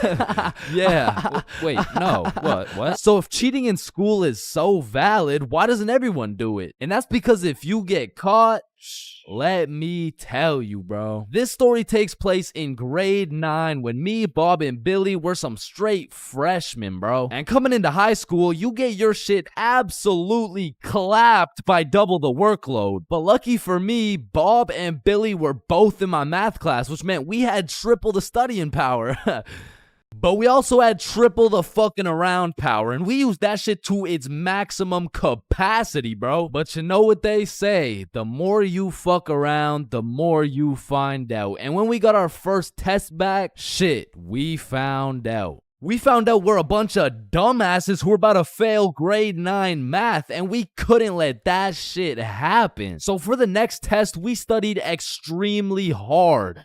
Off George's math test during the test. I mean, we were cheating with maximum efficiency. Like, we had a whole assembly line where Bob would look at George's test, throw up the number, and Billy would pass it along. And all of a sudden, our grades are making the meanest comeback Mr. Mathinson had ever seen. I mean, life was great. We went to school, cheated, played some Fortnite, succeeded, browsing history, deleted, and then repeated. I mean, we were just living life with no worries until the polynomials test. I walked into this test thinking, I know what a polygon is, I should be chilling. And when the teacher handed out the test, I was bewildered to see all these fucking letters on my test. Like, is this math class or English, bruh? Yeah, I think I got the wrong sheet. Huh? No, that's the right test. Well, what's the deal with this? I mean, that's just polynomials. Dog, I can name every single polygon, but who the fuck wrote Elon Musk's son name on my goddamn math question? Yeah, Chains. That's what we call a variable. That's it's called a variable. Yeah, I know. I know that, and I knew it before you said it too, cause we learned about it in class. Yeah, right. Right. Now, this would have been extremely bad if we didn't have the ultimate method we like to call George. Because George was one of those dudes who loved studying. Like, he'd wake up and go to school, then come home and study till he dropped, bro. Like, if you kidnapped George's whole family and told him you'd only give them back if he answered this equation, this motherfucker would just be happy he got more homework, bruh. And cause of this, we had a little deal going with George. If he let us cheat off his math test, we would teach him how to be a normal dude. We were teaching this kid how to dap someone up, how to use slang, and all I'ma say is, this motherfucker should have just stuck to math, bro. Yo, Chains, sauce me a bite, big dog. I got you. Shit, Chains, you just busted in my throat, gang. Hey, yo. George, what you just said right there sounded gay as hell. Type shit. So as I was saying, I'm looking at this math test with more letters than numbers, and it would have been raps for me if it wasn't for the George method. So I'm looking at Billy, Billy's looking at Bob, and Bob's looking at George's test, and we're absolutely flying through this polynomials test. And about halfway through, I look up to get the next answer, and I get jump scared by Mr. Matheson mean mugging my shit. And you can see it in his eyes. He knew exactly what was going down, and he took me, Billy, and Bob's tests and took us to the hallway. What do you guys think you're doing? Polygamy. I'm pretty sure it's like Why did I see you three throwing up your fingers during our test? Well, you see, Mr. Matheson, we're gang affiliated. No, bro, what the fuck? All right, you three, cut this shit. I caught you cheating. All three of you are getting zeros on this test, and I don't want to see it happen again, or I'm contacting your parents. All right, it won't happen again. You're right. We're not in a gang, by the way. Yeah, I know, buddy. Well, shit. Yo, what happened to you, Jits? Are you chilling? Bro, Mr. Matheson caught us lacking real bad. Yeah, he gave us all zeros on the test. Holy shit, it sounds like Mr. Matheson just absolutely railed you guys. No cap now. And all three of us proceeded to absolutely shit the bed on all of our next tests. And it was at the point where our grades were on life support and our math final was coming up. So if we didn't get our shit together for this final, our parents were about to put us on life support with that leather belt. So we put our cheating ways in the past and locked in, bro. We were focused in class, and after we went to Bob's crib and kept studying there. And then it clicked. We all finally understood polynomials. And so the next day we walked into class confidently, knowing we were equipped with hours of studying. We lock in, sit down, and then the teacher gives us our test. And as soon as we lay our eyes on that very first question of the test, we were fucked. Now, don't get me wrong, we could do polynomials all day long, but we forgot this was a final. Meaning, we forgot to study numeracy, exponent laws, rational numbers, linear relations, inequalities, geometry, probability, and statistics, and in other words, we didn't know shit. And before I can even make eye contact with the boys to tell them I'm fucked, these motherfuckers already hopping back on the George method. And listen, bro, as you can tell, I'm no mathematician, and I did not study probability or statistics, but from what I'm seeing at this very moment, I have two options. I can do the test legitimately and have a 99% chance of failing grade 9 math and getting my shit whooped while simultaneously having my entire family realize they raised a dumbass who won't go anywhere in life and is destined to draw stickman for all of eternity, or I could cheat. So we're out here hitting the George method, and I'm being extra careful because if we get caught lacking twice, it's complete and utter raps for us, bro. So we're grinding out the method, then the teacher looks up, boom, we're locked in on our own tests. He puts his head down, back to the method. And there was a few times in there I thought we were cooked, but we just kept it pushing. But still, we were low-key running out of time, and I had a whole page to complete. And God bless this random ass dude's soul, because he raises his hand to ask a question, and as soon as the teacher turns his back on us, it's crunch time, bro. It's like double XP right now. Bob was out here throwing up these numbers so goddamn fast, I thought he turned Crip for a second. And then the bell went off, and we were all done, bro. We hand in our test, and then it was time to wait. A few classes go by, and then the teacher hands out our math finals alongside our report cards. And nervous as hell, we all check our report cards, and we all passed, bro. So we all go home happy as hell to show our parents our report cards and the fact that we passed. Chains, you got a 54 in math? Yup, Mom, I sure did. You raised one hell of a smarty pet. Oh, fuck. But at the end of the day, even if we all got our shit whooped, maybe the real treasure is the friends we made along the way. Yo, homies, I'm bricked up right now. Oh, no.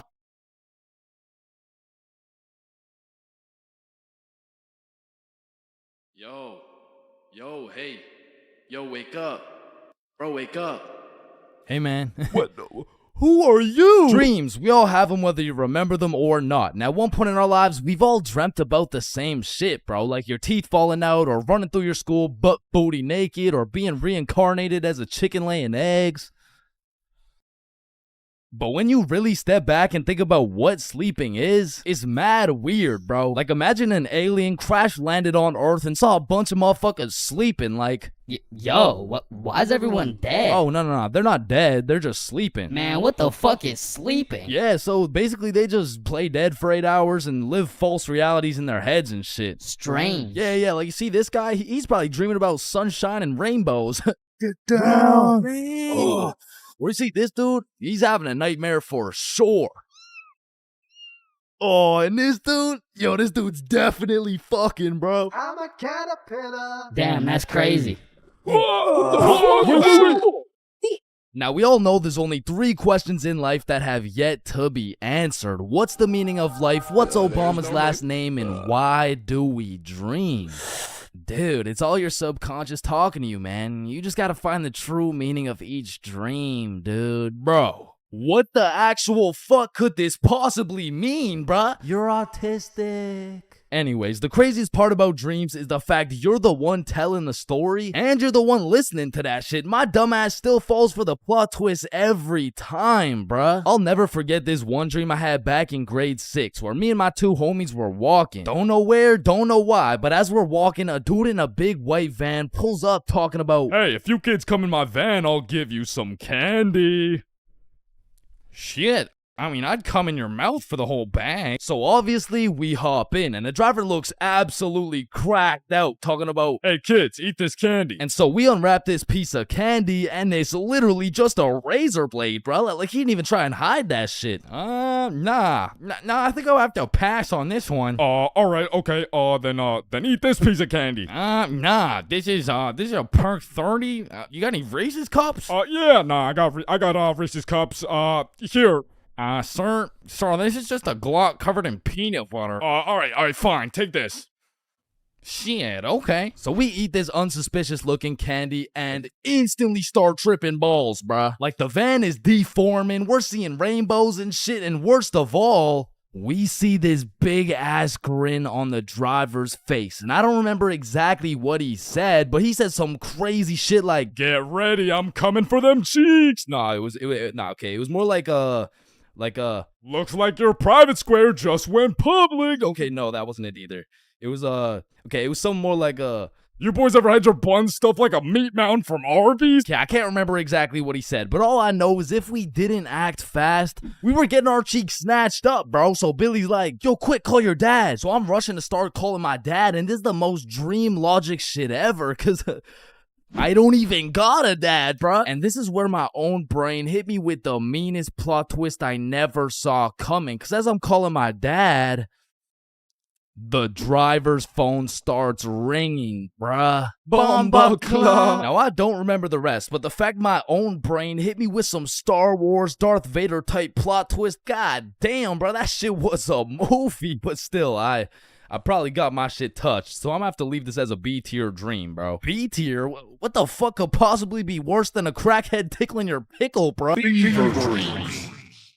Now, those motherfuckers could be their own torture method, bro. These are dreams that just have you stuck in an infinite time loop doing the same shit over and over and over and over in C tier, bro. Now, lucid dreams. Lucid dreams are deadass just playing life on creative mode, bro. Cause in my long life, I've only had 3 lucid dreams, and every single one of them was lit as fuck, bruh. Now, the problem is I can only start lucid dreaming when my original dream is just a little too strange. Like, hey, you're cute. Can I get your number? What? You want my number? Yeah.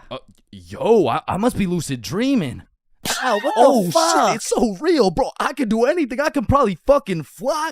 Alright, Chains, this is not a dream. You're under arrest for battery and assault. But for real, my first lucid dream started when I was posted up in a basement with Michael Jackson. Yo, aren't you supposed to be, like, dead and shit? Oh shit, I must be dreaming. And so to test the waters, I start spawning in random shit on the spot, and this is the moment I realized the possibilities were endless, bruh. I could do whatever I wanted, and so I spawned in a honey pack, and I spawned in Lola Bunny, and I S tier. Lucid dreams are S tier, bruh. Wet dreams are too. Now, we got a few popular reoccurring dreams on our hands, like running through your school butt booty naked. Now, back in the day, this dream used to have me scared shitless, bro. I was like, oh shit, where's my pants? Yo, what's my crush gonna think? What are the boys gonna say? But ever since graduating high school, that dream has me scared even more shitless, bro, because now it's like, oh shit, yo, what's the police gonna think? Hands behind your back. Bro, what's the judge gonna say, bro? Shut the fuck up. Fucking C tier. Teeth falling out, B tier. Random adventures with your homies, A tier, bro. Me, Bob, and Billy have fought bears together. We've been to the nether. We've even fucked around and ran a 3-man on the Totally Spies cast. Like, these dreams are so lit that when I wake up in my raggedy old lonely ass bed, I be trying to go back to sleep to continue the plot, bruh. Look who came back for that meat mountain, boy. Oh, hell no. You better run. Bruh, I'm trying. Now, trying to run in your dreams, man, this shit really pisses me off, bro. Because I never told anybody this, but I was the fastest kid in my elementary school. So when I'm dreaming and I got 2 hordes of zombies, Michael Myers, and fucking Diddy himself chasing after me, tell me why my ass starts running like the fastest kid in the special needs class, bruh. So trying to run in your dreams has got to be C tier, right next to all the common shit like falling, drowning, losing your phone, explosive diarrhea all over your bed. Damn, bruh, shitting your pants, fever dreams, and being butt booty naked around a bunch of minors is C tier. What the hell is D tier, bro? Sleep paralysis.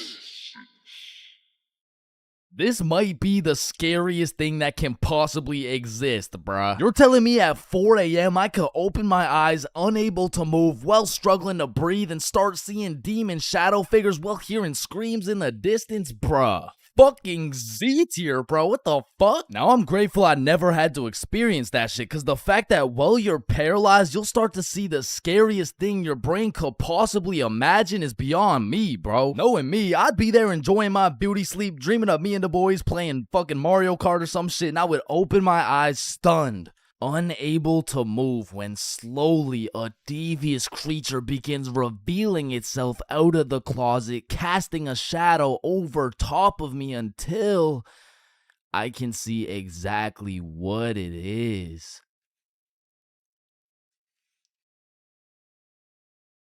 Looks like someone ordered a meat mountain.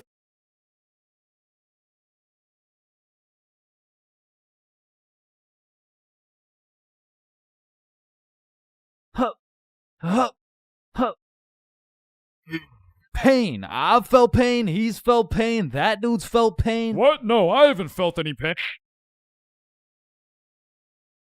We've all felt pain, because you know what they say, the only things truly guaranteed in life is death and pain. Wait, what about taxes? Wait, what? Is this Chains for real? No. And I hate to be all controversial here, but pain That shit hurts, bro. Specifically, the little shit that just does 1 damage has no business hurting so bad. Like stubbing your toe or biting your tongue or fucking paper cuts. Like that shit shouldn't even hurt, bro. It's paper. It's not scary. Oh, shit. And I still remember the first time in my life I ever took some real damage and felt some real pain. And it was back when I was 4 years old. Which meant I was still learning the controls of life and shit. Like, yeah, I could run, but it was low-key like watching a dude play Fall Guys. If he was drunk and fried and asleep. But regardless, one day I was bored doing 4-year-old shit, and then I seen my arch nemesis, a fucking chair. And I instantly knew what had to be done. I had to assert my athletic dominance by running and jumping over this chair. So I take a deep breath, I run up, jump, and clear this chair clean as hell. Now keep in mind, I was 4 years old, so that was probably the coolest shit I'd ever done in my entire life. So you know I had to show my mom to make her proud of the man I've become. Hey mom, watch this.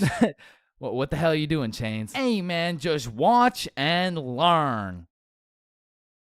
Oh, I fucking ate it, bro. Like that was the type of pain that hits so hard you can fucking taste it, and damn, that shit tasted ass, bruh. Like, have you ever taken a soccer ball straight to the schnoz? Cause that shit will have you smelling pain, tasting pennies, and seeing tears. Which is bad, but like, who the fuck invented the funny bone, bruh? Cause that shit ain't funny. Like, bro, you can't just call some painful ass shit funny and expect it to be humorous. No. The bone is called a humorous. Yeah, shut up. How humorous is this, buddy? Not humorous. Yeah, that's what I thought. And in fact, I think it's the opposite of humorous. Like, yo, did you guys know 1 in 4 dudes is gay? Wait a minute. Gee, I sure hope it's Owen, cause he's sexy as hell. Yeah. Y'all hit the funny bone too? Yeah, I did. If I had a pain tier list that went from shit ain't nothing to... I'd probably rate hitting your funny bone a solid. It's the same as stubbing your toe real hard. Like, you just need a moment to take a few deep breaths and say a few slurs, and that shit just heals itself. But if we're looking at some top tier, brutal, agonizing, excruciating pain, getting kicked in the balls. Now, for you 19.8% female audience, I know you might not be able to understand what this feels like. So let me just give you a quick overview. Imagine having balls, right? Now imagine getting kicked in them. That shit hurts like a bitch. I remember one time in grade 6, me and my homies were playing a good old game of soccer. And we were playing with the big homie. I mean the really big homie. Like the dude had more chins than a Chinese phone book. Like last time we went to a restaurant, bro looked at the menu and said okay. And I couldn't even tell you how big he really is, cause last time he stepped on the scale, it said 1 at a time please. So what I'm trying to say is he was a big dude, and big dudes got big legs, and big legs produce hard kicks. And during this grade 6 soccer game, I unfortunately found myself legs spread wide open, freshly dropped testes exposed to this absolute unit, wound up to kick the ball, and well, pain. Just pain, bruh. Followed by a moment of silence from everyone on the field. And I don't know if the moment of silence was for me or for my next generation of kids the big homie just wiped out, but I felt that shit. And I felt it in my stomach. And there was really only one sound I was able to make in that moment. Now I know what a lot of you guys are thinking. Getting kicked in the balls is nothing compared to childbirth. Childbirth is so much worse. This guy's a misogynist. And no, I don't give people massages. And I might be the first to tell you this, but I've experienced both getting kicked in the balls and childbirth. And honestly, childbirth wasn't even that painful at all for real. But to be fair, it was probably a little worse for my mom, so like... Now, we all know physical pain very well, but what do you call that deep, torturous pain you feel when your dog dies? In Minecraft, that's that psychological pain, like the pain you feel when you're watching a banger YouTube video and an ad interrupts you out of knowledge. Or like the pain you feel when you just got done making some toast and peanut butter and that shit flops on the floor face first. It doesn't hurt physically, it hurts spiritually. Like, there really is levels to this shit, bro. Because now when you start adding psychological pain onto the physical pain of things, we gotta start adding new tiers to this tier list. Because imagine peacefully sleeping in your bed and you get woken up to the pain of your girlfriend kicking you in the balls. Which of course hurts physically, but then you realize you don't even have a girlfriend. And you live alone. So just to knock a few more off this tier list, a razor scooter to the shin. Stepping on Lego is a solid. Now getting socked in the face is an interesting one, because that shit can range anywhere from all the way to getting the Sonic rings knocked out of you. And if that shit's a good enough punch, you might not even feel anything. Now for the tier, I would say that's the shit where you just take one damage, like eating some food that's too hot, or getting a brain freeze, or when you're laying in bed with your phone and that shit slaps you across the face. Like, it's just minus 1 HP and minus 5 IQ. And if anyone's seen that shit, it's probably a lifetime debt of aura. Now I'ma keep it a stack. For something to be in the shit ain't nothing tier, it's just gotta be a good ass day, bro. Like, some days I'll just be feeling invincible, bro. Like, wake up, roll out of bed. Shit ain't nothing. Eat a nice hot breakfast. Shit ain't nothing. Stub my toe while simultaneously getting socked in the face. Shit ain't nothing. Get a bad phone call. Yeah, Chains. This is Dr. D's. I'm sorry to break the news to you, but you tested positive for chlamydia. Hey man, shit ain't nothing. Oh shit, who's this? Yeah, I wasn't finished. You also tested positive for herpes, syphilis, gonorrhea, hepatitis. You got a whole ecosystem on your shit. Honestly, at this point, our best bet is just to chop that thing clean off. What? Shit ain't nothing. No, it's definitely something. We're chopping your meat off. Yeah, but on some days, bruh, it's just like, yeah, nah, that's it. I quit. I'm done. I'm going to sleep. Good night. And I know this might sound like some freaky ass shit, but I feel like some pain low-key feels good, bro. Like in school, I used to always put the front chair legs on my feet just to feel the pain. Or even like eating some spicy ass food, or like, oh yeah, or like getting spanked. No? No? Fuck? Nah. I was thinking something more like taking a really hot shower, or like getting whipped. No? Yo, George, shut the fuck up, bro. I'm trying to make a video and Sorry, shit. my fault, pimp. My fault. Yeah, alright. Or what about when you like getting slapped in the face? Bro, shut the fuck. Hey, yo.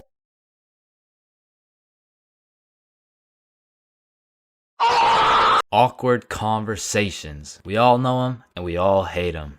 Hey, how are you? Oh, I'm good. How are you? I'm great. How are you? You already asked me that. Damn, you right. You right. You right. So, how's your day going? My pet frog just died. Damn, that's tough. I find myself taking the most inconvenient routes to avoid an awkward conversation. Like, I can't really explain the feeling of an awkward conversation, but it's just mildly uncomfortable. Like, I would compare the discomfort levels of an awkward conversation to wearing wet socks.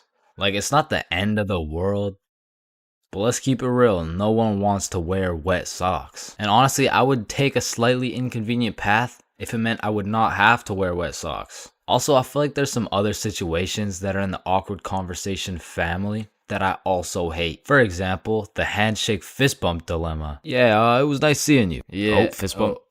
Oh, no, sorry. No, I don't.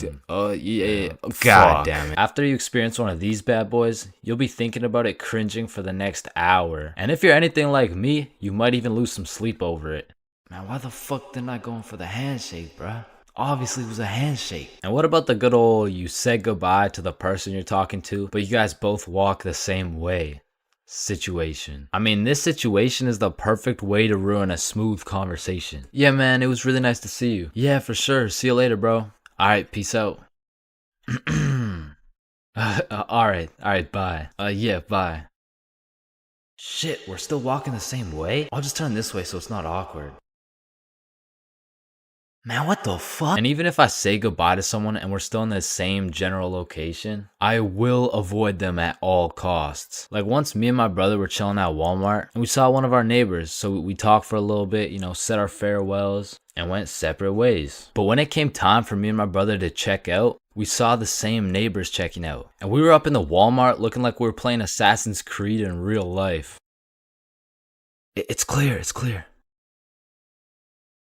And of course, I can't forget about awkward silence.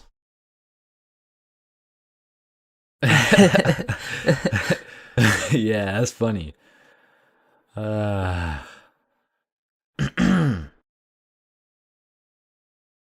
Me personally, I have some procedures in place to avoid awkward silence no matter what. For example, my philosophy is to just say things.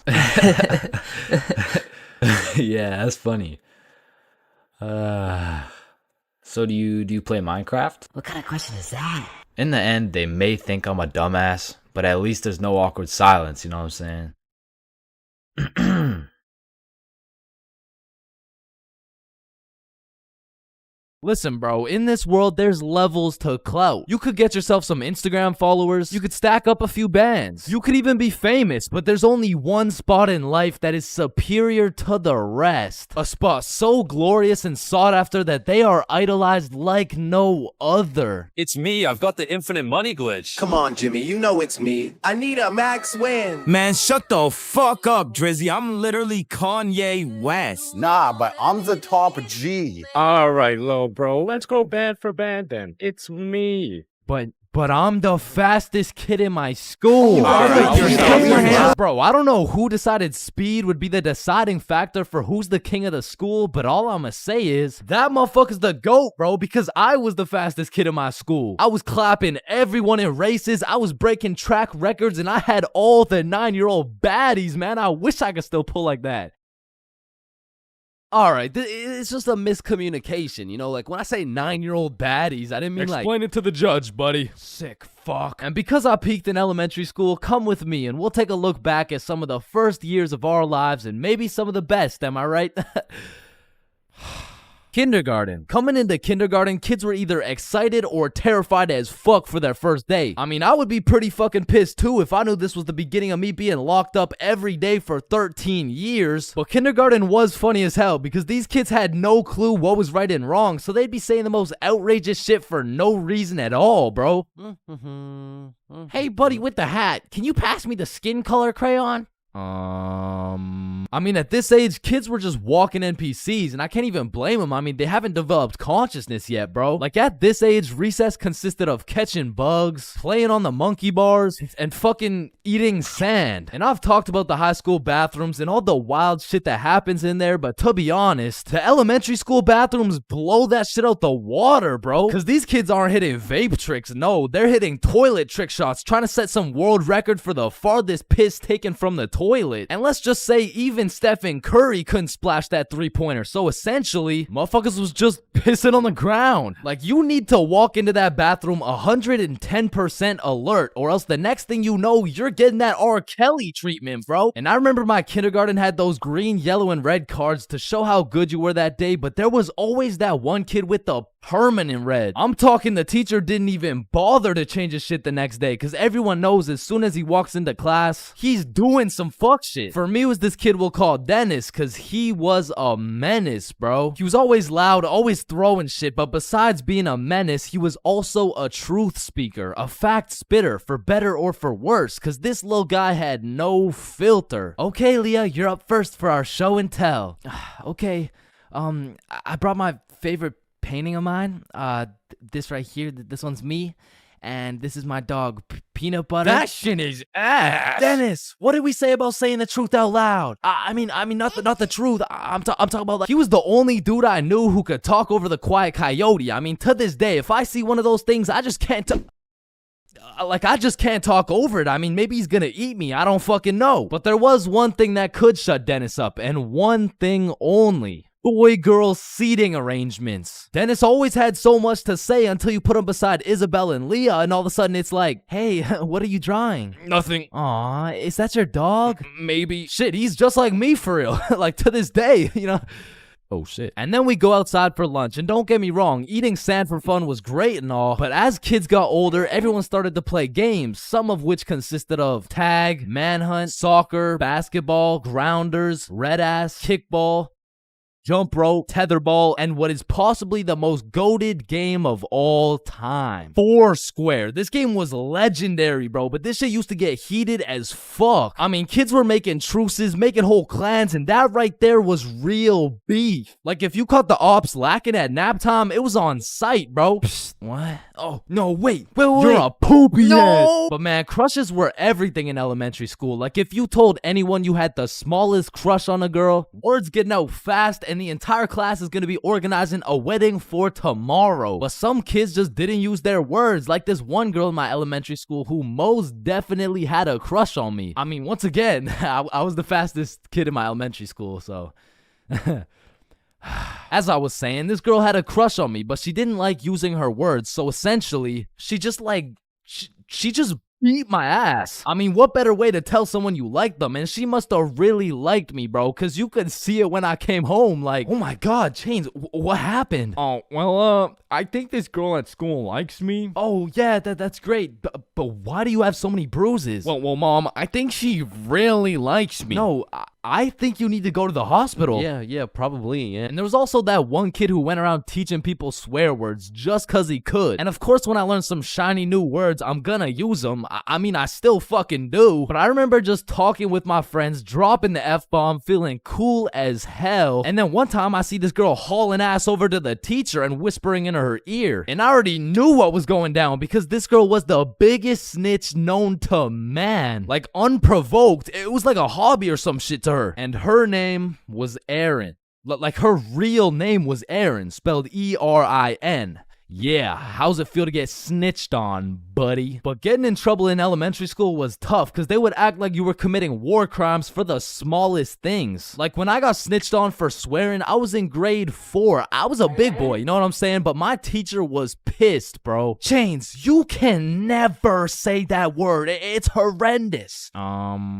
What does horrendous mean? It's not good, okay? Aw, shit, my bad. Chains! Oh, sorry, it's just stuck in my fucking brain. Chains, cut it out right now or you get detention. Okay, I'm sorry. I'm sorry, motherfucker. What? And I'm not gonna lie, the most cursed part of elementary school was the talent shows, bro. Because the teachers expect you to be all quiet and serious and shit, but it was literally a real life try not to laugh. Like, how am I supposed to be serious when Jimmy's up there shitting out Minecraft parodies like it's comedy gold? I mean, at my school, it was less of a talent show and more of a come on stage in front of the entire school and do whatever the fuck you want for 10 minutes type of show. And man, that shit was brutal. It was like watching paint dry. But if the paint was 7 years old and standing on a stage in front of the entire school, nervous as hell, shitting his pants. Because elementary school had some weird kids, bro. Like those kids who used to put glue on their hands to let it dry so they could peel it off. Or the kid who would just straight up eat the glue. Or the weird kid who would secretly take a bite out of every single foam football. Like, how are you that hungry? The kid who only wore shorts through rain and snow. The kid who was mad at everyone for no reason. The kid who wouldn't stop yapping. The kid who always had to flex how strong their dad is. My dad is so much stronger than yours. He can beat up your dad with his pinky finger. He can bench press 625 pounds. Wait, what even is that? You don't know what a bench press is? No. What the fuck is a dad? The kid who thought he was Albert Einstein. The snitch named Aaron lives at 354 Stickman Way. The fake snitch. Bro, you won't believe what I just did. What'd you do? I just put my juice box in the recycling. Get this? With the straw inside. I'm telling the teacher. Bro, chill. Teacher. Jackson? Yeah, can I go to the bathroom? The teacher's pet named Aaron, E-R-I-N, postal code 3310. And of course, the fastest kid in the school. You know what I'm saying? That was me. I was him. I was the fastest kid in my... Man, you could be the 47th president of the United States and you'd still get flamed at school. It's just inevitable. It could be your haircut, your clothes, and bro, even when there's nothing to roast, somebody's gonna try and spit out some bullshit anyways. Hey, yo, why does Carl's face look like Spider-Man's left nut? Yo, I can't see it. Why do you know what his nuts look like? And bro, when I was in middle school, school, all my clothes were hand-me-downs I got from my neighbor, and this motherfucker just didn't want to see me win, bro. Cause I was getting piles of V-neck shirts and jeans that didn't even fit. And not only did my neighbor have no drip, but dude was 10 years older than me, so every fit I made was just a decade too late. And pulling up to school and that shit had me feeling like a rotisserie chicken, the way I was getting cooked at a 360-degree angle, bruh. But my fit wasn't even the only thing that was outdated, cause my phone looked like the first phone ever created. And it acted like it too. I mean, I would have to click the screen 5 times and then send a prayer to the heavens just to turn that shit on. And only real G's know the pain of having to whip out an old ass phone around someone else. Like, I remember this one time a girl came up to me and asked if she could add me on Snapchat, and when I gave her my phone, my shit crashed, bro. I think your phone just ran out of battery. Oh no, don't worry. Sometimes you just gotta. Yeah, here you go. Actually, I have a boyfriend, so Wait, I'm wait, just wait, gonna- no, wait, what the gonna- fuck? And ever since that day, that phone was my #1 op, bro. So much so that the next time a girl came up and asked for my Snapchat, I started fucking malfunctioning, bro. Hey, can I get your Snapchat? No. Oh. Okay. No. It's just cause I don't have Snapchat. Oh, well, what about your phone number? I actually don't even have a phone. You don't have a phone? Oh, well, I did, but then my dog ate it. You know Oh what my I'm saying? God, is your dog okay? Sorry, I don't even have a dog. I don't have one. Then who ate your phone? Fucking I did. Wait, was that? Nope. Like, I do appreciate all the hand-me-downs, because without them, I would be walking through the school butt booty naked. But to be honest with you, if it was a choice, I would have rather been butt booty naked, because these V-necks were straight girl repellent. Like, there's birth control, there's condoms, and then there's V-necks, bruh. Well, shit, I mean, you could still pull a lot while wearing a V-neck, but it's just like... It's just gonna be dudes. And just when you think I couldn't have been more roastable, my mom would be like, "Oh, sweetie, you need a haircut." No, please, mom, no. My mom used to take me to this shop that gave out $1 haircuts, bro, and these motherfuckers were straight speed running these cuts. They'd be asking what kind of cut you want while cutting your hair. And by the time you get to show them the cut you want, your shit is already done, bro. And my mom must have not been tipping them either, considering the fact that every time I went back, the cuts kept getting worse and worse. Until one time, I walked out there with my head bleeding, like I asked for a 2 on the sides, and she hit me with a -2. Now, don't get me wrong, when I pulled up to school wearing the most abominable fit known to man with the atrocious haircut and shitter phone combo, I got my shit roasted, flamed, grilled, sauteed, deep fried, and then thrown into the goddamn microwave. Like the type of flaming that has you going home and just taking an extensive look in the mirror, questioning if you should legally change your name to Albert and flee the country. But somehow, this motherfucker Carl got flamed even harder than me just for being Carl. Like, whenever a friend group is created, there's just one dude selected to be the punching bag for the entire group. And you know, I feel bad and shit, but like...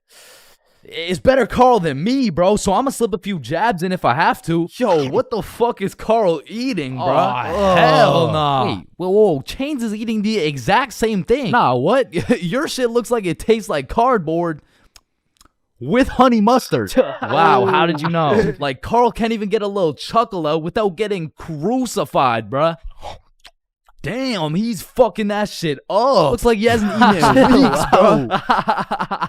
Oh, hell nah, Carl. I know you're not laughing. Yeah, I'm not. You're built like SpongeBob Round Pants. You look like a malnourished Santa Claus, bro. Like, god damn, that's a face only a mother can love. What did I do? Now, getting roasted around your boys is tough, but that pales in comparison to the pain and embarrassment of getting roasted in front of your crush, bro. Yo, Chains, what did you get on the science test? I'm not gonna lie, I got like a 76. I'm surprised you're not smarter with that big ass head of yours.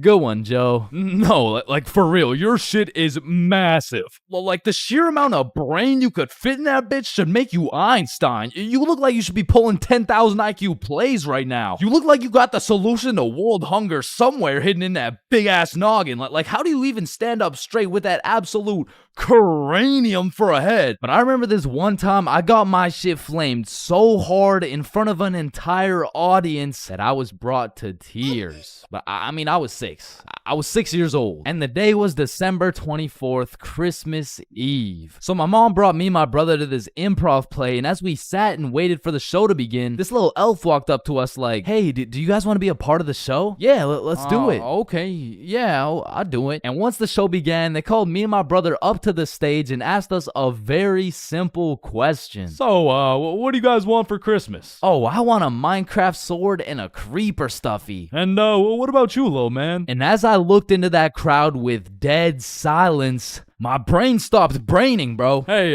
don't worry, it can be anything. Shit. I want, just kid, what do you want? I wanna, man, I wanna, I don't really know what I want. Yo, who brought this fucking dumbass on stage, bro? Get the fuck out of here. Now I'm paraphrasing. I mean, I was 6. I don't remember exactly what he said, but that's what it felt like. And as we walked back to our seats, I was super embarrassed. But as the show started, it was actually pretty funny, and people had probably forgot about it by now. But 10 minutes into the show, a character walks on stage with some goofy ass buck teeth. Yo, this guy looks stupid as hell. Oh shit. And this dude proceeds to absolutely cook 6-year-old me with no remorse. Hey, what's your name? I don't know. What? Okay, how's your day? Day? Day? What the fuck is a day? I don't know. Well, what do you know? No. That's just it. I don't know. I just don't know. Shit, I don't think I know anything. And that shit had the whole audience laughing harder than ever. And as I looked around, my brother was laughing and even my mom was laughing. And it was this very moment that I had hit rock bottom. And at the age of 6, I realized I would be put on this earth simply to suffer. And it made me cry, bro. I cried in the middle of this theater.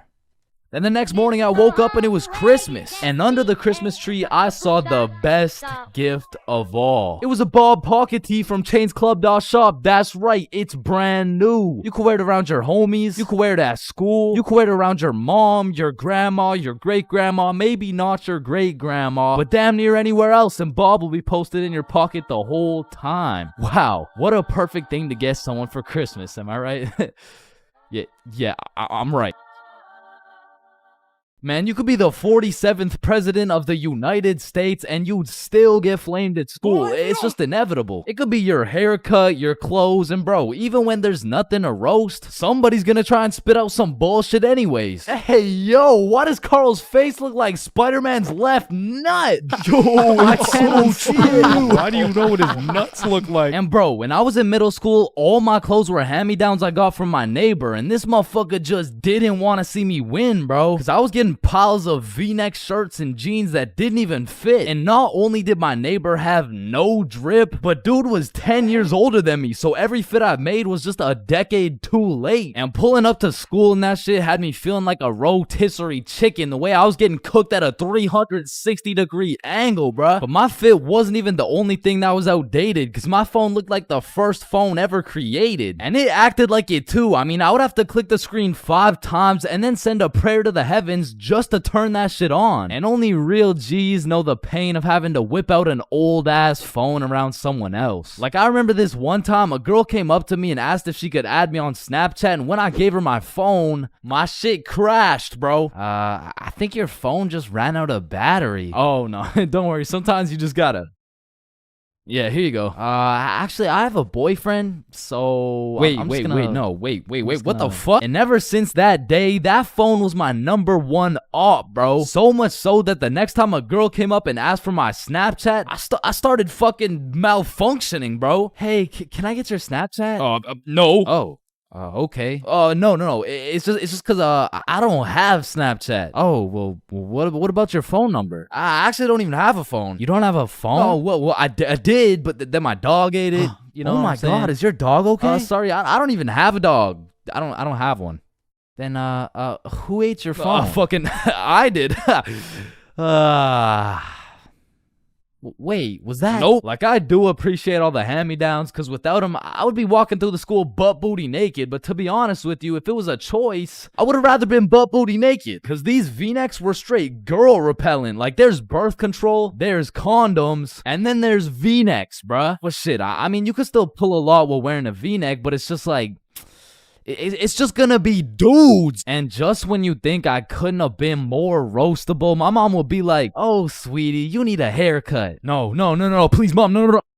My mom used to take me to this shop that gave out $1 haircuts, bro, and these motherfuckers were straight speed running these cuts. They'd be asking what kind of cut you want while cutting your hair. And by the time you get to show them the cut you want, your shit is already done, bro. And my mom must have not been tipping them either, considering the fact that every time I went back, the cuts kept getting worse and worse. Until one time, I walked out there with my head bleeding, like I asked for a 2 on the sides, and she hit me with a -2. Now, don't get me wrong, when I pulled up to school wearing the most abominable fit known to man with the atrocious haircut and shitter phone combo, I got my shit roasted, flamed, grilled, sauteed, deep fried, and then thrown into the goddamn microwave. Like the type of flaming that has you going home and just taking an extensive look in the mirror, questioning if you should legally change your name to Albert and flee the country. But somehow, this motherfucker Carl got flamed even harder than me just for being Carl. Like, whenever a friend group is created, there's just one dude selected to be the punching bag for the entire group. And you know, I feel bad and shit, but like... it's better Carl than me, bro, so I'm gonna slip a few jabs in if I have to. Yo, what the fuck is Carl eating, bro? Oh, hell nah. Wait, whoa, Chains is eating the exact same thing. Nah, what? Your shit looks like it tastes like cardboard with honey mustard. Wow, how did you know? Like, Carl can't even get a little chuckle out without getting crucified, bruh. Damn, he's fucking that shit up. Looks like he hasn't eaten in weeks, bro. Oh, hell nah, Carl. I know you're not laughing. Yeah, no, I'm not. You're built like SpongeBob Round Pants. You look like a malnourished Santa Claus, bro. Like, god damn, that's a face only a mother can love. What did I do? Now, getting roasted around your boys is tough, but that pales in comparison to the pain and embarrassment of getting roasted in front of your crush, bro. Yo, Chains, what did you get on the science test? I'm not gonna lie, I got like a 76. I'm surprised you're not smarter with that big ass head of yours. Good one, Joe. No, like for real, your shit is massive. Like the sheer amount of brain you could fit in that bitch should make you Einstein. You look like you should be pulling 10,000 IQ plays right now. You look like you got the solution to world hunger somewhere hidden in that big ass noggin. Like how do you even stand up straight with that absolute cranium for a head? But I remember this one time I got my shit flamed so hard in front of an entire audience that I was brought to tears. But I mean, I was 6. I was 6 years old. And the day was December 24th, Christmas Eve. So my mom brought me and my brother to this improv play, and as we sat and waited for the show to begin, this little elf walked up to us like, hey, do you guys want to be a part of the show? Yeah, let's do it. Okay, yeah, I'll do it. And once the show began, they called me and my brother up to the stage and asked us a very simple question. So, what do you guys want for Christmas? Oh, I want a Minecraft sword and a creeper stuffy. And, what about you, little man? And as I looked into that crowd with dead silence, my brain stopped braining, bro. Hey, don't worry, it can be anything. Shit. I want,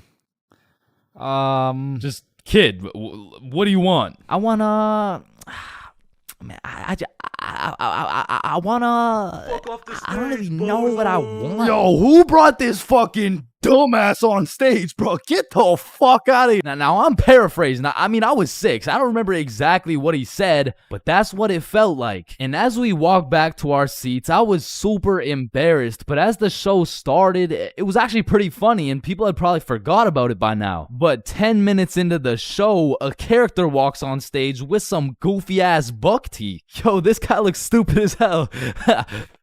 Oh shit. And this dude proceeds to absolutely cook 6-year-old me with no remorse. Hey, what's your name? I don't know. What? Okay, how's your day? Day? Day? What the fuck is a day? I don't know. Well, what do you know? No. That's just it. I don't know. I just don't know. Shit, I don't think I know anything. And that shit had the whole audience laughing harder than ever. And as I looked around, my brother was laughing and even my mom was laughing. And it was this very moment that I had hit rock bottom. And at the age of 6, I realized that I would be put on this earth simply to suffer. And it made me cry, bro. I cried in the middle of this theater. Then the next morning I woke up and it was Christmas. And under the Christmas tree, I saw the best gift of all. It was a Bob pocket tee from ChainsClub.shop. That's right, it's brand new. You can wear it around your homies. You can wear it at school. You can wear it around your mom, your grandma, your great-grandma, maybe not your great-grandma, but damn near anywhere else. And Bob will be posted in your pocket the whole time. Wow, what a perfect thing to get someone for Christmas, am I right? yeah, I'm right. Yo, Chains, I'll pay you $5 if you pull that fire alarm right there. Oh, Yo, run. Chains, do you know why I've called you into my office today? No. You see, that little stunt you pulled has led you to a 1-week suspension. God damn it. What does suspension mean? It means for the next week, you are prohibited from coming to school. Fuck.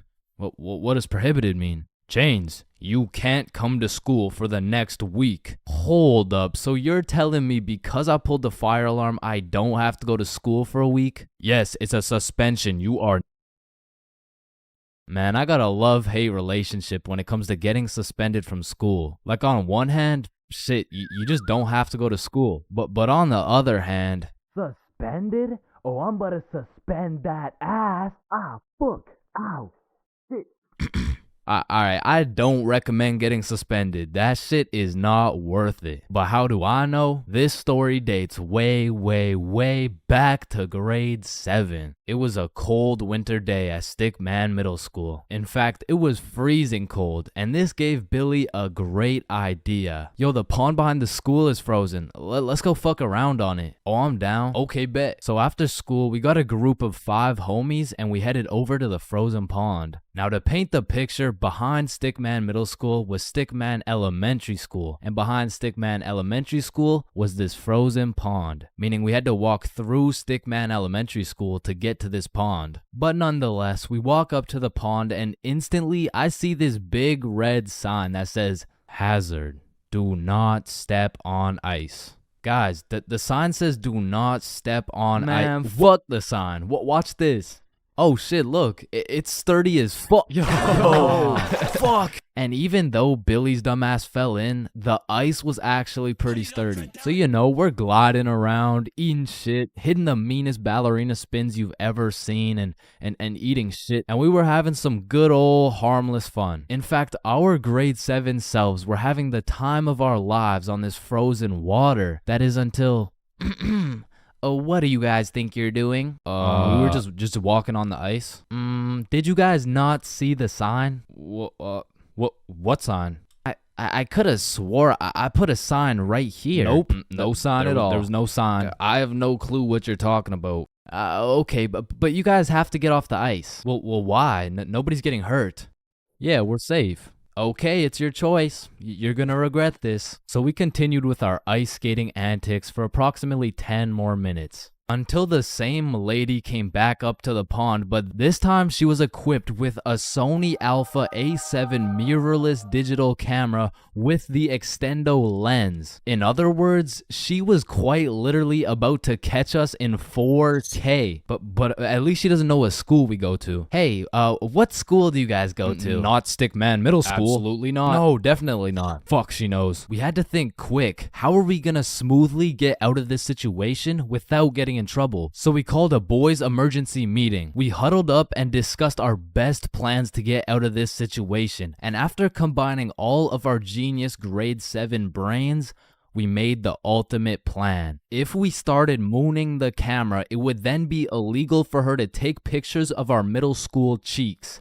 I don't know how this became our best option, but regardless, we put the plan in motion. I mean, me personally, I got a little shy and kept my pants up, but some of the boys were out there going crazy, looking more caked up than Summer Rae. And after a little while, the lady must have decided it wasn't a great look to have a camera pointed at some 12-year-old cheeks, and she left, which means the plan had worked flawlessly. Now, the next day at school, I had completely forgot about it, to be honest, but strangely enough, while I was sitting in math class, I hear the little class phone start ringing. Hello? Oh, yes, he's here. Oh, okay. Yeah, I'll send him your way. Thank you. Chains, Mr. Principal wants to talk to you. And at this point, I should have picked up on why I was being called to the office, but I had complete faith in our foolproof plan of mooning this stranger that the thought of being in trouble didn't even cross my mind. That was until I walked into the office to see every single one of the boys sitting in Mr. Principal's office. But mama didn't raise a snitch, so we started capping our asses off. So, what did you guys do after school yesterday? Nothing. I played Fortnite. I was doing a homework. Don't play stupid with me. I got a call from Mrs. Principal over at Stickman Elementary. So tell me, what were you doing on the pond yesterday? I wasn't there. It wasn't us. I don't know what you're talking about. I don't even know what a pond is. I see. Well, I've got evidence. And as he shows us this undeniable evidence, you can see this dude Billy's cheeks in the corner of one of the pictures. So I slowly look over at Billy, and he looks over at me.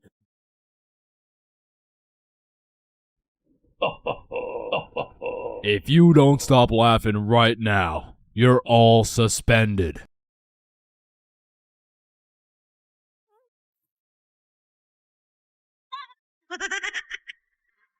That's it. You're all suspended. And as I explained the situation to my mom, let's just say Mama Chains was not happy.